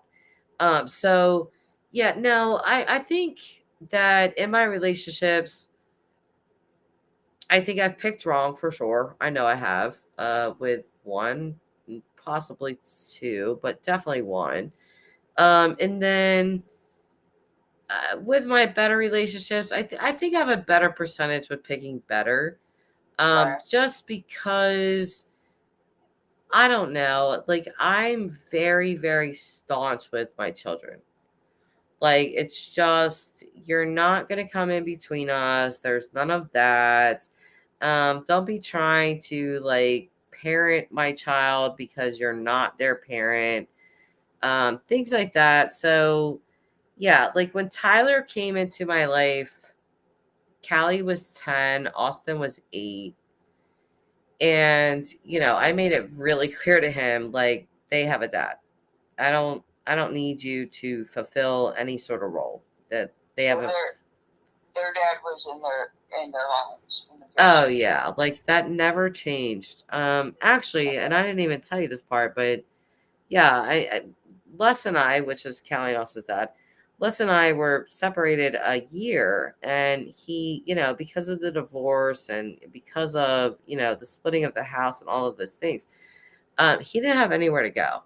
So I let him come live at my mother's house, which is my family home where I grew up, with us, but we just were not together. My kids were happy with that. I didn't hate it. I just knew that I couldn't move forward in my life Right. in that You're sort of situation. Yeah. Yeah. Yeah. So I let him live with us for a year. And I was like, Les, you have to go. You have to leave. And I kept saying it. And finally, the day came that he did. And when he did, we hugged each other. We burst into tears. We knew that this was the absolute end. And he left, and he has prospered in life since. It was the right choice. It was the right thing to do at that time. Yeah, I mean, I've met Tyler. Think about it. 20 years ago, 20 years prior to that, people stay together through the most unloving relationships There's no reason for that. None. just to get their kids grown, and then as soon as their kids are grown, they parted. Yeah. And if you ask any of the kids, they would say, "I wish my parents would have separated when I was younger. Yes, thank you for saying that. You know what? My aunt and my uncle raised me. My mom, my dad did. My aunt and my uncle did. And they were together my entire life. I have baby pictures of me and my aunt and uncle. me as a baby and them with me. But When kids I don't was, see it that way. yeah, Kids don't see it that way. They're so selfish and so self-absorbed because that is the adolescent brain. The adolescent brain isn't fully developed. They don't fully comprehend any freaking thing, you know? I was 21 when they broke up, and I was devastated. Devastated. I cried. I could not believe it. I was upset. I did not want it to happen. And it's funny because, like I said, Callista Callie she was going into first grade, so she was 5, almost 6, when Les and I broke up and split up. And she has, she's 19 now, but she has been with the same boy, her first love, since she was 16. They're both 19 now, and again, me and Les broke up when she was 5, going into 6. Her boyfriend's parents broke up a year into their relationship, and he has taken it so hard. And Callie has guided him, or attempted to, through this, because he's lived his entire life with his parents together, and they're not together anymore. And he was just devastated, and so what Callie had to go on was, yeah, I went through this. I was a lot younger. But it gets better. You do get to see your mom and dad, and it's separate, but you get to see them. And the thing about Les and I is that we've always had a very civil relationship, and I will always value that. Yeah. Yeah. Yeah. I'm the same way. I mean, I'm an Aquarius. I mean, I'm pretty easygoing. When I'm done, I'm done. When I'm in love, I'm in love. When I'm done, I'm done. I mean, I don't have a whole lot of gray area. You're either in or you're out. But my mom and my stepdad, they waited until I turned 18 and graduated before they decided to split. I mean, how freaking devastating. Because, I mean, in I my always eyes, hear this. Kids that experience this at an older age did not do as well as kids when this happened younger. devastated me. Yeah, I But hear you this a know what? lot, and I experience it. But unbeknownst to me, these two fake, phony people that I called my parents had already had this planned out for years. As soon as I graduated and I got that diploma in my hand, they were hasta la vista, baby. And they were happy. And they couldn't understand my shock and dismay and just total, I mean, my whole world crumbled around me. I'm like, are you freaking kidding me? And they're like, yeah. Yeah, it's really crazy, and this is why I chose not to do this to my kids. Yeah, Like, my son Austin just turned 18 November 1st. If I were to throw him out into the world right now, not that he's not a responsible kid, he is. He's a senior in high school. He's held down the same job since May 1st of last year. So a year and a half, first job, he still has it. But he is absolutely 100% not ready to flap those wings yet. He needs a couple more years at home, and I don't pressure him to do that. I do tell my kids it will be more beneficial for you financially, and in a lot of other ways, to stay at home. And, when you're ready, to go ahead and fly. But as a parent, even though the government says that my kid is grown, doesn't mean I know they're not. I Right. know they still need home. I know they Just, still need guidance, and they're not done yet. it was hard. It was hard at our age. Oh, I know, girl. Yes. I listen. I was out on my own at 15. I know. It is Why do you 100 think I've times- made the decisions I have? It's 100 times harder for, and I told my son, I told both my kids, I wouldn't give anything. I would not give anything to be your age today. You can't get away with any. I mean, I used to get away with bloody murder.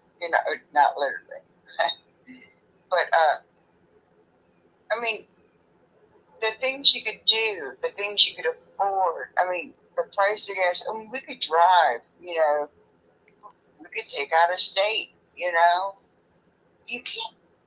Everything is so limited. Everything is so harder. And I'm not trying to make excuses on the young kids today.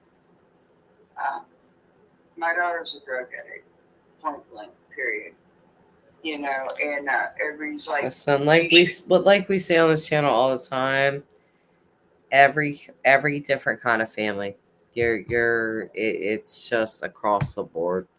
yeah, It doesn't matter. It's Well, nothing to drugs- be ashamed of. It is what it no, I'm is. not It ashamed of it. happens. Drugs shit You everything. shouldn't be, because I know poor people, rich people, middle class people, white people, black people, brown people. It does not matter. Drug Catholic addiction is people, more common Mormon than people, Protestant people. We could just literally go across the board. It does not matter. People think that drugs don't exist in the Middle East because they're so strict down. You are wrong. Please, whatever. You are wrong. It's everywhere. It's everywhere. There's nowhere you can run. There's nowhere you can hide from this. Yeah. It's everywhere. Yep. Yep.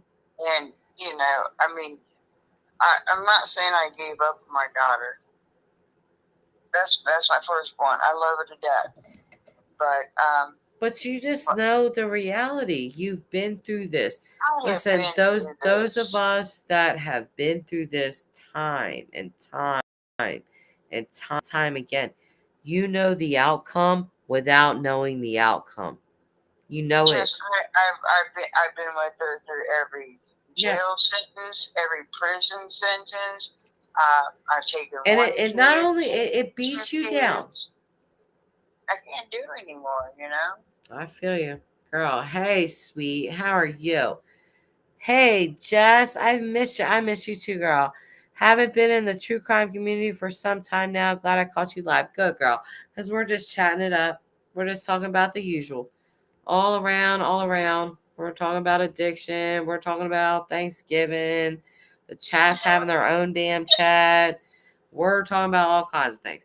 So, but Addiction to yeah. Thanksgiving. Friendsgiving. I love Friendsgiving. You know what? We should make this a thing on this channel. We should make this a thing that the Thursday prior, I should have did that. See, this is how unsmart I am. Because I should have did that this past week on Thursday. A Friendsgiving live stream. You hear me? Live stream. Can't never get true crime off my mind. A live stream. And you know what? I think I'm going to keep that. A Friendsgiving live stream. Just being able to talk out things, I mean, whether it be about the crime or just making laughs and jokes, oh, I did a serial killer, yada, yada. Just random. I mean, it takes your mind off the stress. Yes. That's getting ready to come knocking at your door, wanting food. Yes, listen, I'm a big believer in like attracts like and negative attracts negative. Yeah. And there, you know what? There's a person. I feel lighter. I mean, I was really heavy when I sat down. I was like, there's no way I can sleep, I've got this whole family going to show up tomorrow. I'm mad at half of them. But because, I'm raising my grandkids. So, I mean, I gotta put on that fake, phony Hang on a second. Hang on a second. Who is this? Hang on. Hello? Well, good morning, and thank you for taking my call. Who are you? This is Jay. Okay. Who are you? I wanted to call in regards to Thanksgiving and just offer my view on Thanksgiving and Oh, the relevance. okay. Well, go ahead. Okay, well, I want to first start by saying a lot of people are challenged during the holidays, myself included. Okay. This is a time for a lot of people are depressed. They are going through things. And my thoughts immediately are with the victims of the Walmart shooting and what their families are going through today. And I think we need to check in on our friends more often in terms of mental health and what someone is actually going through. I know today's a festive day and everyone wants to, eat the turkey and stuffing and mashed potatoes and all that. But there are people that are dealing with some serious depression on James, Thanksgiving. Can I, you're James Hudson, right? Mm-hmm. Okay. Mm-hmm. Okay. And I hear you. Keep going. And I just specifically wanted to speak on Friendsgiving because for a lot of people, Thanksgiving is triggering. Whatever side of the coin you fall on, whether you believe that the Native Americans were done an injustice and we shouldn't be celebrating, basically what was done to a whole race of people. I think that we should respect one another in wherever we are in that spectrum, whether you celebrate Friendsgiving or Thanksgiving, whatever you have to celebrate, I just think we all just need to be respectful of each other. And I'm not going to take up I a whole appreciate lot of that, time. James. I appreciate that. And you know what? I agree with you. I absolutely agree with you.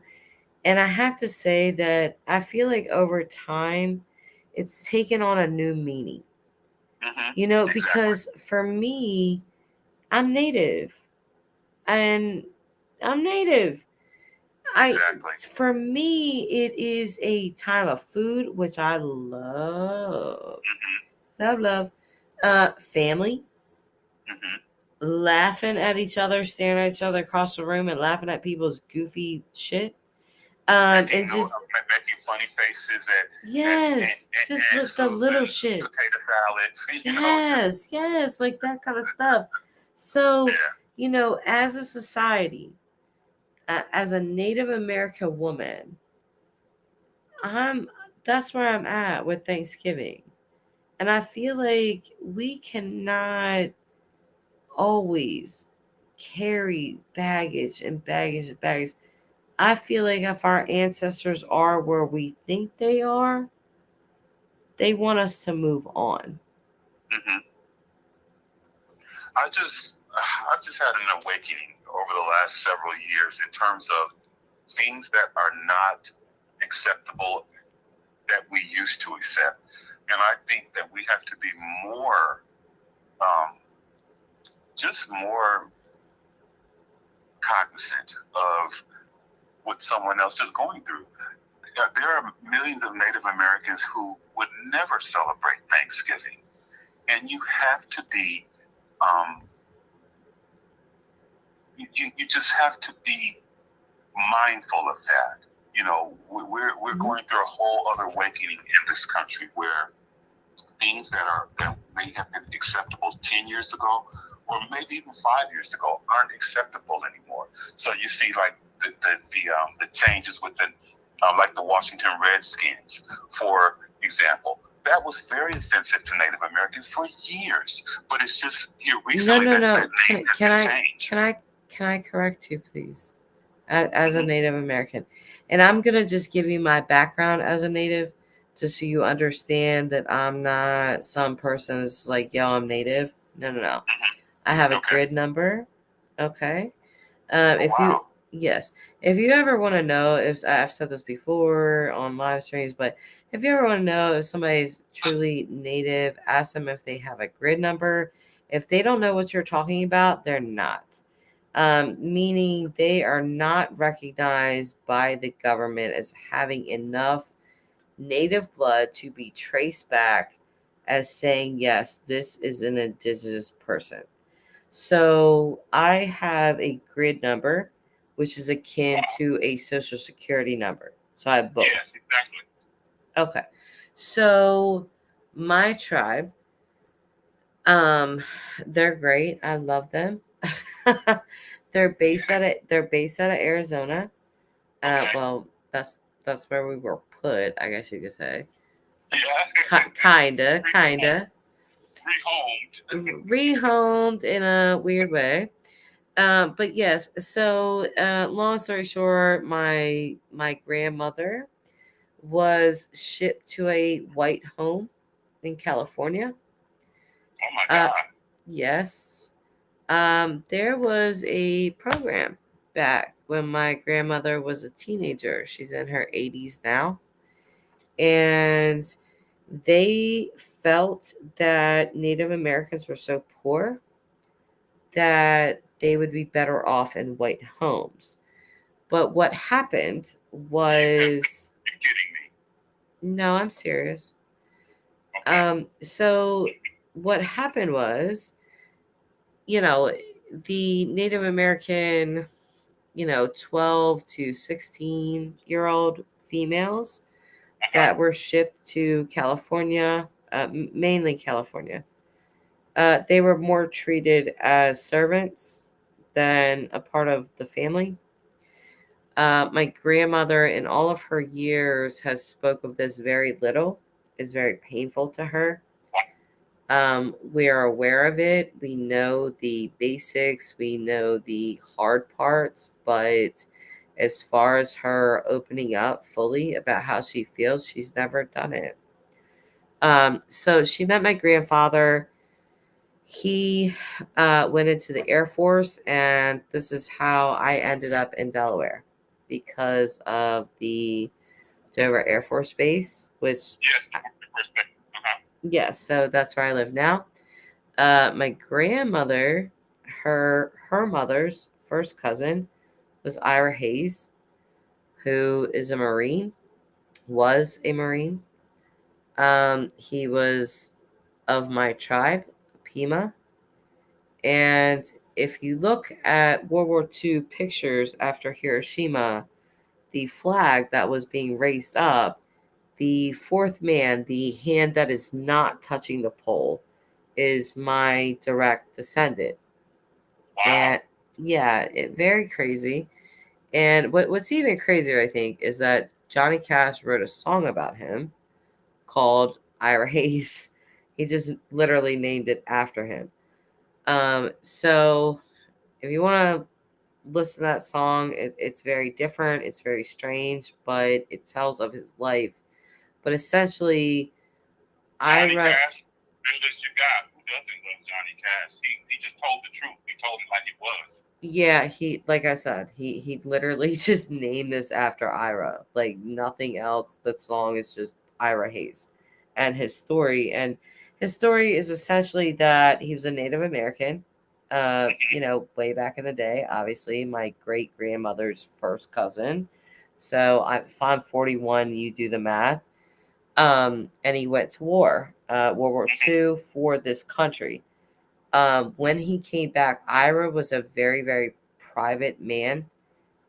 He was not one that wanted to be paraded in front of people, but our government wanted that because they wanted to show unity. So they wanted Ira, and they made Ira go to press conferences and things where there would be photographers and they could write up stories, and he absolutely hated it.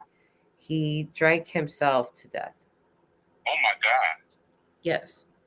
But this was the price of, hey, look at us. We got them to join us, and look, This is a proud Native American fighting for this country, and he was fighting for his life because he Wow. hated the pony show.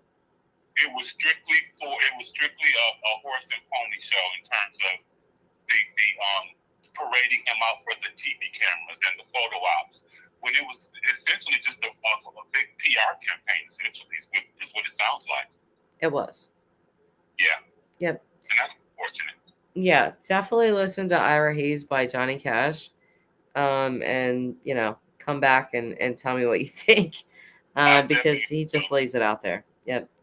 Yeah, it's a really sad story. And what's weird is, growing up, like my grandmother would mention Ira Hayes, but as a child, I didn't know, like I was like, oh yeah, we have a military, whatever that is, cool.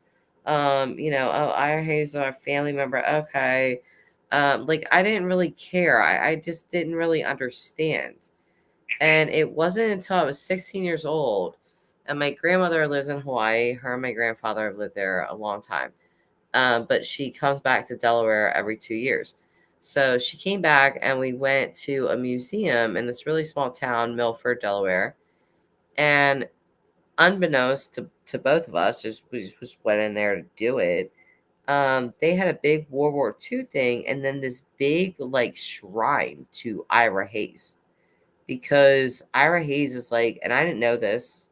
I know this now. I didn't know this then. I didn't know this for a long time, but he was a hero to Marines, and to this day, to a Marine, if you say like, "Hey, do you know who Ira Hayes is?" They're gonna say yes. Like if you know anyone in the military, or anyone that knows anybody in the military that's a Marine, ask them. They will know who this person is. So me and my grandmother are in there, and we see this big shrine, and we're like, oh my God, and I've been hearing this guy's name my whole life, but I didn't realize it was like that. And my grandmother was touched, but I was more like, what? So the curator of the museum comes over and he's talking to my grandmother. My grandmother tells him who we are and who he is to us.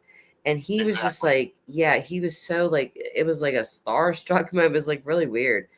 Yeah. And I was like, okay. So, but I realized in that moment, like, okay, this is a really important person. Like, I didn't know that. Like, I've been hearing this person's name for like all my life, but I just really did not understand the severity of that, the weight of that name, to people.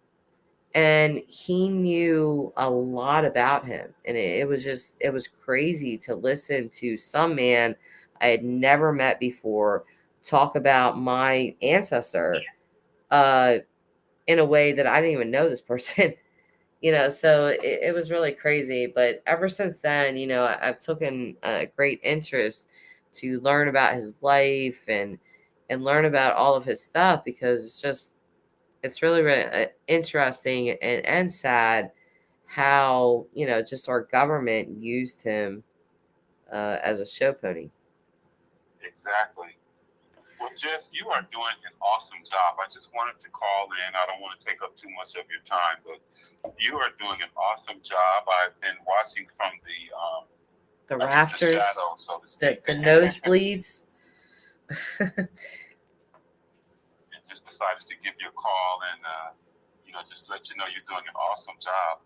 I really was following you during the whole Building Rounds case, so that was really when I was really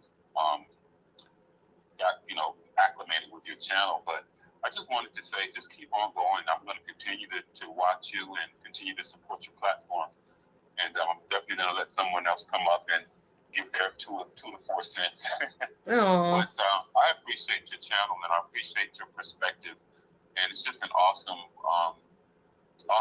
just that you allow people to come up and just express themselves. So Thank you, shout out to you, James. Jess, once again, and I'll continue to support your platform.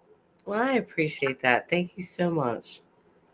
And you have a blessed Thanksgiving, whatever you celebrate. You too, love. Bye. Thank you, Jess. Bye-bye. Hey, girl, hey. So James was like the nicest person on the planet, wasn't he? Well, I was trying to figure out if my phone was broken. No, it wasn't. But your brother's name is Ira Pink. Oh, Molly, happy Thanksgiving, Friendsgiving. Yes, listen, I'm telling you, I should have did that. I'm gonna kick myself in the ass for not having a Friendsgiving with you guys. Like we totally should have did this. Tyler's been yelling at me for like 2 hours. He came in here like, I don't know, 20 minutes ago, and he was like, "Are you gonna come to bed?" And just he gave me another look. Like I've gotten 2 "Are you seriouses" that he's denying, but absolutely happens. And then also he came in here and was like, "Are you going to bed?" Like it's 7:30 in the morning. But I really feel like I am on vacation. I worked my ass off last night, okay? You And deserve it. yes, and today is just a day of eating and sleeping. These are my 2 favorite things. Like, what? Please do not trouble me. I'm going to use Allie's word. Please do not trouble me today. Like, I will go to sleep. I will wake up. I will roll out in my little, I'm telling you, I'm wearing my stretchy pants today, girl. I'm eating my ass some turkey, some rolls, some mashed potatoes, some stuffing, some gravy, some green bean casserole, some pumpkin pie. I'm having it all. Girl, It's a no holds barred. I'm getting a bellyache. Why? Doesn't that sound good? What are you having today? What are you doing? I'm having vegetables. Well, good. Well, what kind of vegetables? I like greens. What do you like? No, I mean I had my stomach removed. You know, I'm a fat girl right now. So am I. I mean, what do you think? I'm 10 pounds? Have you not seen my other streams, Charlotte, ever? Do you think I'm a small person? I'm not a small person. Yeah, but I mean, you know, my thickness is more towards the lower half. So I mean, I'm not gonna string that part. You know, I mean, I don't do J-Lo booty. You know, I mean, I don't twerk on. I mean, I could, but I just don't. I'm just saying, I'm not a tiny little person. You do look small. Do from what I? you show. Okay, well, good, because I'm not. I mean, I'm not okay. I'll level with you. I'm telling you, when COVID hit, I was in my house all the damn time. And I just ate and did nothing else because I was like stuck in my damn house with the kids. And I gained so much weight, girl. So much weight. I was always a thin person until COVID, and I gained a ton of weight. But I have lost quite a bit of weight since then, but still I'm not to what my normal size, like my average weight is like 140. Like 140 is my normal weight. So I'm probably like I need to lose about 40 more pounds to be in my normal weight. Um, but I've lost quite a bit as well.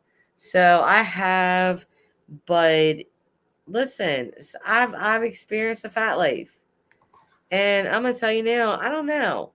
I didn't enjoy it.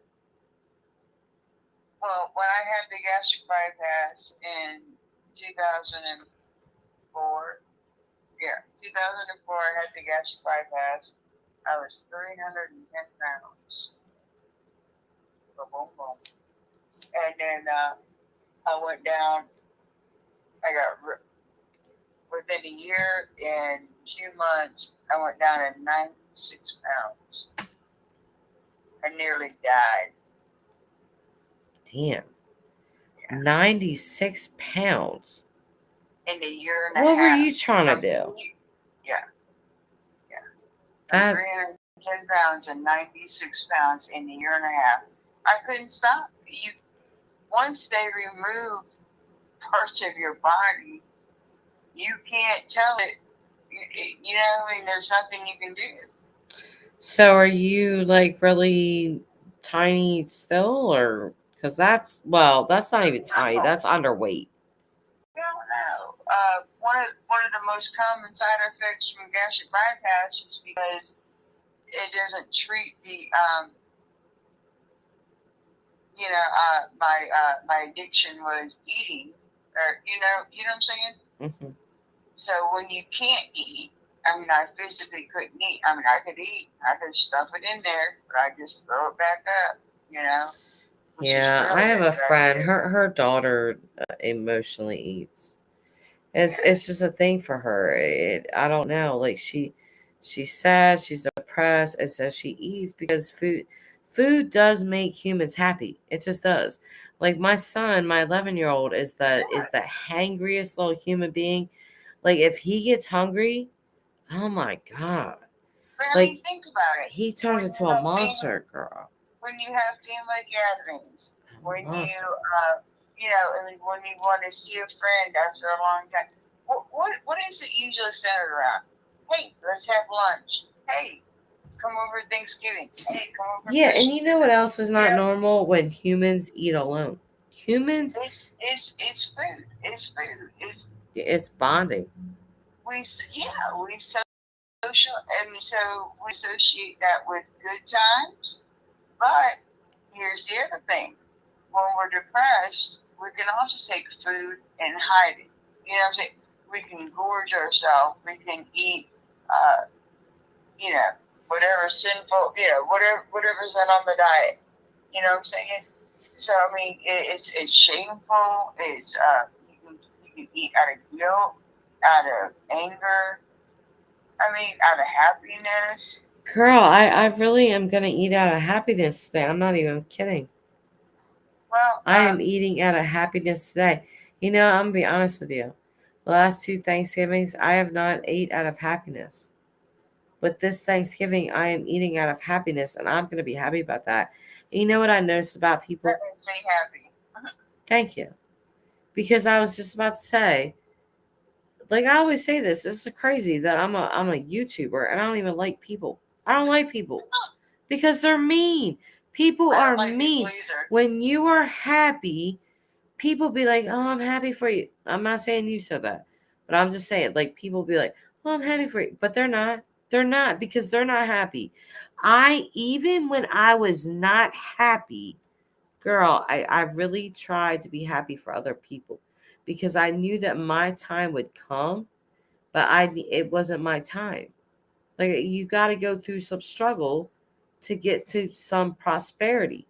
It's just the way life works. Unless you're born like the Queen of England or some shit, you're gonna have to go through a little bit of a roller coaster. That's life. Which is no longer. So I mean, don't act like you're the Queen of England. Okay, let's just not do that. Oh, I am Right? not, girl. I wish. Right. Huh. You imagine them Rest jewels? Rest in peace, E. Okay. I'm just saying, them jewels.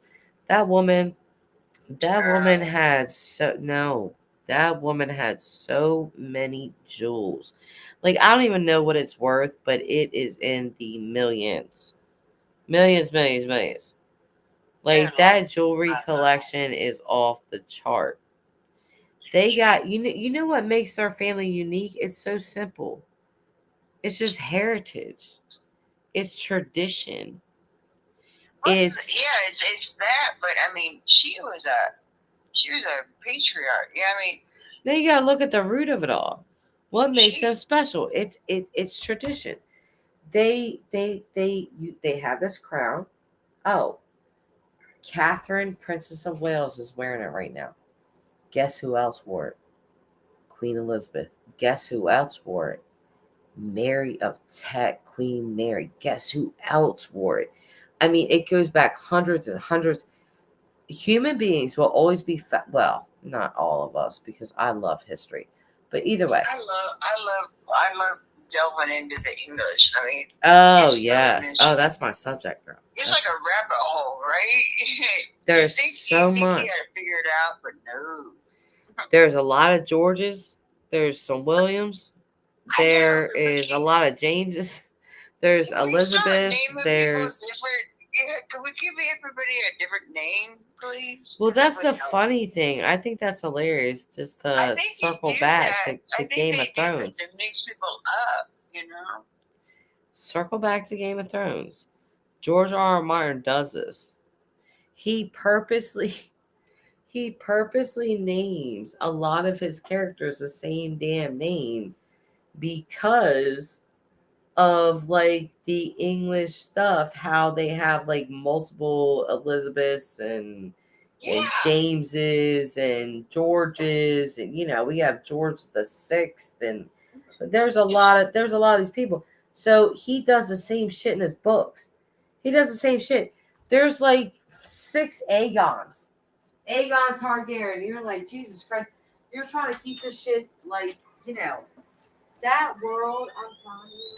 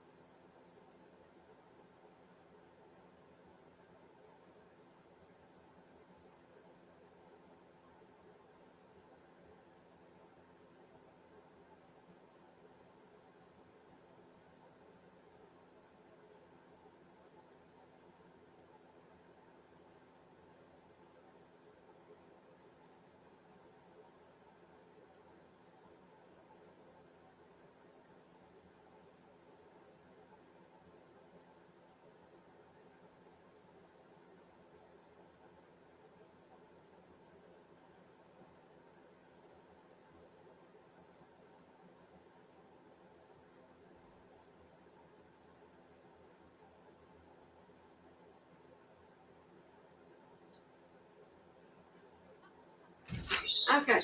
So I just realized that while I went to the bathroom, not that you guys probably didn't hear a damn bit of this conversation. So I just went to the bathroom with Charlotte, and I returned the toilet favor. For those of you that were here for that, oh my God, I'm getting texts from Tyler. I did not. Now we're gonna have to show the text from Tyler. Hold on. Oh, he's I mad. did not hear the flush. So I Can you just go got back? a come on, babe, WTF. Come on, babe, WTF. You know what that means? That's another form of are you serious? Are you serious? And listen, so I got 2 you seriouses. He came out here. Are you coming to bed? The sun is coming out. Sun's been up. And now I'm getting texts. Come on, babe. WTF. Okay. I don't know. I mean, why can't babe? I know you're watching. Tyler is definitely one of the 5 people watching right now. Babe, I know you're watching and I love you. But why can't I just have this happy ass day? I worked my ass off last night. You know I did. So can I just cut it out with my little 5 people that are watching? Can I just chill? Like, we have a whole day. We're going to eat. We're going to sleep. We're going to love. Oh, Whoa. well, Allie put it in the chat, so I had to do it. Don't hate us, yeah, don't hate us, Tyler. Ain't nobody gonna hate it. I'll give you some rocks. I'll give you more rocks than one. Well, you keep offering me rocks. I said I want opposites. You said, you know what? I don't even know if I have that, and I don't know if they're real. You know my rocks are real? That's what you said. What did you say? I got real But I what said it, I was going to give him some rocks if he just calms down. well, no, I just want verification of the rocks. Well, how Charlotte. am I gonna- What do you mean? I don't know. Like I'm telling you, there's got to be an app. You know what? I'm gonna look it up right now. Okay? So crystal or rocks? Crystal identifier. Boom. Look at that rock identifier. Stone ID. Look at that. Holy shit. Yep, that's all you got to put in. All right, Crystal. well, how about you look up the Lost Cause Mine in Asheboro, North Carolina. Lost Cause Mine. That was in 18 something. Lost Cause Mine. Oops. I said no. North Carolina. Okay, here we go. I mean, it's already on the damn Google. I got people showing up. Okay, this feels like a whole damn history. Damn. I know, right? Oh, look at that quartz. That's a We didn't weird. know about the damn place. No, what? Okay, I'm confused. What kind of quartz is that? They did it back in the 1800s. It was That's a weird looking quartz. it was for military. It was for watches. There's been gold found on it. Then there's pyrite. There's what's the black shit? Obsidian, which I asked for obsidian. You were like, I don't know if I have that. Oh, the black crap? Yeah, I got black crap. Not black crap keeps black like negative energy away. Dark Listen, energy. it's rocks. Okay, listen, I got different colored rocks. I just know what they mean. Okay. Listen, don't get me started, okay? You're already started. I started you 2 hours ago. Charlotte. The really dark green stuff has really paid off. The really we Told take you. all the stuff that looks like gold, we take that in half of it, well, no. More than half of it is crap. Yeah, because I'm looking at the quartz. Pyrite. I have quartz. Like I have really like crystal looking quartz. And I've had it like put into points. And then I'm looking at the like pinkish looking quartz, and I have that as well. But It's like called this rose quartz. Okay. Yes, I have that. yes, rose quartz. But this have is a lot like of really amethyst. broken. You know, like it's not fully formed. Or Yeah. that's what it looks like, unless it's a different kind, because I have Well, both of these stones, like more than one, but they don't look like this. Yeah, it's tricky to catch the points without breaking them. You know what I'm saying? Because most people dig for them. A lot of our points just erupt from the ground because we don't do anything with our ground. But we have a lot of crystal clusters because we have tried to make a garden. So we've, you know what I'm saying, we've cut into the bedrock of the crystal. But Yeah, you should we can't set do a damn thing. my emails in my about section. Send me some pictures, because once you email me, I want some rocks. no, I want to send you a picture of my big old amethyst that I have. I'll send you a picture of my big old amethyst. Yeah. Show me what you got, I'll show you what I got. Yeah, let's have a pissing contest. And let's whip it out. Whip it out, Charlotte. I got a double tower. Beat that. Wow. I don't want to. I'm not. If you can whip out two at one time, you got me, boo. You do got me, because I don't have any tower. I have an enclave. I have a flower that stays closed until it's ready to boom. Blue. I've got. Blue, my boy. I've got a 6-inch double tower. Oh my goodness. Yeah. That's scary.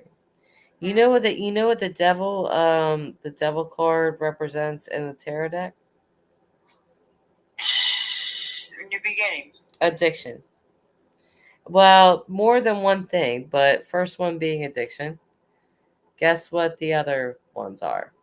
Did you just pull my card? I mean, No. Are No. you talking to me? Yeah. Yeah. I didn't pull your card though. I'm No, an just alcoholic. I addiction. didn't know this was an AA meeting, but there's that. Yes, you did. You said that weirdly early on the stream. Oh my god. I didn't know I was in a therapy session. Surprise, bitch. Surprise. We just be creeping up on you like, oh, you have mental health issues too? Surprise. We're here. Yeah. Did I We're- join a therapy group? You- didn't know. You didn't even know. You didn't even know. And you know what? Your My name tith is is Charlotte. your I'm an alcoholic. your tith is due on Sunday. So I'm just saying, that's how we work around here. Tith is due on Sundays, and then also on Hump Day, Free Day Wednesdays, if you are so inclined. But it would really help out the tarot card reading. No, I'm joking. But I need to get a calendar now. I'm joking. I am totally joking. No, I just and now I got my cards out. I really do have my cards out. Now I actually do want to pull your cards just to do it. Because why not? Charlotte, you're so wild.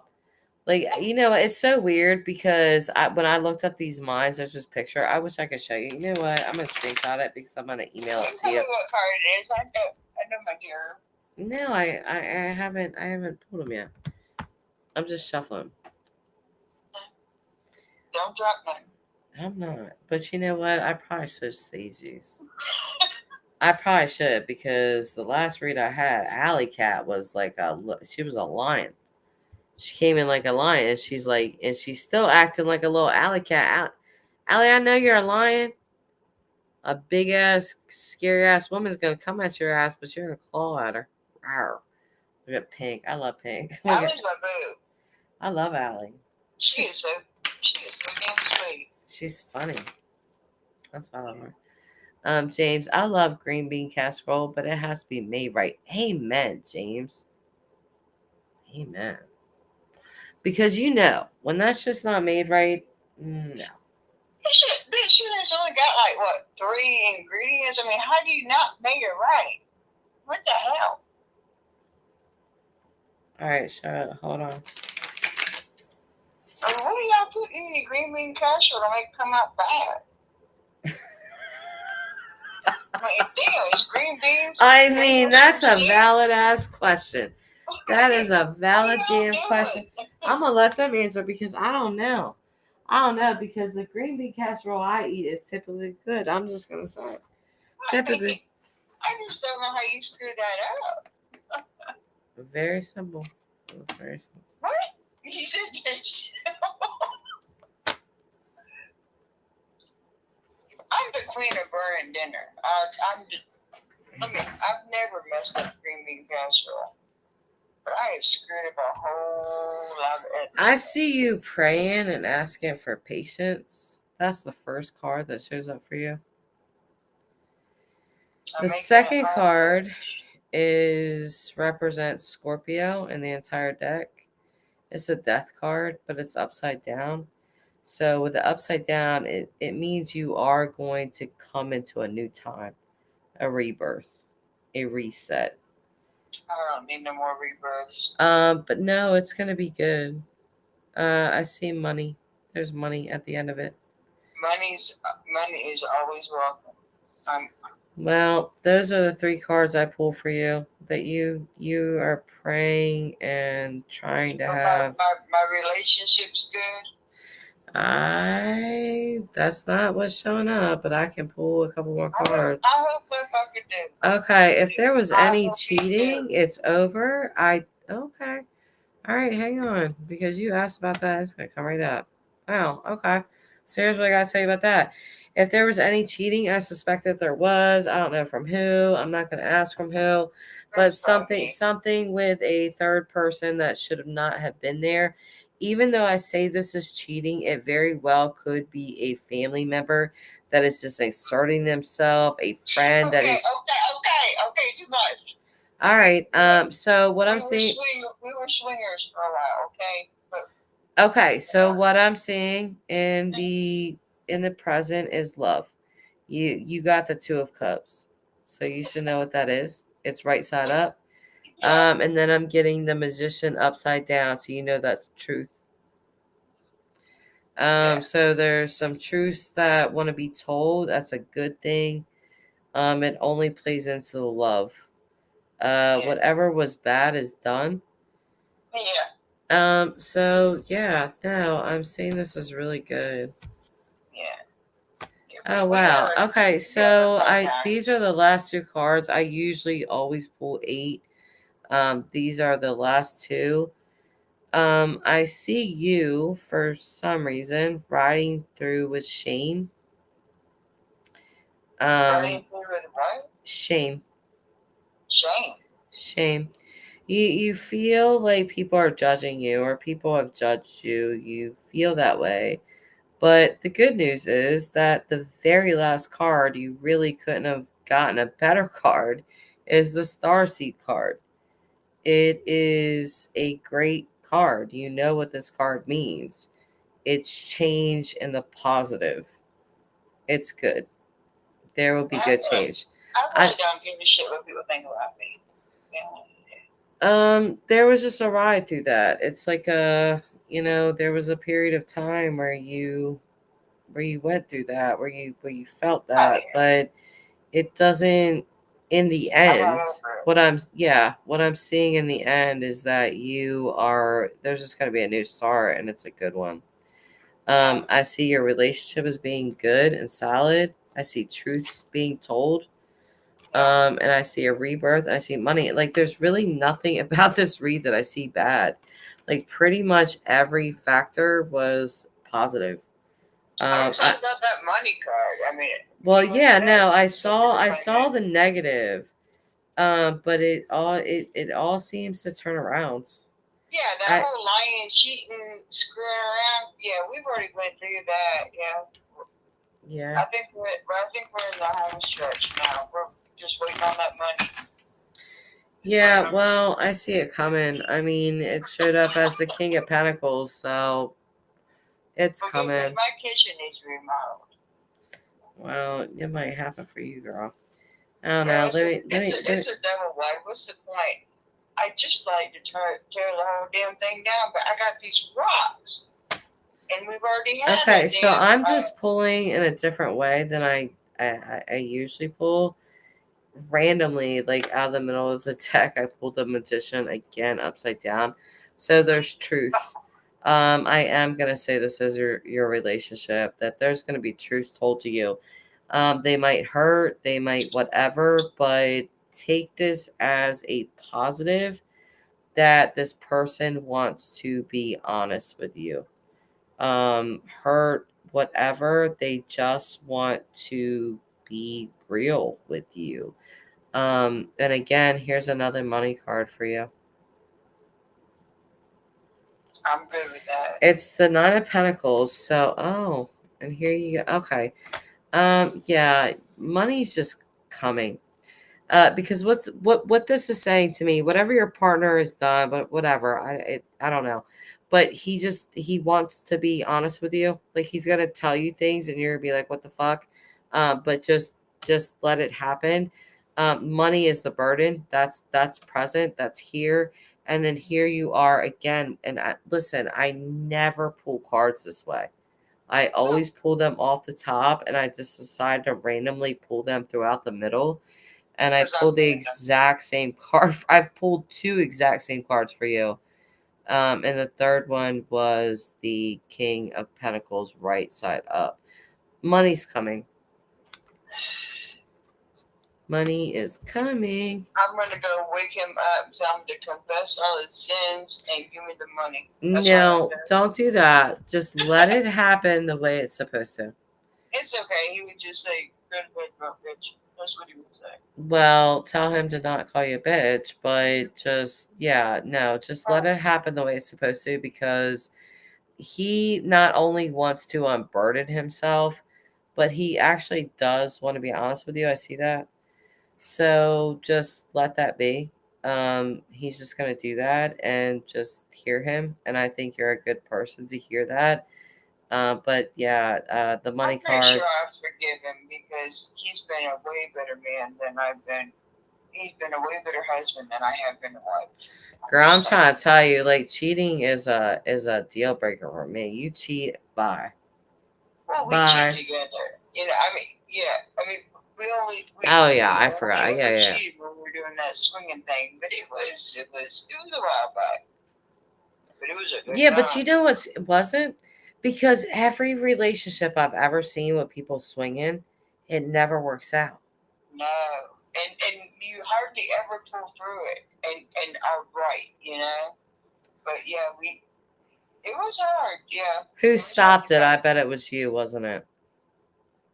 Right? Who stopped it? Like, who was like, okay, enough? I couldn't hear that shit. I was like, I've Yeah, had enough of that. yeah. He was And- just getting. I mean, you know. Yeah, because, He was just walking around with that thing poking out all the time. I was like, you know, I don't know who you think you are, what time it is. Yeah, can you put your penis away, please? You're costing Can the you world. stop? Yeah, that's inappropriate. Everybody's getting horse blinders around town. I believe it's because of you. You know, you motherfucker, like, you know, you can't do this shit. You can't do this shit, Charlotte. He blames me. He says, you know. Oh, of course he does.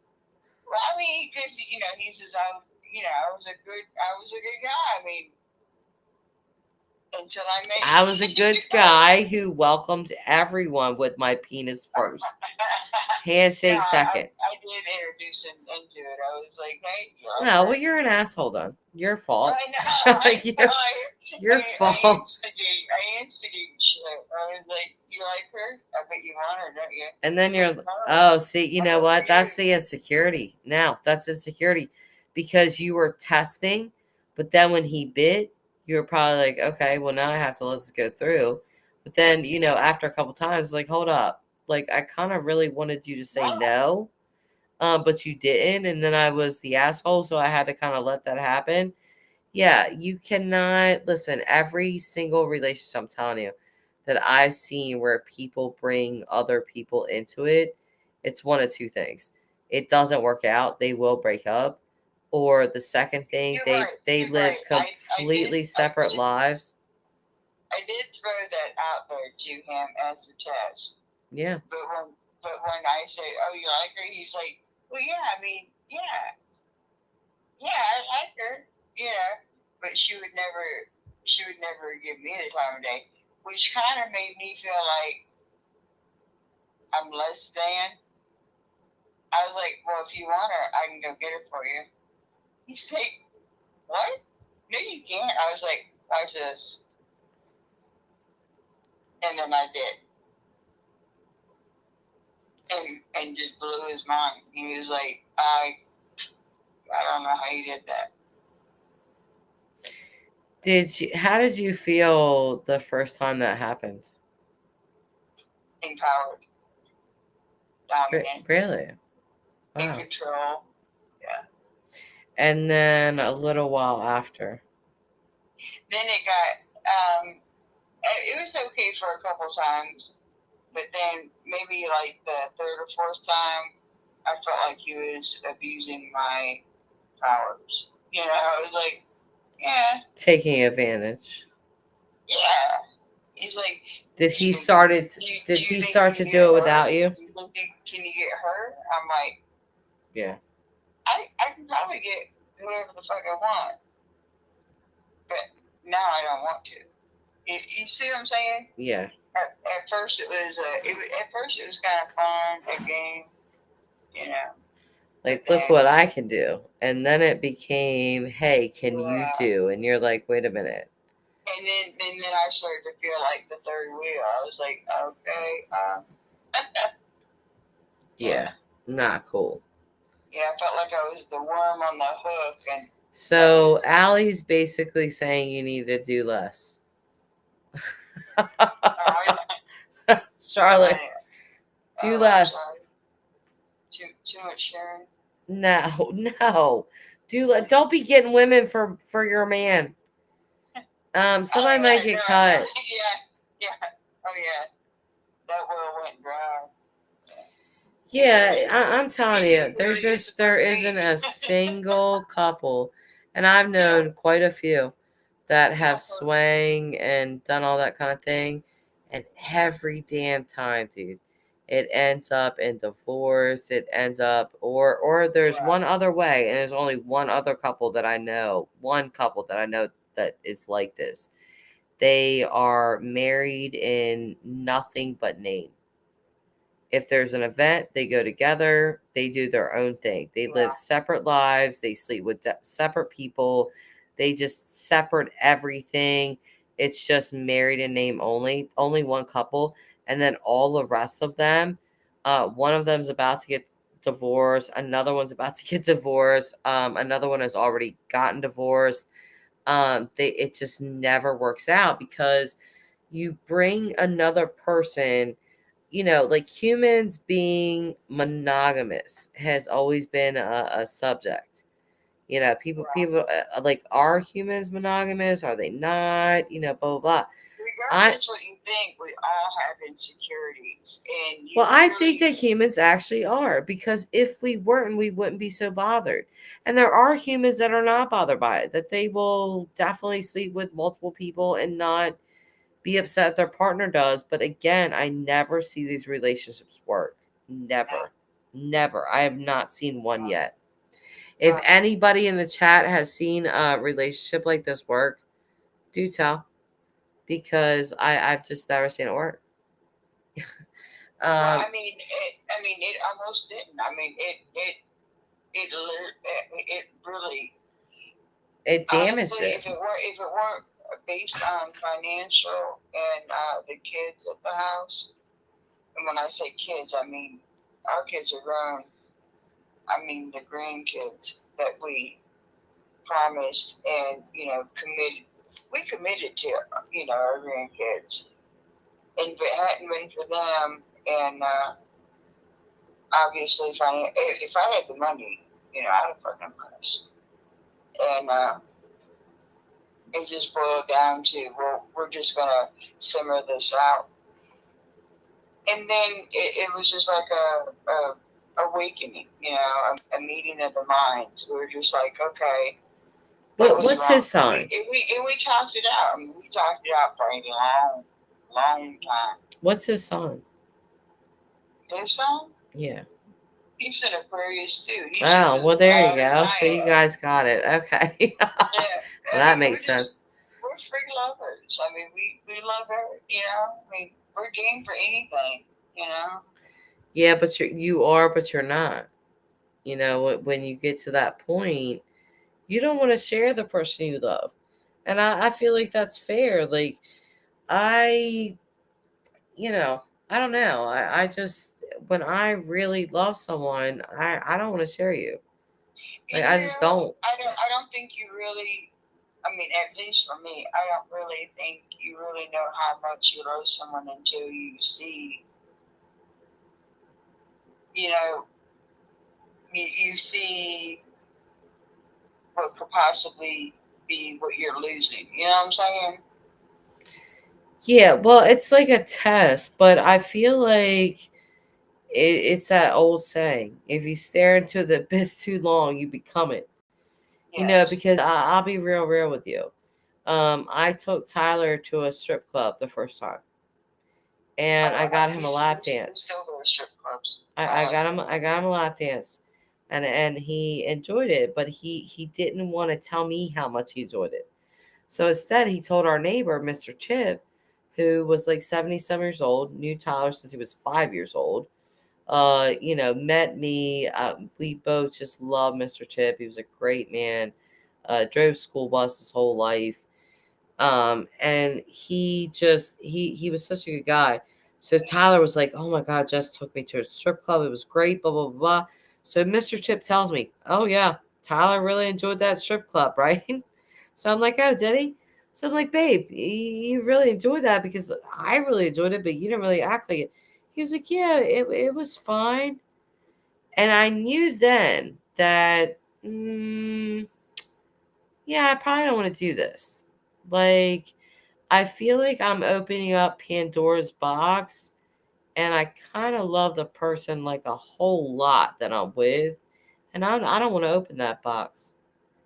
And so I never did, and no matter how many guys or whatever come at me and say the most ridiculous shit ever, Tyler he just looks at him and glares and does his whole thing. But yeah, I like that we have never brought another person into that space with us, because it's remains untouched, and just that it's special between us. If I could go back and if I could evaluate what I was thinking, it was new in our relationship. Yeah, I get it. And just like you said, I was testing him. Yeah. You know what I'm saying? Yeah. And then, I'm not judging you, just so you know. Yeah, but then when he said, I could never get someone like her, I took it as an insult, Yeah, like, am I not enough? Like, what do you mean? Right. What do you mean, like her? I am her. That I ain't got. Look, I can get whatever she's got. You want to see? Watch this. Watch this. You're going to need to be buying the next round of several drinks, but trust me, we got this, boo. Yeah, I don't know. I mean, the stripper was fun because in Delaware they don't get naked. We don't have naked here. Oh, we get naked. No, we don't. They don't get naked. Nipples have to be covered, vagina area, yada yada. So they don't get naked here. But I know that he liked it, and I saw the potential of what badly could happen. Yep. And I posed the question to him: what if it were you and I and another guy? And his immediate reaction was no. Just like a disgusted no. Like, what? Exactly. So that told me all I need to know. If that's like that for you, it's the same on the other side, babe. Yeah. But I will say that Tyler, I think that Tyler's very handsome. I may be partial. I probably am, but I think Tyler's very handsome. But he's just not a promiscuous person. No. Here's Daryl. Yeah. Women come on to him and things, and he's just oblivious. He's just like, oh, like yes, I'll take a cherry Coke. And I'm like, what, Archie? What is wrong with you? I feel like Veronica sometimes, but he just, I don't know. That's just the way he is. So, I don't know. I appreciate that about him, I guess.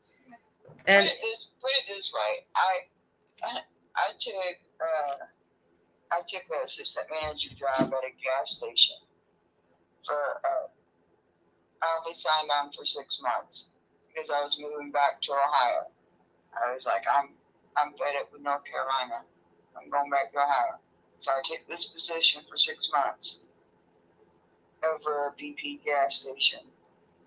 And Daryl walked in.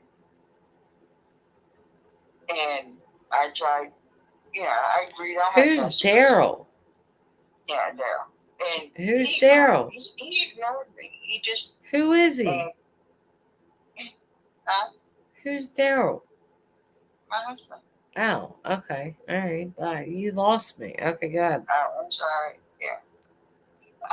Daryl. So he walked in, day after day, same time, every morning before work. He'd come in after work. I tried to talk to him each and every time. He just didn't have, he didn't have anything to do with me, So finally I said, what's it going to take to get you to ask me out on a date? He's like, I didn't know you wanted a date. Hello. But Like- then he turned me down. What is wrong with this man? I know, so I started stalking him. I mean, He's got to be a Virgo. He's got to be a Virgo. Tell me he's a no, Virgo. he's Aquarius. He's Oh, Aquarius. jeez. Oh, yes. You eccentric fucks. Of course. He's just, I didn't know you wanted to date. Now I'm going to turn you down. Are you serious? yeah, so I had to stalk him. Yeah, I'd be like, I would have had to been like, excuse me. No, you're not going to do that to me. I mean, I was literally like one paycheck away from paying him. You know, I'm like, look, I'm going to Ohio. I need some of that. I want some of that. I'm going to have some of that before I leave. Damn, you almost paid for it. I Charlotte. know. Char. I know. He's bad. Never I mean, pay for the peen. Please. Please. I'm not about it, though. We're entering our Arlie's. Oh, grrr. But when I put that on him, he couldn't get Ajax to take it off. You know what I'm saying? He was like, damn. You put the good stuff on me. You know what I mean? You're funny. You are so And funny. I'm not in Ohio, and that's why I'm still here. So stalking does. Sometimes stalking does. Sometimes it works. Tyler stalked me. See, you don't even know that. Tyler stalked me. I'm not promoting stalking, but Tyler legitimately stalked me. Blue Gold, hi, love. And she came in with Peen. She came in strong with Peen. Blue Gold, for the love of God, I've seen you in ages. You coming with Peen. I haven't seen this woman in 2 months. She comes in with Peen. What is wrong with you? Alley Cat. No, just use your Cardi B. I am. You, Bill. Why do you always, Blue, you always catch like the end of my damn live stream. This has been a good ass live stream. It's been long as hell. But I love this live stream. I'm going to leave it up. I don't see why there's any reason not to leave it up. It's just a good live stream. I probably shared way too much. Why? We're just being humans. Like, nobody even knows who you are. Who cares? Like, what were you doing wrong? Being a human? Oh, you're bad. Yeah, but I told him I might stuck on my husband. Ooh. I guess I should tell my grandkids. I'll be right back. What state did you say you were in again? Ohio? Okay. I'm going to call the OFBI. The OFBI. What are they called there? What's the FBI called in Ohio? The OFI? Ohio Federal Investigation. No, the OFBI. What else are they called? Honey, those records are sealed. I sealed those records. What's records? For Christ's sake, Charlotte, what records have you had that need to be sealed? I grew up in Ohio. I got a lot of shit that got sealed. Really? Yeah, I've had some sealed here in North Carolina. You haven't killed anybody. Have you killed anybody? No. Never. Okay. You haven't molested any children.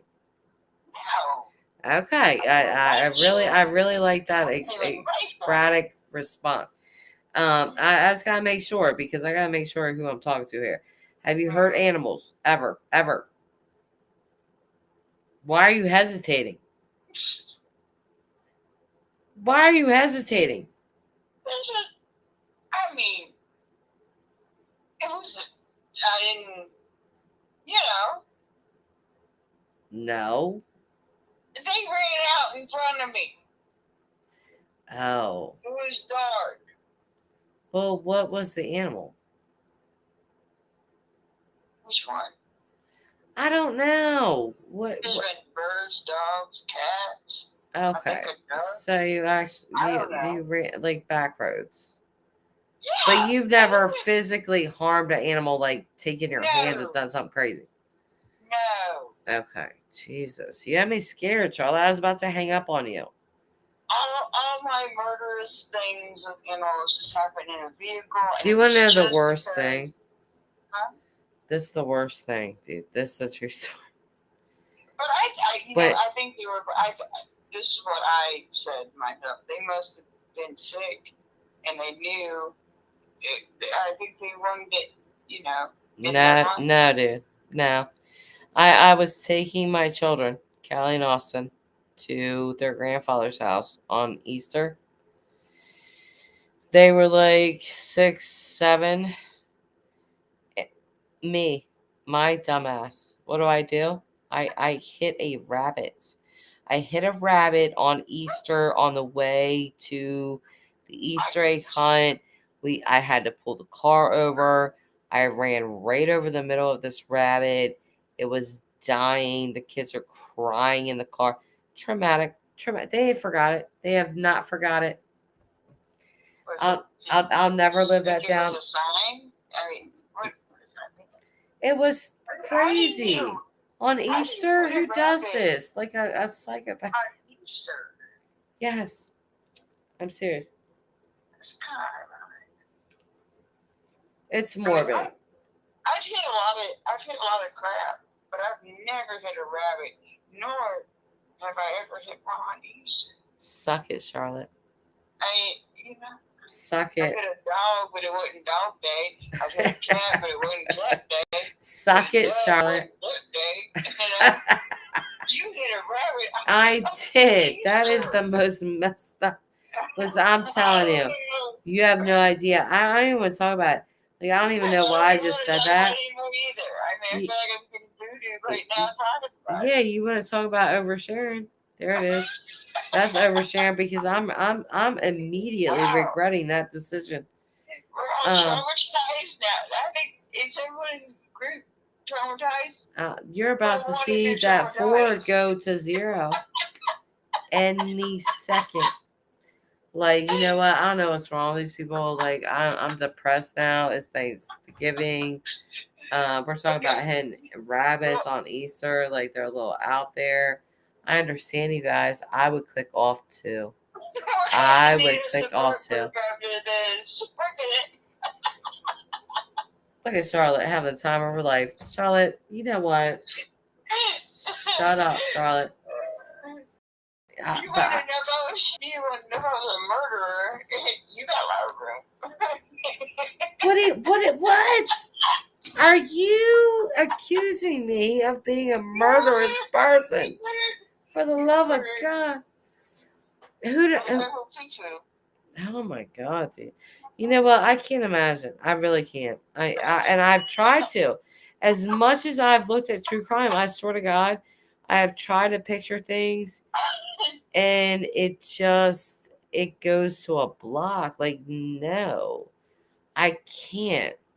Like, I'm going to tell you, there is one person on this planet, I'm not going to name this person, but that I hate it with a passion, the utmost. And I picture some shit. But when it got to that point, I just could not picture that point. So I don't know. Even with my PTSD, I just know. Like literally taking a person's life. Dude, that's permanent. That is forever. That's forever. I think I could do it though. Really? Charlie, you should be speaking to us on this live stream, I'm telling you. I know, is this call being recorded? Probably. I don't even know. Probably. I don't know. I mean, after all the shit I've been through, probably. So you're over here talking crazy, and I'm telling you, if the FBI comes knocking at your door, I didn't fucking call them. You told them. You told them that's what happened. I didn't call nobody. Don't come for me. Listen, the one person that I wouldn't mind doing away with, I don't think the Popo would mind. I think they want her gone too. You know what's sad about that though? She's a piece of crap. She really is. No, but I'm gonna tell you something. Tyler had a friend named Tyler who was a heroin addict. It was so bad that he had like a hole, like a sore in his neck, because that's where he liked to shoot up. And he would run from his neighborhood to our neighborhood and stand at my bedroom window. And he would bang on the side of my house. And I would open up the window and look down and be like, Tyler, what are you doing here? Don't see nothing. The cops are coming. But I'm going to tell you, okay, he had a young daughter. He was 22. He had a young daughter, and then his girlfriend was pregnant. Same person. She was with him until the day he died. She still hasn't moved on, actually.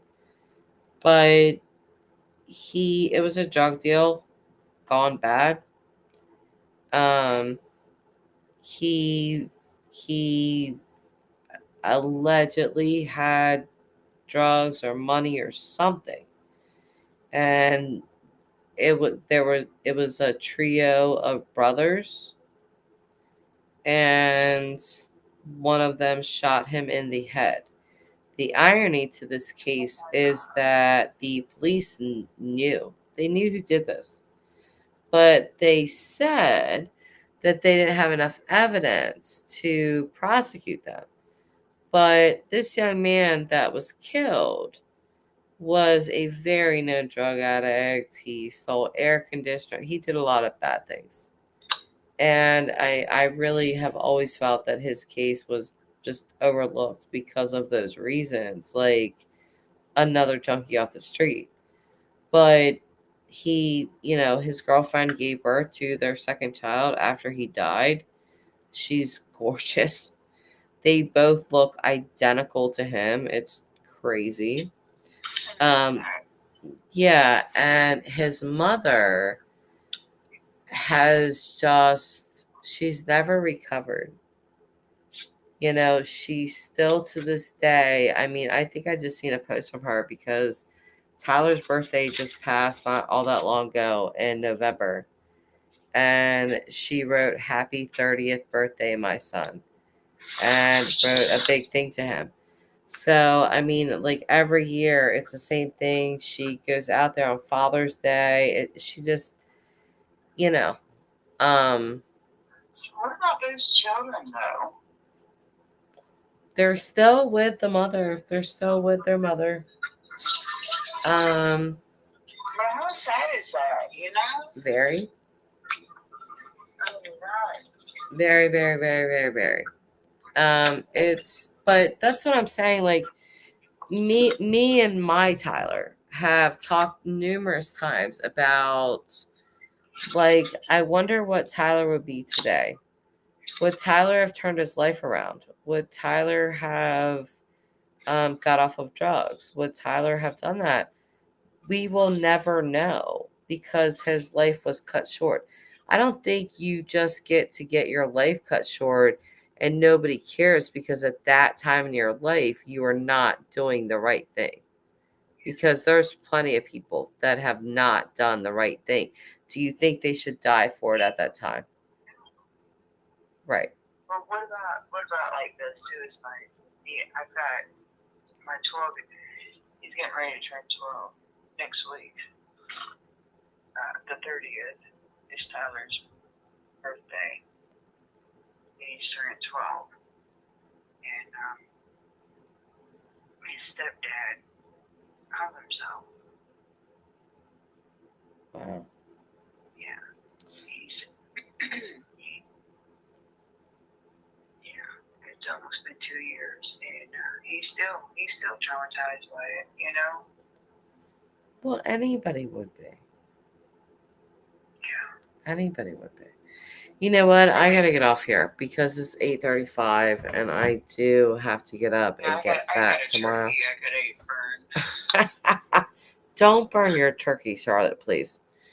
Happy Thanksgiving, guys. Thank you guys all for being in here. Everybody, and reach out, tell your loved ones you love them, please. Yes. Check in. Concur. So, okay. Happy Friendsgiving. Charlotte, thank you for being here with me. I love you. I love talking to you. I love you. I love you all. All right. We will see you guys next time. Bye, guys. Bye-bye.